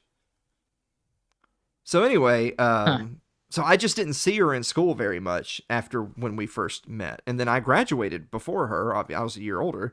And then when she graduated, so I was a sophomore at Maryville and she was a freshman at Samford in Birmingham. And it was after I left Maryville after my sophomore year, the summer after my sophomore year, so then the summer after her freshman year at Samford was like the first time we ever like went out. It was summer. We went back to Columbia and we're just like, hey, let's hang out sometime. You're going to be back home from school. Let's hang out. And we were officially... Why don't I meet your parents? They hate me. Okay. Don't bring that up when you're here in June. That won't go over well. Ooh. So that. Are you talking about bringing up in like in her company? Don't bring that. Well, it's probably best not to bring it up in anyone's company because some other idiot. We're okay. Like we're going to be around libertarians. They're all autistic, so they're socially. Speaking of company, I've got to apologize to the audience because I am very much enjoying this conversation, but nonetheless, that means that the audience isn't. No, it's so fine. I do apologize. Yeah. So anyway, that's something that's best not to talk about at all because our audience is autistic, and someone else might bring it up when they're too socially ungraceful to know it's not good to bring up. Oh my God! Yeah, they'll just like say well, it directly. Because you said the quiet part out mine loud. and Anna Kay's life is completely removed from this. Alan. I mean, like like with Craig Ferguson. Craig Ferguson is playing a character on TV named Craig Ferguson. I'm playing a character on TV named Alan Mosley, and the real Alan Mosley. Although he was pretty real, I'm not sure how much it was like a contrived character. Well, it's the same thing for me. I mean, I'm not performing as if I'm pretending to be Tom Hanks. I'm still me. It's an exaggerated public version of me. But my and Anna Kay's life is completely private from this show. It's one of the reasons why she'll probably never come on the show, even for once, even just to say hello. It's probably never going to happen. Yeah, I remember that because like I got to, this was back in 2020 for the It's Too Late premiere or whatever it was called back then, and I remember like she made an introduction and said hello to people, but she had this look in her eyes where she's like, "Oh, you're one of those fan people. I see." Like I felt like she was like demoting me. like that I was like a lesser so person. Perfect example right here. You know, Celeste has told me that Max doesn't come to hang out because Max is like, I don't get all this. I don't hang out with your internet friends. That's Celeste's thing. He does to a point. I mean, he gets involved a tiny bit. You know, so Anna Kay is similar to that in that this is a world she doesn't involve herself in. First of all, Anna Kay's not even on social media. She doesn't even have a Facebook. Like she. Could I ask though? Does she have like a what we would call an official job, like a corporate kind of job? Or okay, correct. I get it. Yep, you can only do so much in that environment. I actually have an official corporate job, but they haven't found me yet. Anna Kay is a admin at a record label in Nashville, and yeah, she ain't coming on here to hang out. Ooh. Which is what. Did she learn to talk with a Southern accent for that? She's from the South, so she has a Southern accent. She's okay. I see. This is something else that people don't get too. Like if everyone comes out June 4th, and then I come out of the house and I'm with Anna Kay, and everyone's like, "Oh, it's Alan and Anna Kay. Let's go meet her." She's not going to be like, "Oh, hello, Derek. How are you doing?" She doesn't talk like that because she's not Indian. She's racially Indian, but she was adopted when she was 6 months old. She doesn't have an Indian accent. She doesn't know anything about India. Okay. She's from Culleoka, Tennessee, and that's where her family is from. And that's why I was kind of afraid to talk to her, because I don't want to give her the impression that I would just swarm her. Like, oh my God, you're Alan's girl. You know, like I had no intention to like overwhelm her or anything. So maybe it's better that whole she looks down on me. Like I could get that, you know, like she kind of doesn't get involved, and I'm just gonna say really quick, the remaining people that are here are on Facebook, except for one person who's on Twitch. But that's actually hurting. That's actually hurting our numbers on Twitch because we're trying to get affiliate. So I'm actually gonna kill the stream on Twitch. I'm sorry, I have to. I think so. That's the plan. Yep. Yeah, because it has to be that average threshold. So if you're on Twitch, you see what happens when I start talking about topics that interest me? It just like the viewership. If you want to hang out with us, I'm probably not going to be on forever. You want to hang out with us just a little bit longer, you have to either go to YouTube, Twitter, or Facebook or Odyssey, because I'm shutting down Twitch. So you heard it here first. Well, the thing is that with Twitch, but you had a good 7-8 viewers before, so the thing is that we've actually already hit all the metrics to be affiliate. There's only one thing we don't have, which is 50 followers. Like I used to have thousands and thousands and thousands of subs on every platform, and now I can't beg 50 people to sign up on Twitch. Oh, Mr. Fedboy says boo. Well, invite your friends, get them to view. Yeah. You know? Sorry. Oh. Well, yeah, no, seriously, like if we could just get 50 people or 25 people with 2 alts to like us to follow us on Twitch, we would have already because this is why it's really. Oh, hey, you got me beat if you do that. Like I just like whoever the fuck shows up for my show shows up. The thing is that I don't get a ton of It's viewers. actually 2 things. One is that we're trying to get affiliate because then you can have subs and Amazon Prime subscribers and all that stuff. That's the main reason. But the other thing is that since it is based on rolling averages of views and hours, it means that if you're on the cusp of getting it, You need to push to get it. Once you get, you can't lose it unless you get banned. Like if you become an affiliate, you don't stop being an affiliate because you stop having as many viewers the next day. Oh, okay. I used to have like a good 1,300 subscribers on YouTube, and then I got departnered. Mm-hmm. They had the partnership thing. So but that's just because I gave up on life and stopped doing it.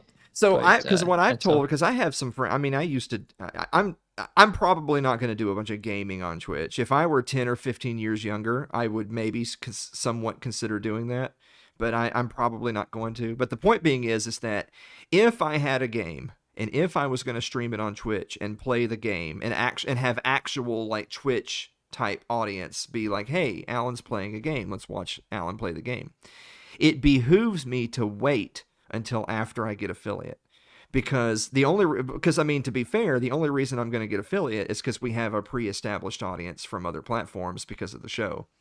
If I start streaming a game right tomorrow and no one comes to watch it, it'll just lower our averages and put me further away from affiliate. So that's why I had said, well, let's push to get affiliate first, and then once we unlock it, then it'll be like, now we can kind of like reset and decide what we want to do with the Twitch channel. Yeah, I've actually considered that as a platform. Number one, because as far as low latency and just like high video quality, they actually are better than any of the other platforms. Yeah, any of them. Exactly. Yep.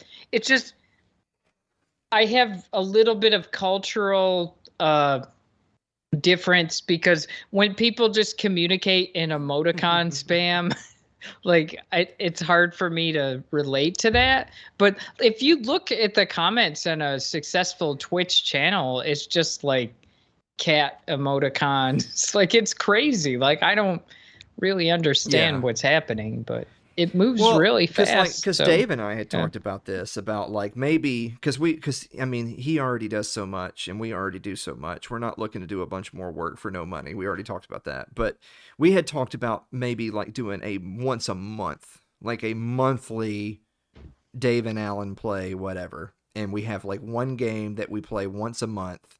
And then the next month it'll be a different game where we just have a single gaming stream, and people can get on and laugh because we're a couple of boomers playing this game or whatever. And so we talked about doing. Yeah, for me, I play with my daughter, and it's so like I have my Zoomer daughter yelling at me for like doing stupid shit on the game, which is I think kind of entertaining. Like when I was younger, I used to do a bit of gaming, and so that's why I had actually like messaged a few of my old buddies that I gamed and stuff with and was like, hey, help me make a short list of games that would be good for me and Dave, that like check the boxes of people would enjoy watching it, but we can also interact with chat, and maybe it's like live co-op. It can be me and Dave playing together, or maybe even a couple of other people, and it'll be a good time. Or if it's a game that Dave knows that I don't, then part of the joke will be Dave is dragging me through the game, and vice versa. If it's a game I know that Dave doesn't, part of the fun will be me dragging Dave through the game. So I mean, because it's entertainment value, right? Because my big thing about streaming on Twitch, and again, I'm not going to basically stream any games on Twitch until we get affiliate, and then it's kind of like I have carte blanche to do whatever I want, and if I only get one viewer, then it doesn't hurt me. What makes streaming games on Twitch tough for an old boomer like me is even if a game is something that I don't really give a shit about, then I'm not going to stream it on Twitch, because if I'm not going to have fun playing the game, I can't imagine me sitting there for hours playing it while streaming. Vice versa, if it's a game I really like, that I have a lot of genuine experience and enjoyment with, then I don't want to stream it on Twitch, because I don't want streaming it to ruin my enjoyment of the game, if that makes sense. So if you don't want to stream a game that you really love because you want to keep it to yourself, but you also don't want to stream a game you don't love because it's boring, then you're not going to stream on Twitch, basically. So that's basically the main reason I've never played games on Twitch. It's like, well, what am I going to play? But I will say this. I think there is on Twitch an opportunity because the level of content is like so low, like the production value. It's like normally it's just you take the one screenshot of me and you put it in the lower corner of the frame, and then you play a game. You're like, hello, I am playing a game today. And that's the content, and that's it. So what you and I are doing is like way ahead of that. So we actually might have the opportunity to stand out on something like Twitch. And I've been considering it because a lot of times the stuff I do involves just me watching TV and content, and it'll be like copyrighted material and stuff. But as I understand it, Twitch, although they don't ban you for copyrighted stuff, you can't monetize it. I think that's how they work. And I'm okay to accept that deal. It's like, okay, I won't monetize it, but I'll still get some viewers, and I'll, do stuff that's copyrighted that I can't make money off. But I've also come up with alternate segments. I actually want to do, for example, a cooking show, which is very open source, where like I'm just going to show my kitchen right over there. I'll be able to cook bachelor style for like one person. And there's nothing objectionable. There's nothing copyrighted about that. So I can have more widespread reaching stuff that's not infringing on copyrights. So I might do that. Like if I could do my fun copyright infringing streams that don't make money and then kind of intersperse them with other content, I think I might be willing to do that. Like that could be a good balance. Like one game that I had suggested to Dave it's a game that I've already played a bunch with my buddy Bobo. It's called Gloomhaven. So Gloomhaven is a really, really, really complicated like board tabletop type game that like if you buy Gloomhaven, the physical game, it comes in a crate that's like 50 pounds.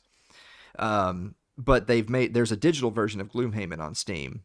And what would make it so the boxes that it checks, it's like a turn-based RPG, strategy RPG, a little bit like Dungeons and Dragons-esque, but basically the game is all pre-made. You just play a character. But the point being is that what checks the boxes for us doing it is, one, Dave doesn't know how to play and I do, so that's part of the fun. Two is it has a limited amount of voice acting in the game, but most of the text is not voiced over. It's just written and you read it, which means me and Dave are going to have to read it and do the voices. But again, that's entertainment value. Yeah. Oh, I love those games. Like The Legend of Zelda traditionally does not have spoken. Yeah. So in Gloomhaven, they have a single narrator who narrates like when you're taking on new missions and stuff. But all the in between is just the text is just on screen. And so, we're going to have to do that ourselves because that makes it funny. But again, and it's a genuinely fun game, but it's a co-op game. It's specifically intended to be with 2 to 4 players. That's turn-based, so it's not like anyone has to play any hardcore first-person shooter. It's relatively laid back for us boomers, but it is a somewhat complicated game. But us fucking up and making mistakes, that's part of the fun. So it just kind of checks those boxes. I had told my friends when I said, hey, help us come up with a list of games we could play. I had said, it has to be a game where there would be some genuine entertainment value that we can physically play and not be completely inept at. That's co-op, that we could get online and play together and stream it, and it's not going to be a big deal for us to set up the stream and do it.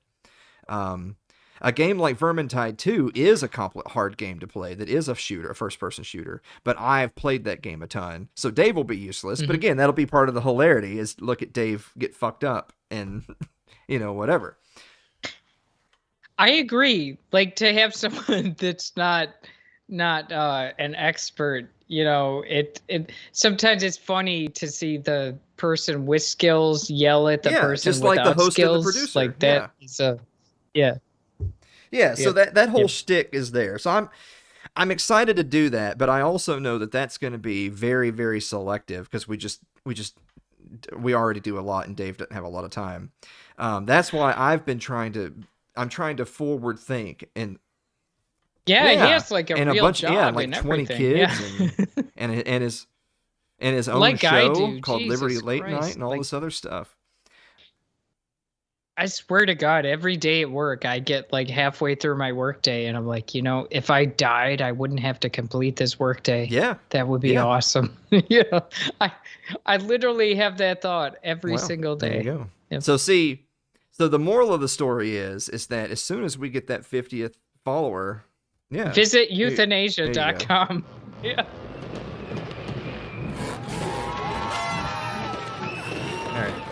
All right. There so we as go. soon as we get that 50th follower and the channel gets affiliate, then how close are you? Are you up to 40 yet? 34 or 36, something like that.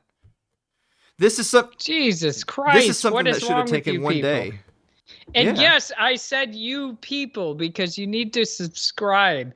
I'll start using less derogatory they just need to terms when follow you the channel. subscribe. It doesn't cost it costs nothing. Just follow the channel. I mean, we've already been through the whole shtick of, well, when we get affiliate and we unlock monetization, then where's that Fed boy guy? He could probably come out and crack. I mean, my whole thing was is that we fit into a demographic where a lot of people probably aren't on Twitch watching gamers and playing games. However, we do fit into a demographic where a bunch of people probably have Amazon Prime and order shit. So all we have to do is monetize the channel, and then all of those people with Amazon Prime can give you subs for free. You get the full value of a sub for free. I do want to defend those people because I know there's because for me, the dumbest videos on YouTube are the unboxing videos.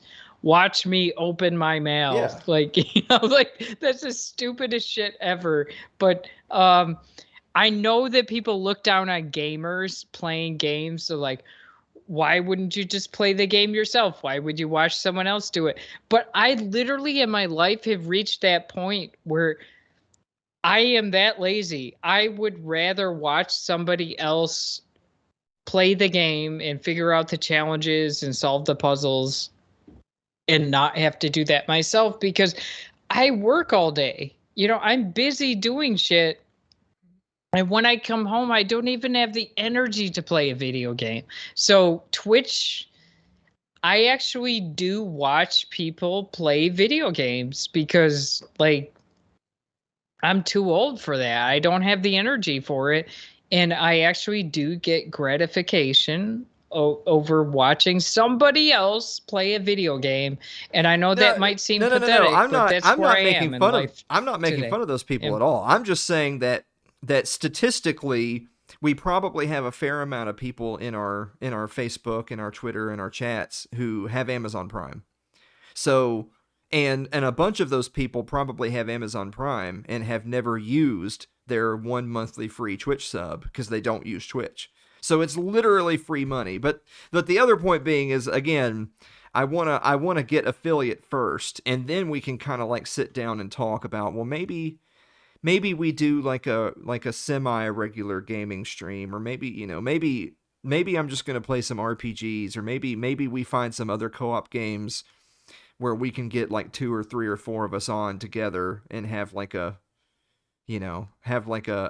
weekly or a bi-weekly like little game night, and we do it on Twitch so it's kind of like we're using the platform as intended. We're going to play some games on the gaming platform. The only reason I'm not doing that now is we're so close to affiliate, and if I get on tomorrow at midday and I start playing an NES game and no one comes to watch it, then I'm just hurting my chances of getting affiliate. So I'm going to wait till I get it first and then talk about maybe we'll come up with like a game night where we'll do some shit. I mean, I'm all for having like a game night kind of a thing. It's just, let's get affiliate first, and then let's talk about what does game night look like? Like, what do we want to do on game night? Yeah, didn't I see you playing a Ninja Turtles game or something like that? Yeah, I might have. I mean, I have all the emulators and stuff. I mean, I still do some gaming. I've got a ton of stuff on Steam. Yep. But it's just now. My favorite. Wait, hold on just a second. How hard is it to sign up for a Venmo? Dave G keeps on telling me he's not going to support the show until I have a Venmo. Oh, I have Venmo. I have Cash App. Is it an app on your phone, or can I do it on a desktop? All right. Yeah, on your phone. I'm going to do it right now, Dave. I never did it on. While you're here, I'm going to do it literally right this second. You know why I did that? Because I got the coronavirus, and my girlfriend is in a higher risk category, and I didn't want to get her sick. So I actually haven't seen her in 3 weeks from the Rona. And so I signed up for Cash App and Venmo, and like I was able to send money just using my phone. And I haven't seen her. I hope she doesn't get used to that, because I do like to see her. I mean, Annika got the Rona, but she was just like, fuck you. If you get sick, you get sick. Annika doesn't care. Yeah, it's the opposite direction for me, though. Like, she is more like, she literally at the end of 2019 she got sick, and then in early 2020 she was hospitalized, and she got this weird form of like, you know how pneumonia fills your lungs with fluid, where like her heart got filled with fluid too. It was like this crazy shit, and they had to like drill into her heart and like all this crazy shit. So yeah, that's what she went through with. So for me, it's like, whoa, I'm not going to be the one to get her sick. I just chop my fingers off. Yeah. But I'm actually paying for a blood test. I'm getting the actual Rona antibody test. That's a blood test, the real thing, not that PCR made up bullshit test, but like a real actual test. And once I got my immunity, it's like, I already got it. I'm not the problem. Not that matters, because oddly enough, they don't count prior immunity. They're just like, wear a mask, get a vax, because we can only like store 6 words in our memories, apparently. All right, Dave, I'm setting up my Venmo account right now. What's my legal? Oh, not Dave. Dave Gabriel. What is my legal first name? God, so many hard questions. Ask that Fed guy on Twitch. He probably knows all the questions. He probably does know all the questions. Damn, Fed. Like, for real? There's this one chick on Liberty Memes Patreon group. I'm pretty sure she's a normal person, but I looked at her like information, and it was basically like the same location as the NSA. And I'm like, I'm gonna assume she's a Fed. That is a conversation we're gonna have privately, either at the event or at Waffle House or at Poncho's, of who is and isn't a Fed. I've had that conversation. I vote for Waffle House. That is a great game. When you take your favorite online libertarian friends, are they a Fed? Yeah, that's a fun game. Yep. But for real, like, let me ask you this: if you're looking at a libertarian podcast and it's always called the insert your group identity libertarian podcast, if that's the name of the podcast, is the podcast creator a Fed? I submit to you the answer is yes. Venmo just told me you have 0 friends. I didn't need this. Thanks for rubbing it in. Thanks, Dave. Yep. I didn't need this tonight. It's okay. I don't have friends either. I'm not gonna sink any of my information. Screw that. All right, I have e-friends, but you know what? I don't care anymore. I count my e-friends as real friends at this point. So all right, I have a Venmo now. How do I tell you what it is? Is it my user? Is it my I'll username? look on mine. Probably so. Let's see. Venmo. So I'm going to try to configure the settings for receive here.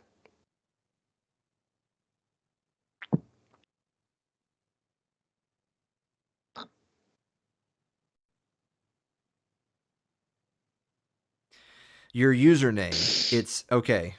Let's make sure we get it right, since some people can't spell. It has an @ sign in it, I think right? so. Well, I just made a username that was Alan Mosley TV, which is just like all my social medias and all my channels is at ALANMOSLEY TV, Alan Mosley TV. I'm assuming that's correct. That's who I. No, it has a number in it apparently. Yeah, it has that. Whatever is there for the @ sign, then that's your. But Venmo. no, it's not. But it's So not for what me, I said. it's It has a hyphen in it. It's Alan Mosley 5. Where the fuck did the 5 come from? not an Hyphens. underscore, but a hyphen. Yeah. Right. It's at Alan. Well, that's it then. That's your Venmo, and then your Cash App has like a $sign this or that. So or whatever. that's I also got money. on there. I forgot I designed a website for someone. I got money. All right. Yeah. And then we have Cash App as the other one. It's at ALAN MOSLEY 5. Because apparently there's 4 other me's. So I'm 5. So instead of an @ on Cash App, it's a $sign and then your username. I had a Cash App. Yeah. I didn't have a Venmo. Well, there you go. We accomplished something. It was worth it. After 4 hours and 40 minutes, we did it. Oh, is that how long it's been? I just want to apologize to all the viewers that we have lost here tonight. Which is about 95% of them. But I'm terrible. Like, did you ever see, you know how Andy Kaufman got out there and he read The Great Gatsby? You know, like, that's my guilty pleasure. I love to see an audience squirm. Like, I don't care about getting the laughs or the views or the reacts or the follows or or the Cash App or whatever. Like, I actually like to see an audience get uncomfortable. And so that's my weakness, you know? Andy Kaufman, he would just go out there and like effectively bomb, but he would just sit there and read the entire novel, you know, because he came there to troll them. And I actually am okay to troll an audience. So I'm probably a bad influence to be on your show right now. No, this is exactly the time for this. See, the Thursday night is what. So, because now that everyone's fallen asleep. Well, I mean, right? I'm probably not going to stay on too much longer. I think when we hit 5 hours, it's going to be done. But, so because the thing is that that's cool. What are we at right now, 4:41. by the way? 4 something. Okay, so 19 minutes. I got you. I'm cool with that standard. Okay, good. The thing is that I've been doing a show for 4.5 years now. That comes out Christ. Wednesday nights at 8:00 Central, 9:00 Eastern. I've been doing that at the same day, the same time, that whole time, and it's only. And you still get messages from people like, "When are you doing so first your of all, show?" Yes. And second of all, it's only very recently that we started doing these like semi-weekly live stream things. But what I had said is that, well, if I'm gonna start incorporating live streaming, other than having the little donation thing, like, don't get me wrong, if we live stream for 2 or 3 weeks and didn't make another penny, I'd never live stream again. It's only through the graces of people supporting us that we keep doing it. But with that said, I want to make the different days a different theme, a different product. I don't want to just stream 3 or 4 nights a week. So what is it? Monday, Wednesday, Thursday? So right now it's Monday, Wednesday, Thursday. But Monday, because Monday and Thursdays are live streams, but actually me and Dave are getting ready to. Oh, Monday is like drunk guy night. So Monday night is the It's Too Late community live stream. So that's everybody in the private group, all the usual characters, and I'll invite them on. They can get on Skype. I'll pull them up here. If Ryan wants to talk about killing hobos, he can do it. We can do everything right here on the show. which he often often does. does. Yeah. And then Wednesday nights, just like it has always been, is the show. That's It's Too Late with Alan Mosley. So that is the show. It's a planned full hour of content with segments and commercials and guests and all that. And then well-planned content. And then Thursday night is now branded as It's Way Too Late with Alan Mosley, which I had, you can see here in the image. Yeah, right there. It's Way Too Late with Alan Mosley, which is like, if It's Too Late is more like where you have the extra drunk viewers. It's Too Late is mirrored like a late night show. It's Way Too Late is more like Rogan, where it's just, we're just sitting here and we talk for longer than a segment about whatever we want to talk about.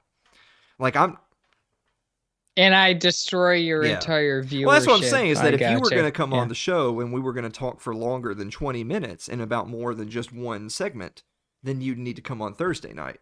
If you're going to come on Wednesday night, I wish I had a professional expertise for Wednesdays, but I'm just a regular dumb guy. You know, I tell other people, because this is what's funny, is, you know, I've been doing this, like, I've had lots of people on the show. I've had a number of my friends on the show. Dave, the Twitch is Alan_Mosley. I can put the twitch.tv/Alan_Mosley. I've been doing the show for a while, and I've had friends on, you know, that I just wanted to have on because they were my friend, and I said, fuck it. Like Clay Davis is not a famous person, but at the time that I had him on, he was working with Meharry when Meharry was in Kentucky. They were doing a group called We See You Watching Lexington. Which, by the way, he works for Chef Gold, right? Yeah, that's awesome. Like, I came across him random. Like, I had seen him on your show, and like, I do my finance gold research, and I came across him. And I'm like, holy shit, he works for Chef Gold. Like, that was awesome. Yep. Okay, hold on. I gotta find the Venmo again. What was it? I think it was at Alan-Mosley-5. Oh, we're gonna have to scroll up, aren't we? Pretty sure that was it. How could there be 5 of you? Are you sure there are 4 others? That's what it, like, my user. Yeah, at Alan dash, not to be confused with a hyphen, Mosley dash. That's what it 5. gave me. Apparently, there are many other Alan Mosleys on. Wait, hold on. On now it's fucking different again. Now it's not that anymore. Now it's at Alan Mosley TV. Like I had it. Remember how I said I made my username Alan Mosley TV, but then it made it that? Now it's back to Alan Mosley TV. What the fuck? Well, you can't see because the camera won't focus. But it's at Alan Mosley. I can see a QR code. It's I can at screenshot Alan Mosley it. TV. So Dave G, I want you to verify that you heard this. Oh, god damn it. That's a pretty low quality screenshot. At yeah. Alan, no, not Alan Mosley. Shit. At Alan Mosley TV. I'm going to zoom in on Alan it. Hold Mosley on. TV. That is my... I'm even going to close it and open it again just to make sure, because they literally changed my Venmo since I've told people. It's pretty grainy on mine, but yeah. But whatever. If you have the QR code, you can just post it wherever. I'm clicking. Oh, we have new comments. Let's catch up on them. Oh, they're all that's me. Yeah. It's at Alan Mosley TV, which is my same thing for, like, when I say follow me on Twitter at Alan Mosley TV. Subscribe to our YouTube page, youtube.com/Alan Mosley TV. Its Venmo is at Alan Mosley TV. So Dave G, I hope you're still on and can hear me and can verify that we've fixed that information. It's at Alan Mosley TV. I just want to let you know that I highly look forward to Waffle House when I'm in that area. Because we don't have those. You do have IHOPs though, right? Oh man, I'm so scared that Dave G is gone and didn't hear me. That we got the right Venmo. because I'm not seeing him in chat anymore. I really, really, really hope he got the right one. There are IHOPs down here. Like, there's not one in Columbia. The reason I mention it is IHOP, the best thing on the menu I can recommend is New York cheesecake pancakes. I don't know how they make this magic happen, but if you go to IHOP and you order the New York cheesecake pancake, it is divine. It has like cake chunks in it, like chunks of cake batter. Like, it is just incredible. And I do it on the days where I'm okay to eat some carbs. Yeah. Because it's like incredibly unhealthy, but it's pretty good. But you know, Waffle House, you just go there and get a classic hash browns and bacon and eggs, and that's some good stuff. Yeah. I really appreciate that. The thing is, so when I wasn't a fan of their grits, to be honest, but I said this on the show several months back when Sherry was still on, that someone asked about grits, and I said I don't really like grits, and then they tried to pull my Southern card, as if I'm going to listen to goons from like upstate New York about whether. Oh, you know what the one thing is?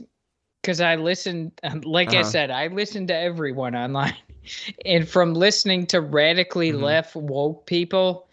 Have you heard of chitlins? Chitlins.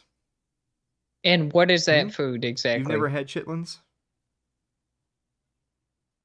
Well, what is it exactly? Hold on. The correct answer is slave food. Well, it's just the scraps that were left over for the slaves. That's what I heard from the woke leftists anyway. They're fucking retarded, dude. But like, what's funny is that somebody you want to hear. Fair enough. Fair enough. Yep. I don't. This was a while. It was since Dave has been on the show, but it was a little while back. Alan, I have to again apologize because I think I've lost all your viewers with this. Whatever conversation we've had, it has been absolutely We've got a new viewer and now I apologize. who missed everything and asked what happened. It's please. And he says cheddar cheese, bacon, hot sauce, and grits. So whenever I go to Waffle House, I always get a bacon, egg, and cheese sandwich with hash browns well done. Ask for them well done so they'll be crispy. And then if I really am hungry, I'll get a waffle. But you know, a waffle at Waffle House isn't a waffle. It's just cake. It's just a big piece of cake. Yeah. Right. Yeah, it is. Yeah. Nothing wrong with that, by the way. But and Waffle House is pretty cheap. Yep. It's comparatively. My favorite, because I love omelets, like a good old fashioned 3-egg omelet, and basically you take an omelet and you get some what do you call it? Sauteed onions. And then you mix that in with the omelet, and that's pretty. And also, I like to have barbecue sauce. Barbecue sauce is good as well. So if you mix all those 3 ingredients, to me, that's a very good omelet. And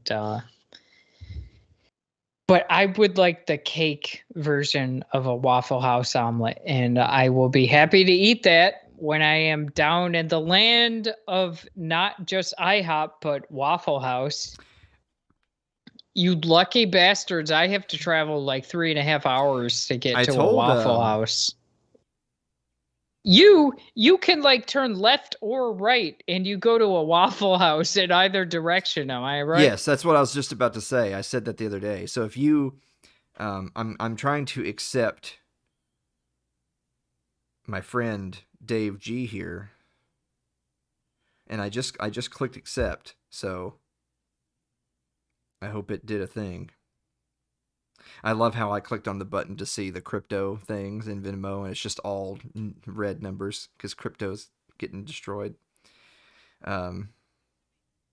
Just to be clear, though, I stay up late on a regular basis, so I know we don't have a lot of viewers, but I'm thankful for the people that are here. You late night owls, I feel you, and I'm glad that you're there. All right. Well, I just did the thing. I just clicked accept. It's not actually. It still says I have 0 friends, but I clicked accept. So I hope that that's working. Speaking of that, I mean, I'm a hardcore night owl, so it's partly because of the crippling depression and never sleeping. Yeah, I But get it. my normal, like, if people, like, in all serious, like, Well, crippling depression is one element, but the insomnia, that's a different factor. my normal entirely, I think. Because for me, I'm incredibly depressed, but I can get a good night's sleep. My normal schedule, like, if it ever matters at all, and you're wondering, and now I have to, it wants another code. Jesus Christ! All of this just to accept Dave G's friend request. Or like a 2 factors, this or that. Jesus Christ, yeah. By the way, I want to say, because I think a lot of atheists are god awful. Well, of course they are. Insufferable. Like, because I don't necessarily believe in God, but a lot of the people that are like these atheists, highfalutin, high-nosed people, they're insufferable. They really are. The agnostic atheists, like the worst people ever. Yes. So I've got a million like thoughts in my head because I was busy trying to do this thing. So I should be friends with Dave G now. But like for me, it's like people think if you're an atheist, you automatically have to be this leftist piece of shit. But like, I don't view it that way. So let me get caught up on thoughts now that I finally got that out of the way. So first of all, Keith is still here, and he says this is true about turning left or right. Good for you. So yeah, if you go down the hill from where my apartment is, you will reach Bear Creek Pike, which is the same road that the studio was on, where Blake's studio was on. If I turn right, I'll be at a Waffle House on my right in 5 minutes. If I turn left, I'll be at a Waffle House on my left in 5 minutes. Yeah, it's like churches in Kentucky. They're fucking everywhere. So first of all, yes, that is fantastic. I used to eat at Waffle House a lot, and I actually haven't been to Waffle House in a long time. I know that that's like sacrilegious, but I actually haven't. The next thing is okay. I actually am angry because I have such a famine of Waffle Houses that for you to have that privilege and not make use of it, it kind of makes you a terrible person. So yes. And each Waffle House has its own feel. Yeah, different Waffle Houses are different. They really are. But believe it or not, But we're gonna go to Waffle House, right? When I'm down there in your southern hillbilly land, right? So yeah, because hold on, I got like 20 different thoughts I'm trying to catch up on. And it doesn't have to be Anna Kay, because I know she doesn't normally associate with the. So first of all, Anna Kay is a way, way, way nicer person than me, by an enormous margin. Just so you know, though, like, yes, I'm just a lowly commenter, and I have no class or anything. So, like, yeah, if she's happy to be on my level, I absolutely am. All but right. No pressure. I'll tell her you said so. Then she'll feel really bad and want to cut herself. Yep.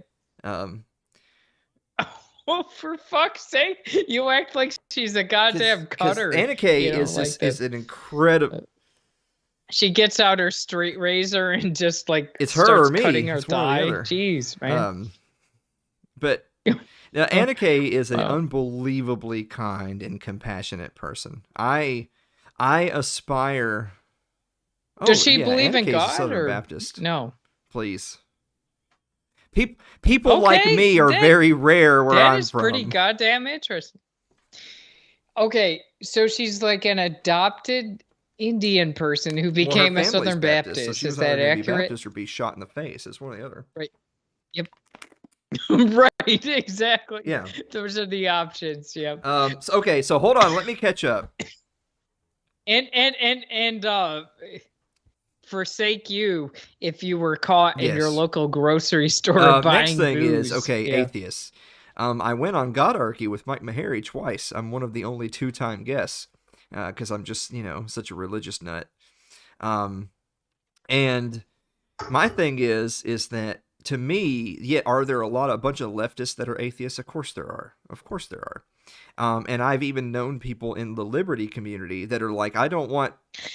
Well, they seem to dominate. But you know what? Leftists dominate everywhere. Hate to be the one that bursts everybody's bubble, but y'all are losing hard to progressivism. But anyway, there's a lot of people in the liberty community that are deeply religious, and they think that like atheists are the worst thing ever. And I do reject that, because to me there is a tradition of anarchistic atheists, and to me it kind of goes hand in hand. Like it's not a wide logical leap to take people that don't believe in a god and don't appreciate a cosmic ruler, who also politically don't appreciate rulers. Like, to me, that just logically follows. I don't want to be ruled by God or man. So it's not.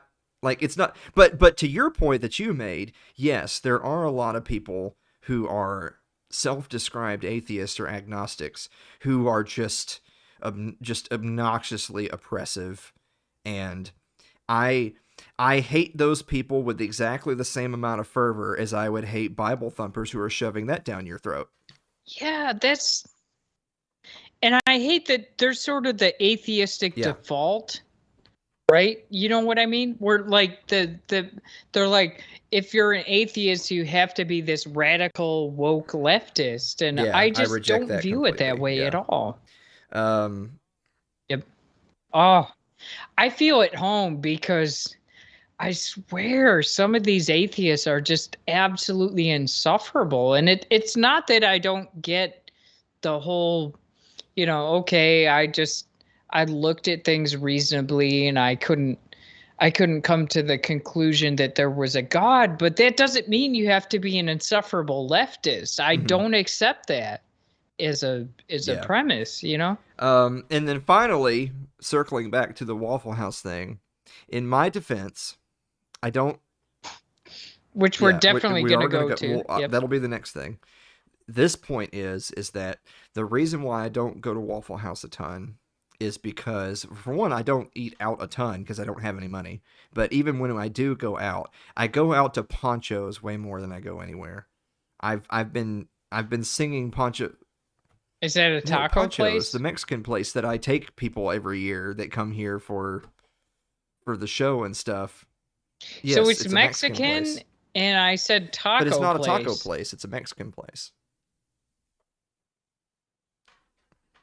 So what would you typically order at this? I mean, they have tacos on the menu, Mexican but I've honestly place. never ordered a taco there. Right, right. But what do you think is their prime what I menu always item? order is chicken fajita nachos. So okay. I will say this though, for any proper good Mexican place that I've ever been to, it doesn't matter what you order on the menu. Like, it literally is all good food. So that's correct. The prices are pretty good. I always get the chicken fajita nachos, and it's also being like it's run by real Mexicans. It's a Mexican restaurant. When I say chicken fajita nachos, I'm not talking about like Taco Bell where they bring you a circular plate this big and it's got chips and cheese. I mean the plate is the size of my keyboard, and it's piled this high. It's a lot of food. Yep. Even the appetizers are filling at a proper. So the whole I weekend, and this is. Could you possibly take me to that place? Because I would be incredibly. So that's the next thing. Because we just hit the 5-minute mark, so I'm getting ready to play the slow jazz, but sometimes the slow jazz messes up our sound. So I'm going to say this first. Hopefully, I'll be able to hear it because it really sets the vibe. You should be able to. Yeah. If you're not, then all I have to do is hit stop sharing, and then start sharing again with audio. And then you should have that right. All right. Oh, there we go. Please. So what do you think? Please. Do you have a final? I noticed the wink that you do at the end of the show too. Mhm. You know, you do that. Yeah, there's certain things I do every single week that, I mean, they're just what I do. Anyway, so Please says, my road is icy and now I want Waffle House. Thanks. You're welcome, buddy. You know what? If you make it, Waffle House will be there. I have great respect and anyone that's within driving distance of a Waffle House should be incredibly thankful. It takes me 3.5 hours to get to I'm one biased of those. because I'm a Southerner, but the South is just objectively superior to all other parts of the country. When it comes to junk food, When it comes to everything, when it comes to weather, when it comes to hot Southern bitches, just the world's your oyster down here. It really is. So anyway, what would you describe as a hot Southern bitch? Does she have not a fat necessarily. ass? Or I mean, no? if you're into that, she can. I mean, everybody wants a Southern belle at least once. But anyway, we're getting off topic here. So the weekend of Yes, June we are. 4th, we have a tradition. Keith says 100. That's right. He knows. He knows what's up. Please be technical. Yeah. The thing is that weekend, I try to make time. I try not to pressure myself too much about the event because I want to have time to visit with everybody. I actually was really unhappy when we did episode 100, which was the one you guys were there at, because we had so much shit going into the night of the event, on top of the fact that I was going to propose to Annika, which that wasn't a secret, by the way. She already knew. Like, it's. Do you think that was a good move at that particular event? I mean, I was going to do it. She already knew I was going to do it, and so it really was just a matter of, well, when, right? Like, do you want to just do it in private? Do you want to do it among friends? It's obviously not going to be among family because they hate me. I can see her being disappointed. She's like, you wanted to do this around this many autistic people? I mean, she wants to pat all your little heads. Anyway, but anyway, hold on. Just let her know that I am a high functioning We're getting off subject again. So the point being is that when we did episode 150 and there on out, is I want to make sure that a relatively minimal amount of stress goes into planning the event. That's why I want help planning the event. And getting people to show up so that I can make sure that I block out times. And I want to try to communicate with everybody, like, okay, who's coming, but who's coming when? Who's getting into town early? Who's getting into town right then? Who's going to be leaving town early? Who's going to be leaving? Who's going to be sticking around for a day or two? So that I can plot out, who's going to be where and when. And then, because it's for 3 different reasons other than the event itself. One is every single year we've had a live event. We had one Ponchos get-together of, like, the elite of the elite. Like, my personal close friends who are there at the time, who, like, I have their cell phone numbers and vice versa. They get to come to the Ponchos elite dinner. And we've done one every year. So you've got to be there. You've got to come to Ponchos, because there will be one where all the insiders are going to be there, and we're going to Ponchos. And now, outside of that, and outside of the event, I know that everyone loves Waffle House. Like, I'm not like you guys. I have it here all the time. So you guys are like, oh God, we got to go to Waffle House. So I tell everybody, well, you tell me when you're going, and I'll come. I'll go with you to Waffle House. But of course, the different people, some people know each other, some people don't, some people are traveling together, some people aren't. So basically I'm sacrificing my body for like 72 hours. I just won't sleep for 72 hours, and I will hang out with everyone and go everywhere and do whatever. I did that at 150. Not sleeping for 72 hours, is that atypical? I mean, I don't sleep well, but I don't literally stay awake for 72 hours. I mean, I'm exaggerating. I'll go to bed a little bit. What's your maximum, 48? That I've ever stayed awake, ever? No. I guess I won't say maximum, but in a normal week, realistically, you could stay up a certain amount of time before you physically in a normal collapse, week for me, right? Because see, you're getting me off subject. This is why we don't have any viewers. You're getting me off subject. And a normal week for me is I will. Oh yeah, Yeah. I'm way off topic, and Yeah. I drive away every single I will viewer. go to Yep. bed somewhere between 3 and 4 o'clock in the morning. It'll usually take me about an hour or two to fall asleep. I'm a very light sleeper, so I will usually wake up multiple times, trying to then go back asleep again. And then I will get back up and be up around 11 to noon. And in that period of time, I may sleep anywhere between 2 hours or 4 hours or 6 hours, or hell, maybe I hit the jackpot and I sleep 8 hours. But what unfortunately what happens to me a lot of the times is if I have a bad run of days where I only sleep for like, an hour, 90 minutes, something like that, with uninterrupted without a lot of waking up, as soon as that happens 3, 4, 5 days in a row, eventually I'm going to crash and I'm going to be like I'm in a coma and I'm out for like 12 hours. And then, the cycle kind of repeats.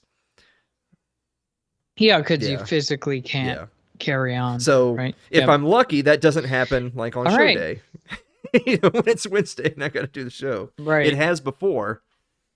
I noticed that you tend to work around this. Yes. So. I was going to say, like, a big chunk of the money I make right now, I'm doing a project for TAC. They have an internal bill tracker with all the bills that they track, that they write about and all that stuff. And they're going to be making a subdomain on their website where people can access it, basically. Go on, check out the stuff that they've tracked, check out the stuff they've written, whatever. I'm helping them build that. But that's a great job for me because I love Michael Bolton. I love Mike Maharrey. We all get along great. I'm perfectly content to help them out. I'd much rather help them out than, McDonald's. That was so cool, like, to find out that he works for Shift Gold. I was like, oh my God. But that also is the kind of job that I do it right here. I follow the finance. I do that right people. here, and it's and I'm a contractor doing a project, so I do it when I do it. So Michael Bolton's actually on the West Coast. He's in LA. So a lot of times when he's getting ready to go to bed, it's 2 o'clock here. And so he's getting ready to go to bed, and he'll message me on our internal messaging app. Hey, Alan. Which, by the way, I just want to point out that I have right here the Constitution Owner's Manual by Mike Maharrey. It's very enlightening because it's like when they send people to lawyer school to pass the bar exam, guess which constitutional amendment? The 10th Amendment. They don't teach them about. It doesn't exist. The 10th Amendment. The 10th Amendment is never the right answer on a multiple choice test, ever. Oh. Like, that hurts my heart to know that that's the right answer. Like, so, but that's the point. He's made it very clearly is that the goal of those black-robed priests is to uphold the will of the government. Like, they're not like these high-level people that have like this superior knowledge. They're only there to carry on the political wills of the government. Correct. Like in yep. No, I was just going to say, if you're going to advertise that book, you got to tell people to go to Audible and get the audiobook version. Yeah, let's see. I'm going to look through it, see if there's any graphics that are notable. Not really. Yeah. Okay, I think this would work very well in Audible. I always hate when there's an Audible book where there's some graphics that are very prominent that you can't get. It's a great great audiobook. I would recommend everyone get the audiobook of Constitution Owner's Manual for no reason in particular. I just think it's really good. Yep. But that is like beautiful, like for anyone that's you're sort of anti-government, but you don't exactly know why. I think that book spells it out very, very well, So anyway, that's it. And I think we're out of music, by the way. Now I'm curious if it actually says. I'm gonna. Oh yeah, no, there it is. Yeah, it has me on there. Ha ha. But I appreciate that. Like these are my main books: Constitutional Manual and Owner's Manual, and then Suzanne Sherman's The Lost Frontier Handbook. Do you have a copy of that? Because it's pretty damn good. I don't have that one. But it basically is about, like, you and I, our ancestors had this frontier living where they weren't dependent on anyone and they just had to live off the land. And it's actually an ancient skill. Like, it's not a crazy, wild idea. It's something that humans have been doing for thousands of years. And I really like that book. It's somewhere in the background there, but the Lost Frontier Handbook, that's another good self-reliance kind of video. And that's the funny thing, is that we have this narrative that there are terrorists and cyber attacks, and so of course the solution is more government control. But Suzanne Sherman's book is like self-reliance. It's like, take care of yourself, form communities, find a way to support yourself. And basically that's the enemy of the government, is self-reliance. Well, so yeah, they didn't have me do the audiobook, so that's a good book as well. I just wanted to mention. Yeah, I only advertise books if I did the audiobook, so sorry, Suzanne. I gotta mention that one of my favorite internet comments ever is you had Suzanne Sherman on It's Too Late, and she had a rotating Christmas tree where it would like spin, and there was this one viewer, he's like, am I really high, or is that Christmas tree spinning? That was like my favorite internet comment ever. That was great. So, but thanks for joining recap. us, everyone. If you're coming June 4th, and I hope you are, it's going to be awesome. I'm amazed Adam Sakozin just commented. Jesus Christ, he's still here. Yeah. He's still here. All right. Get in touch with me. We're going to have our little group together. June 4th is going to be an absolute bash. It's going to be so much fun. Everyone's going to be there. It's going to be great. But for all these little Waffle House and Ponchos trips, we got to be in communication. The Ponchos trip is going to be on the down low. That's going to be our private group. If it ends up this past year that we did it, God, I think we ended up having like 12 people showed up at Ponchos in Columbia. That was earlier the day before, I think, and they were there. So we have to figure out when everyone's going to be there, either the night before or the day after, to go to Ponchos. And then Waffle House is then like the tertiary event. And that's more of a people need to let me know. Keith says June 4th is a pretty far drive, but I might be able to make it. Well, I hope you're not driving to June 4th. I hope you're driving to Middle Tennessee on June 4th. But hey, if you got the time, make it available. If it's a priority, you make it happen. And if you don't have the time, I guess you don't. But I would recommend it for sure. It's actually great. There's going to be so many awesome people there. But that's June 4th. The Ponchos dinner/lunch will be either the day before or after, somewhere around there. And then Waffle House will just have to be, of course, it's Waffle House. It can literally be any time because they're open 24 hours. But Waffle House will be like on a case-by-case basis. If someone says, hey, I really want to go to Waffle House, we just have to be in connection. So I'm here. And the only other thing to manage is that, of course, a lot of people will be coming through Nashville, either because they flew or because they're driving down here. The actual venue is in Bon Aqua, so it's like 45 minutes like southwest of Nashville. I'm in Columbia, which is like 45 minutes south of Nashville, and Bon Aqua is like 45 minutes northwest of me. It's like a triangle. So the day of the event, I'm going out to their place, Andrew and Camelia's, and it's a little bit out off the interstate to the west. I'm probably not going to Nashville. Anyone who comes in who's like staying in Nashville that says, Alan, come hang out, it's not going to happen. I'm not a go hang out in Nashville kind of guy. But Ponchos is in Columbia. Yeah, maybe Murfreesboro. Well, Murfreesboro is off Nashville. to the east. You're going way the opposite direction if you go to Murfreesboro.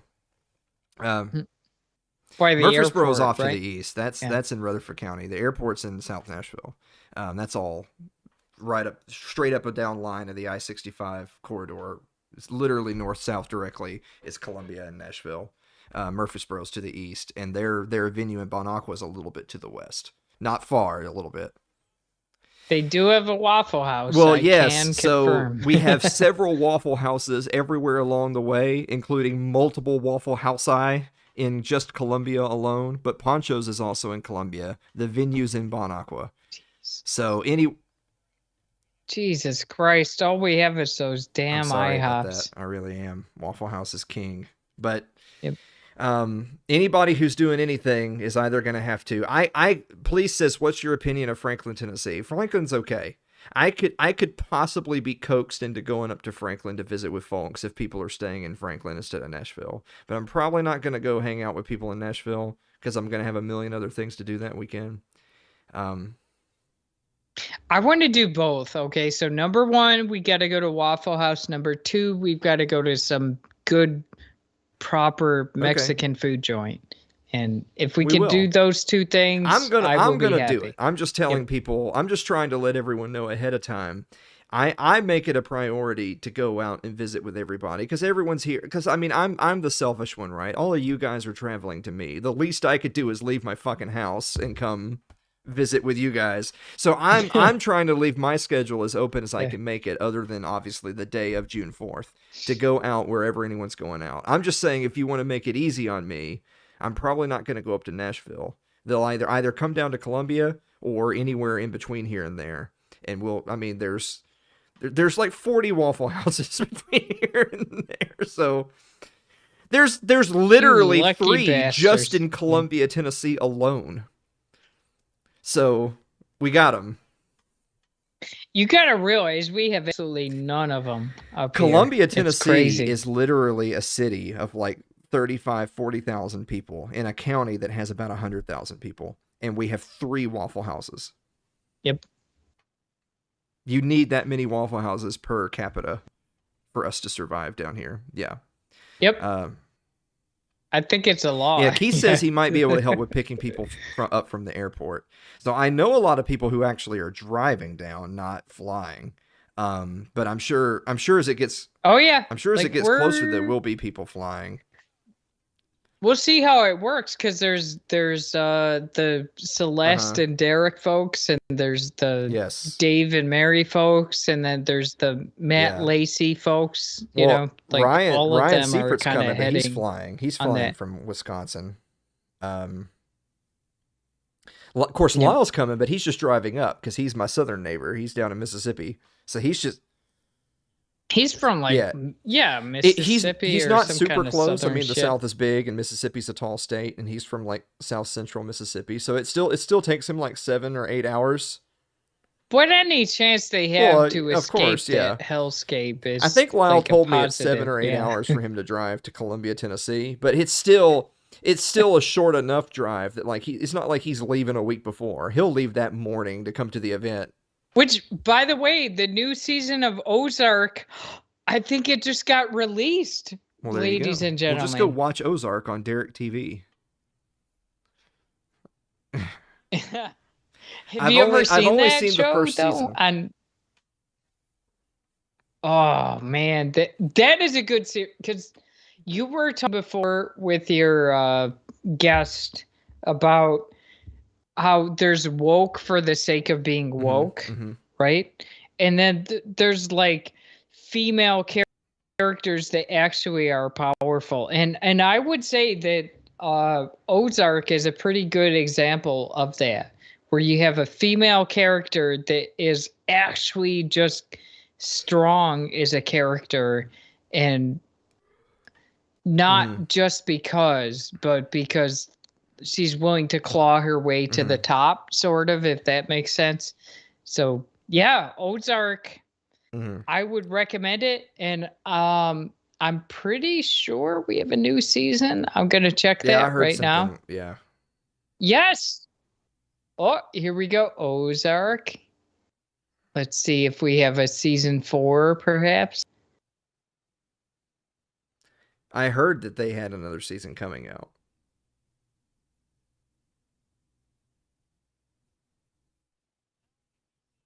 No, it just says season 3. God damn it. I think Yeah, it's I think it's supposed to coming out come out soon. Yeah. Or something. Well, like I had talked to Pete earlier about that show, The Boys, the superhero show that's on Amazon. Which that is the one last question I had for you, because I've heard that it's sort of an irreverent comic book series. Would you recommend The Boys watching is pretty The good. Boys? It's not. I wouldn't really call it a irreverent comic book series type show. It's a world where there are superheroes, but it's corporate superheroes. There's literally a corporation who basically they manage the superheroes. But it's a bunch of shady, underhanded, like corporate type stuff. It's not, it's not. Everyone thinks, like in the world, like, everyone thinks of them as Disney, but they're not Disney. They're evil, or at least not nice. And the name The Boys comes from there's basically a group of mercenaries that they hate them and they want to take them down. And so you have a little bit of that. These regular dudes trying to take on superheroes type of a situation. So I would recommend it. The reason I brought that up again was just because their season 3 is going to be coming out soon. I saw a teaser for it and I was like, oh, season 3 of The Boys is coming out. Guess when it's coming out? The weekend of June 4th. So maybe the following week. Yeah, the following week I'll watch more of The Boys. Dave G said, "Am I the only one left?" I've watched a lot of TV series after the fact, so Dave I'm G, okay to actually, wait. believe it or not, you're not the only one left. Please is here. Keith is here. Adam Sakozin was still here. I don't know where these random people came from right as we're getting ready to sign off, but you weren't the only one here, buddy. Oh man.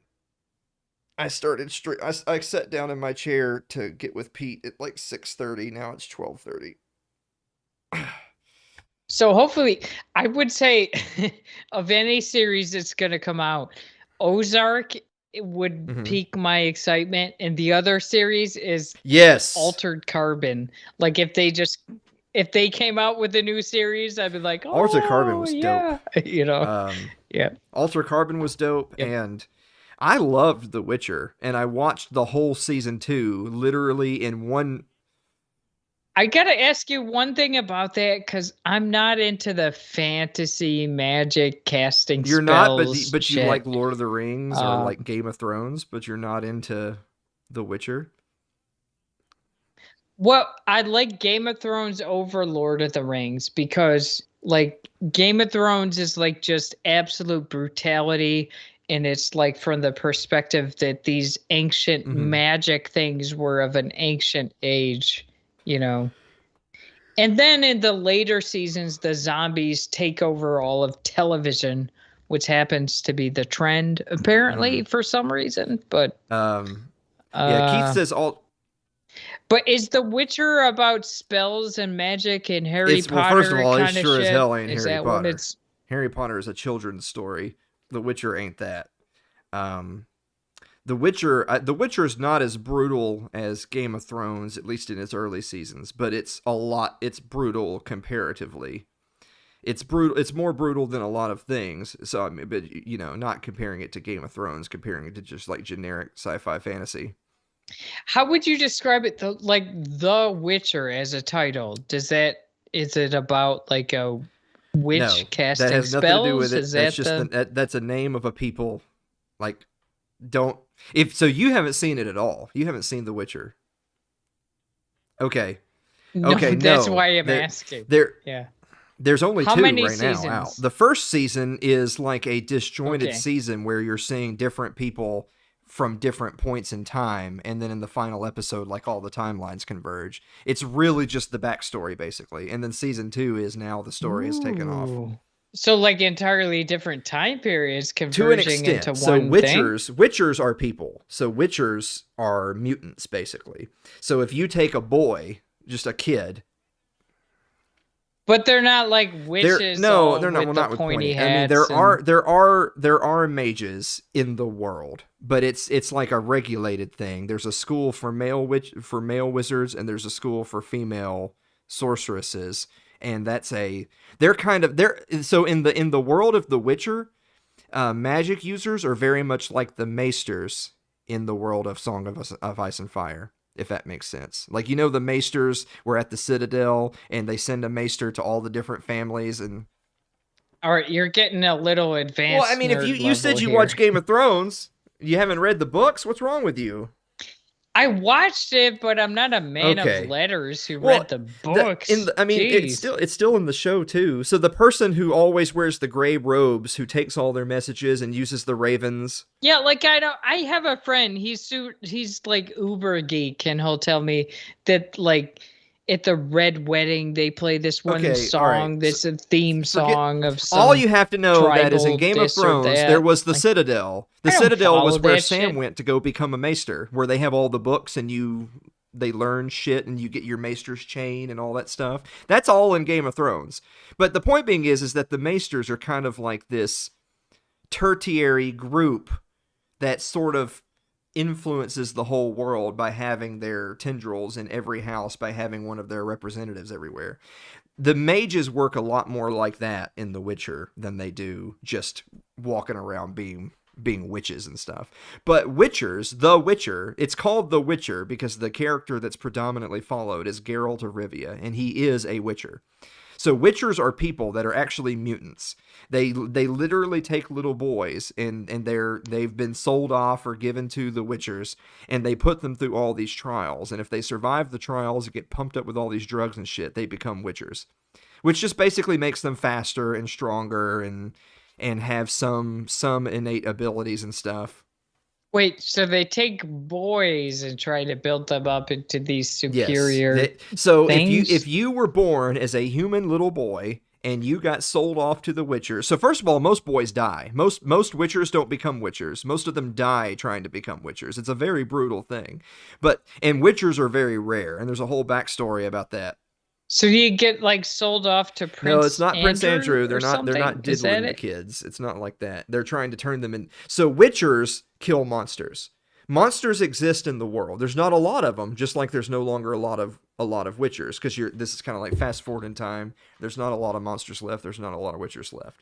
But in the olden days, kind of like in the Game of Thrones world, you said like they used to have magic and they used to have dragons, but that's kind of rare now. It's very similar to that there used to be magic is like an ancient there's still magic thing, in the world of The Witcher, and that's not unknown. People know that there's such a thing. Yeah, but once it becomes a real thing, it's beautiful. It's like, they have such a great no. This is kind of Lord of the not Rings at all. at this point. It's totally not like that. So first of all, are mages powerful? Of course they are. But it's not like Gandalf the White type thing. They're totally fallible and easy to kill because they're just people. The thing, they actually have a way of dealing. They call it chaos. So think of chaos as having mana points in an old RPG. When they run out of chaos, they can't basically it tires them out the way you would get tired jogging or riding your bike. But anyway, that's not the point. The point is that Witchers.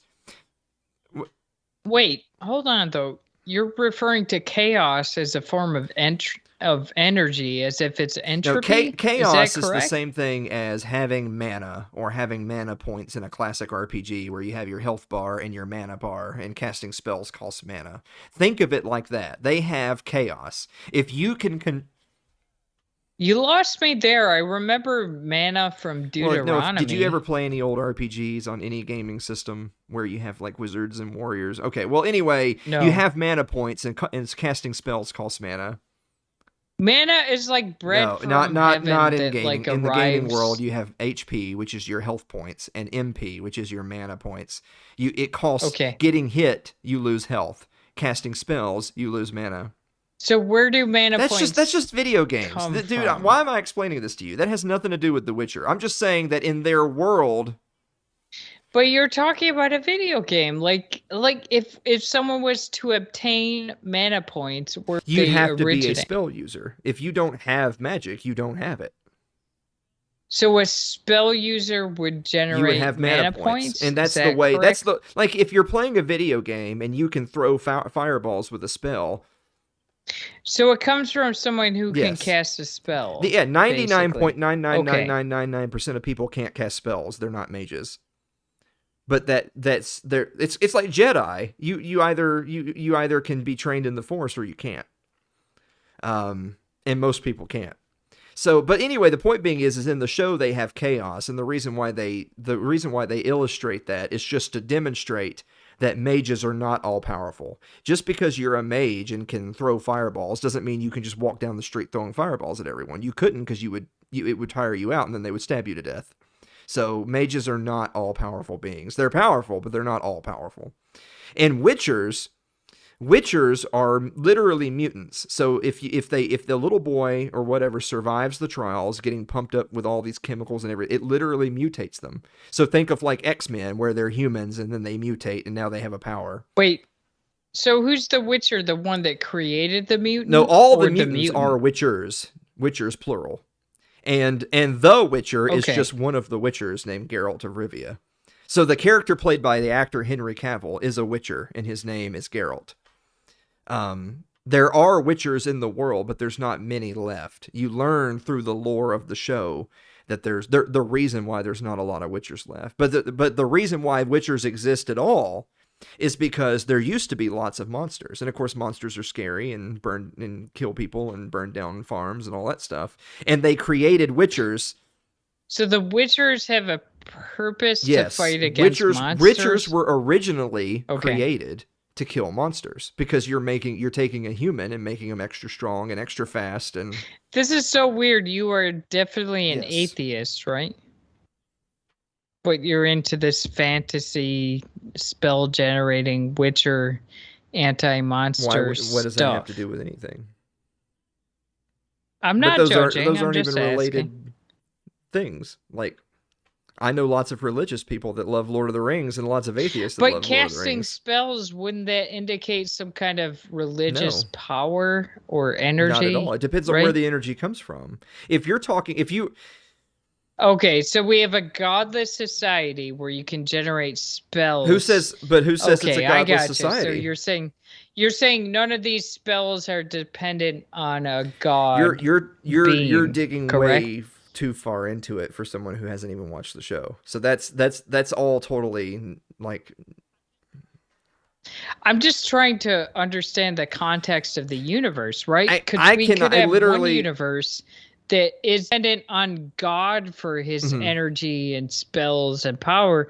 We could have another universe where, who cares about God? We just have to generate spell energy. So this is the something, last thing I'm going to say on that, and then I'm going to let that go because it's just too much to explain. You should just watch the show.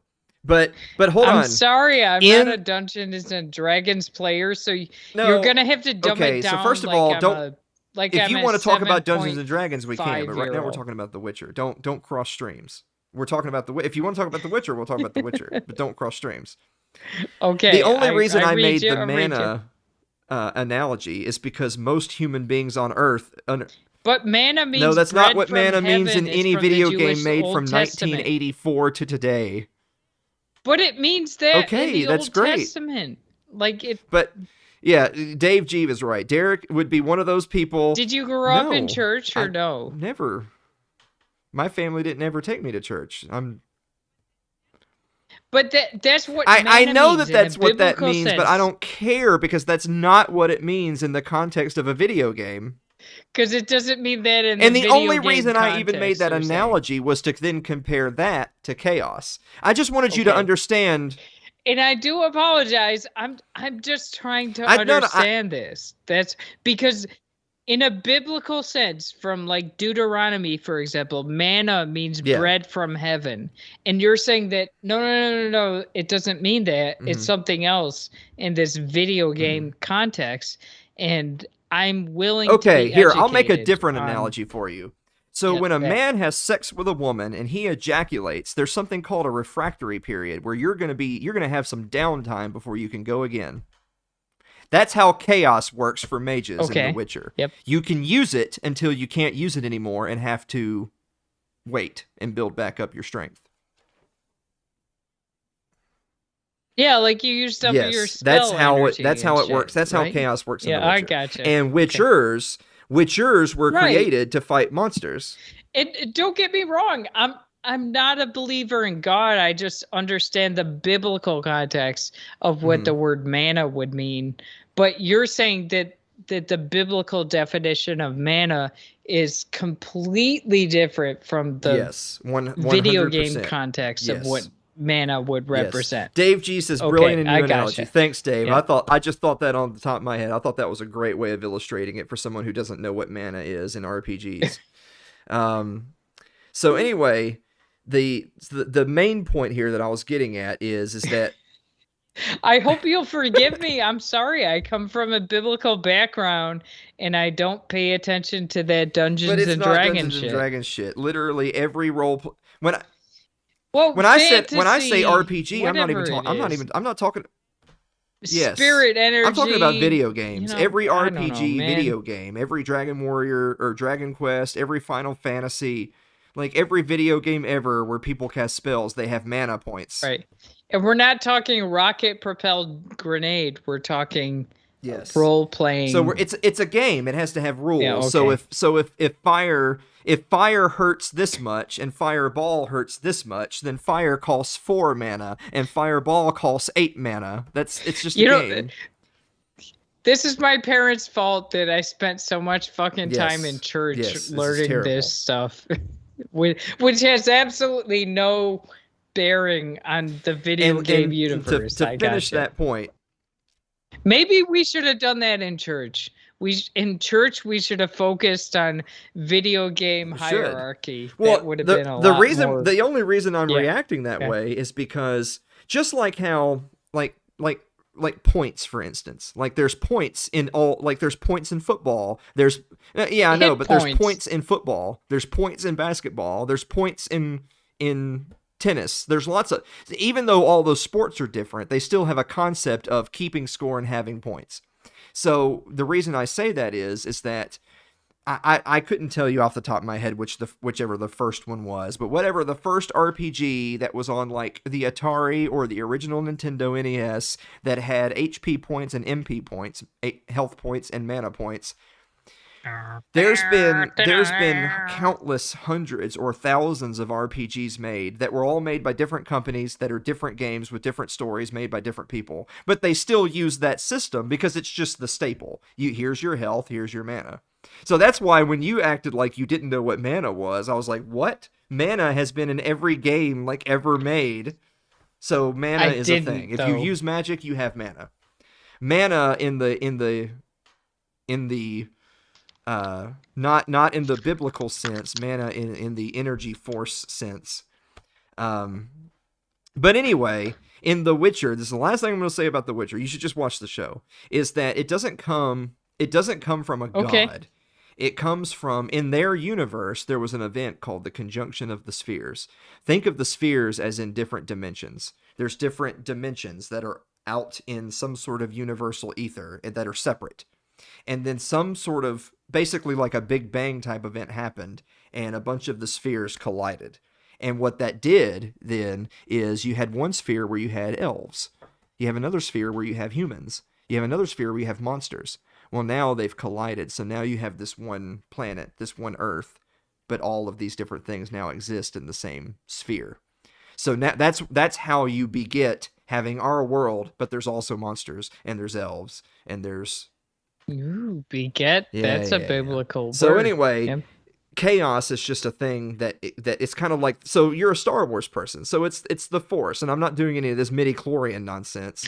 You can use the Force or you can't, and you usually have to be heavily trained in order to control it. And there are people in the universe who are strong in the Force, but they're not Jedi. They can't use the Force because they don't know how. In their world, there's chaos, and some people are strong with chaos and not. And if you're not, either you don't have it at all or you're not a mage and you're never going to be. Doesn't matter how smart or cool you are, you're never going to be one. If you have chaos, you could be trained to be a mage, and if you have lots of chaos, you can do lots of things.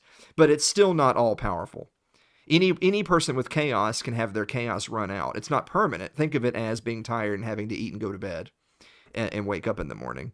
A wizard can be tired out, and then they won't have any chaos to use, and then they're just a person. And Witchers are literally mutants. Like, think of Wolverine in the X-Men, where, granted, he did have a superpower. He had, like, the healing or whatever. But because he had the healing, they gave him the skeleton and all that crap. So imagine a regular person who doesn't have any powers, but they can put them through these trials and pump them full of drugs, and then they become a mutant and have special powers. That's what Witchers are. And The Witcher... Oh, yes, like Deadpool. So The Witcher primarily follows the story of a Witcher called Geralt. And it's a fantastic show. It's really, really good. All right. And we I'll only watch went it. through all of that just to say that season 2 actually just came out in December. And I watched the whole thing in like 36 hours. And now... Are we talking 8-episode seasons? I don't remember or like if it 10 was 8 or episode 10 or 12? for The Witcher. It was definitely more than the fucking Expanse was, who only did 6 episodes for their final season. I was kind of mad about that. Yeah. Wow. The season, Yeah, the that's Expanse a is small- done. But were they long episodes, like No, 90 Like minutes? 40, somewhere between 45 and an hour. And only 6 of them. And the show's over. Oh, yeah, that's the finale. Not that long. Okay. But yeah, the Witcher. Yep. I watched The Witcher season 2, loved it, finished the whole thing in like a day and a half, and now I'm like, shit. Now I have to wait for season 3. So we had a couple characters. One of them was the guy that was like the enforcer, the soldier guy. What was his name? Amos. Yeah. Yep. Okay. And then we had like the ship captain, I have a beard kind of guy. The What was quote his unquote name? main character is James Holden. Okay. So we had Holden, and then we had Amos. He's like that enforcer. And here's my favorite line that Amos ever said. He said, "Convincing you that it was your idea is the oldest trick in the book." And that's brilliant. That's what voting is, right? It's like it was your idea. You voted for it. Like that's exactly what voting is. Amos. And I thought that Amos is a fantastic brilliant. character, Yeah. but there's one particular scene of his or concept of his that I think I want to say it happens in season 2, not season 1, but I could be wrong. I think it's season 2, where he kind of has that motif of he comes from humble beginnings and he's just a dude doing his job, but he has a code of honor and all that. But he has this particular thing that he tells a story about, like, working in the factories or whatever back in Baltimore on planet Earth, and how, bad shit would happen to people, and it wasn't because they were a good person or a bad person. You just get unlucky. And the phrase he used he said it was called getting caught up in the churn. Think of like a churn of like a big piece of machinery, and if you get caught in the churn and it just eats you up. And that the analogy he was making is talking about people, that that there's people out there, just regular people, good people, bad people, important people, nobodies, people with families, people with not. But you could just have regular old Joes that it's not that they did anything wrong. It's not like they deserve something bad happening to them because they did a bad thing. They just got caught up in the churn. An analogy for that would be like, some regular dude somehow goes sideways with like the local mob or something, and he gets in trouble, or he's just an innocent bystander that gets caught up in something. That's getting caught in the churn. And that's a concept that I think a lot of just casual blue collar worker type people who watch the show can really identify with. I think a lot of people can identify with, You know, a personal analogy would be, you know, me and Blake are running the studio and doing events, and I'm doing the show, and everyone's happy, and then a pandemic in hard quotation marks happens, and they lock everybody down, and we lose our business. That wasn't our fault. We didn't do anything. It's not like, you know, of course it is somebody's fault. It's the fucking politician's fault. But it's not like you or me did it. It's just we got caught up in the churn. That's all. So that's what that means. And it's a you know, that's a concept that regular people can really identify with, and that's why they love Amos so much. Yeah, like at first it seems like he's a jerk, but like once you look into that character like more in depth, like you kind of get where he's coming from, and he's just a cog in the wheel, you know. Dave G says to Derek, MP now means bread points. Yeah, from now on, we're gonna June 4th. We're gonna show Derek a bunch of our favorite video games, and we're gonna tell him you don't have enough bread points to cast that spell. Yeah, that's. You know, though, in the biblical sense, the manna arrived with, you know what dew is? Like every morning you get the dew. Like the manna was supposed to arrive on a morningly basis where it would just kind of appear out of nothing. So, yep. Deuteronomy, that's what it was. But apparently the biblical sense manna has no bearing on the video game manna. All right. So on that note, you should just go watch The Witcher. It's a great show. All right, I'll do it. And then I'll talk to you about how it's a bunch of like fantasy nonsense. I mean, do you feel that? I just can't like just I'm not a magic and spells kind of person. Like I'm a rational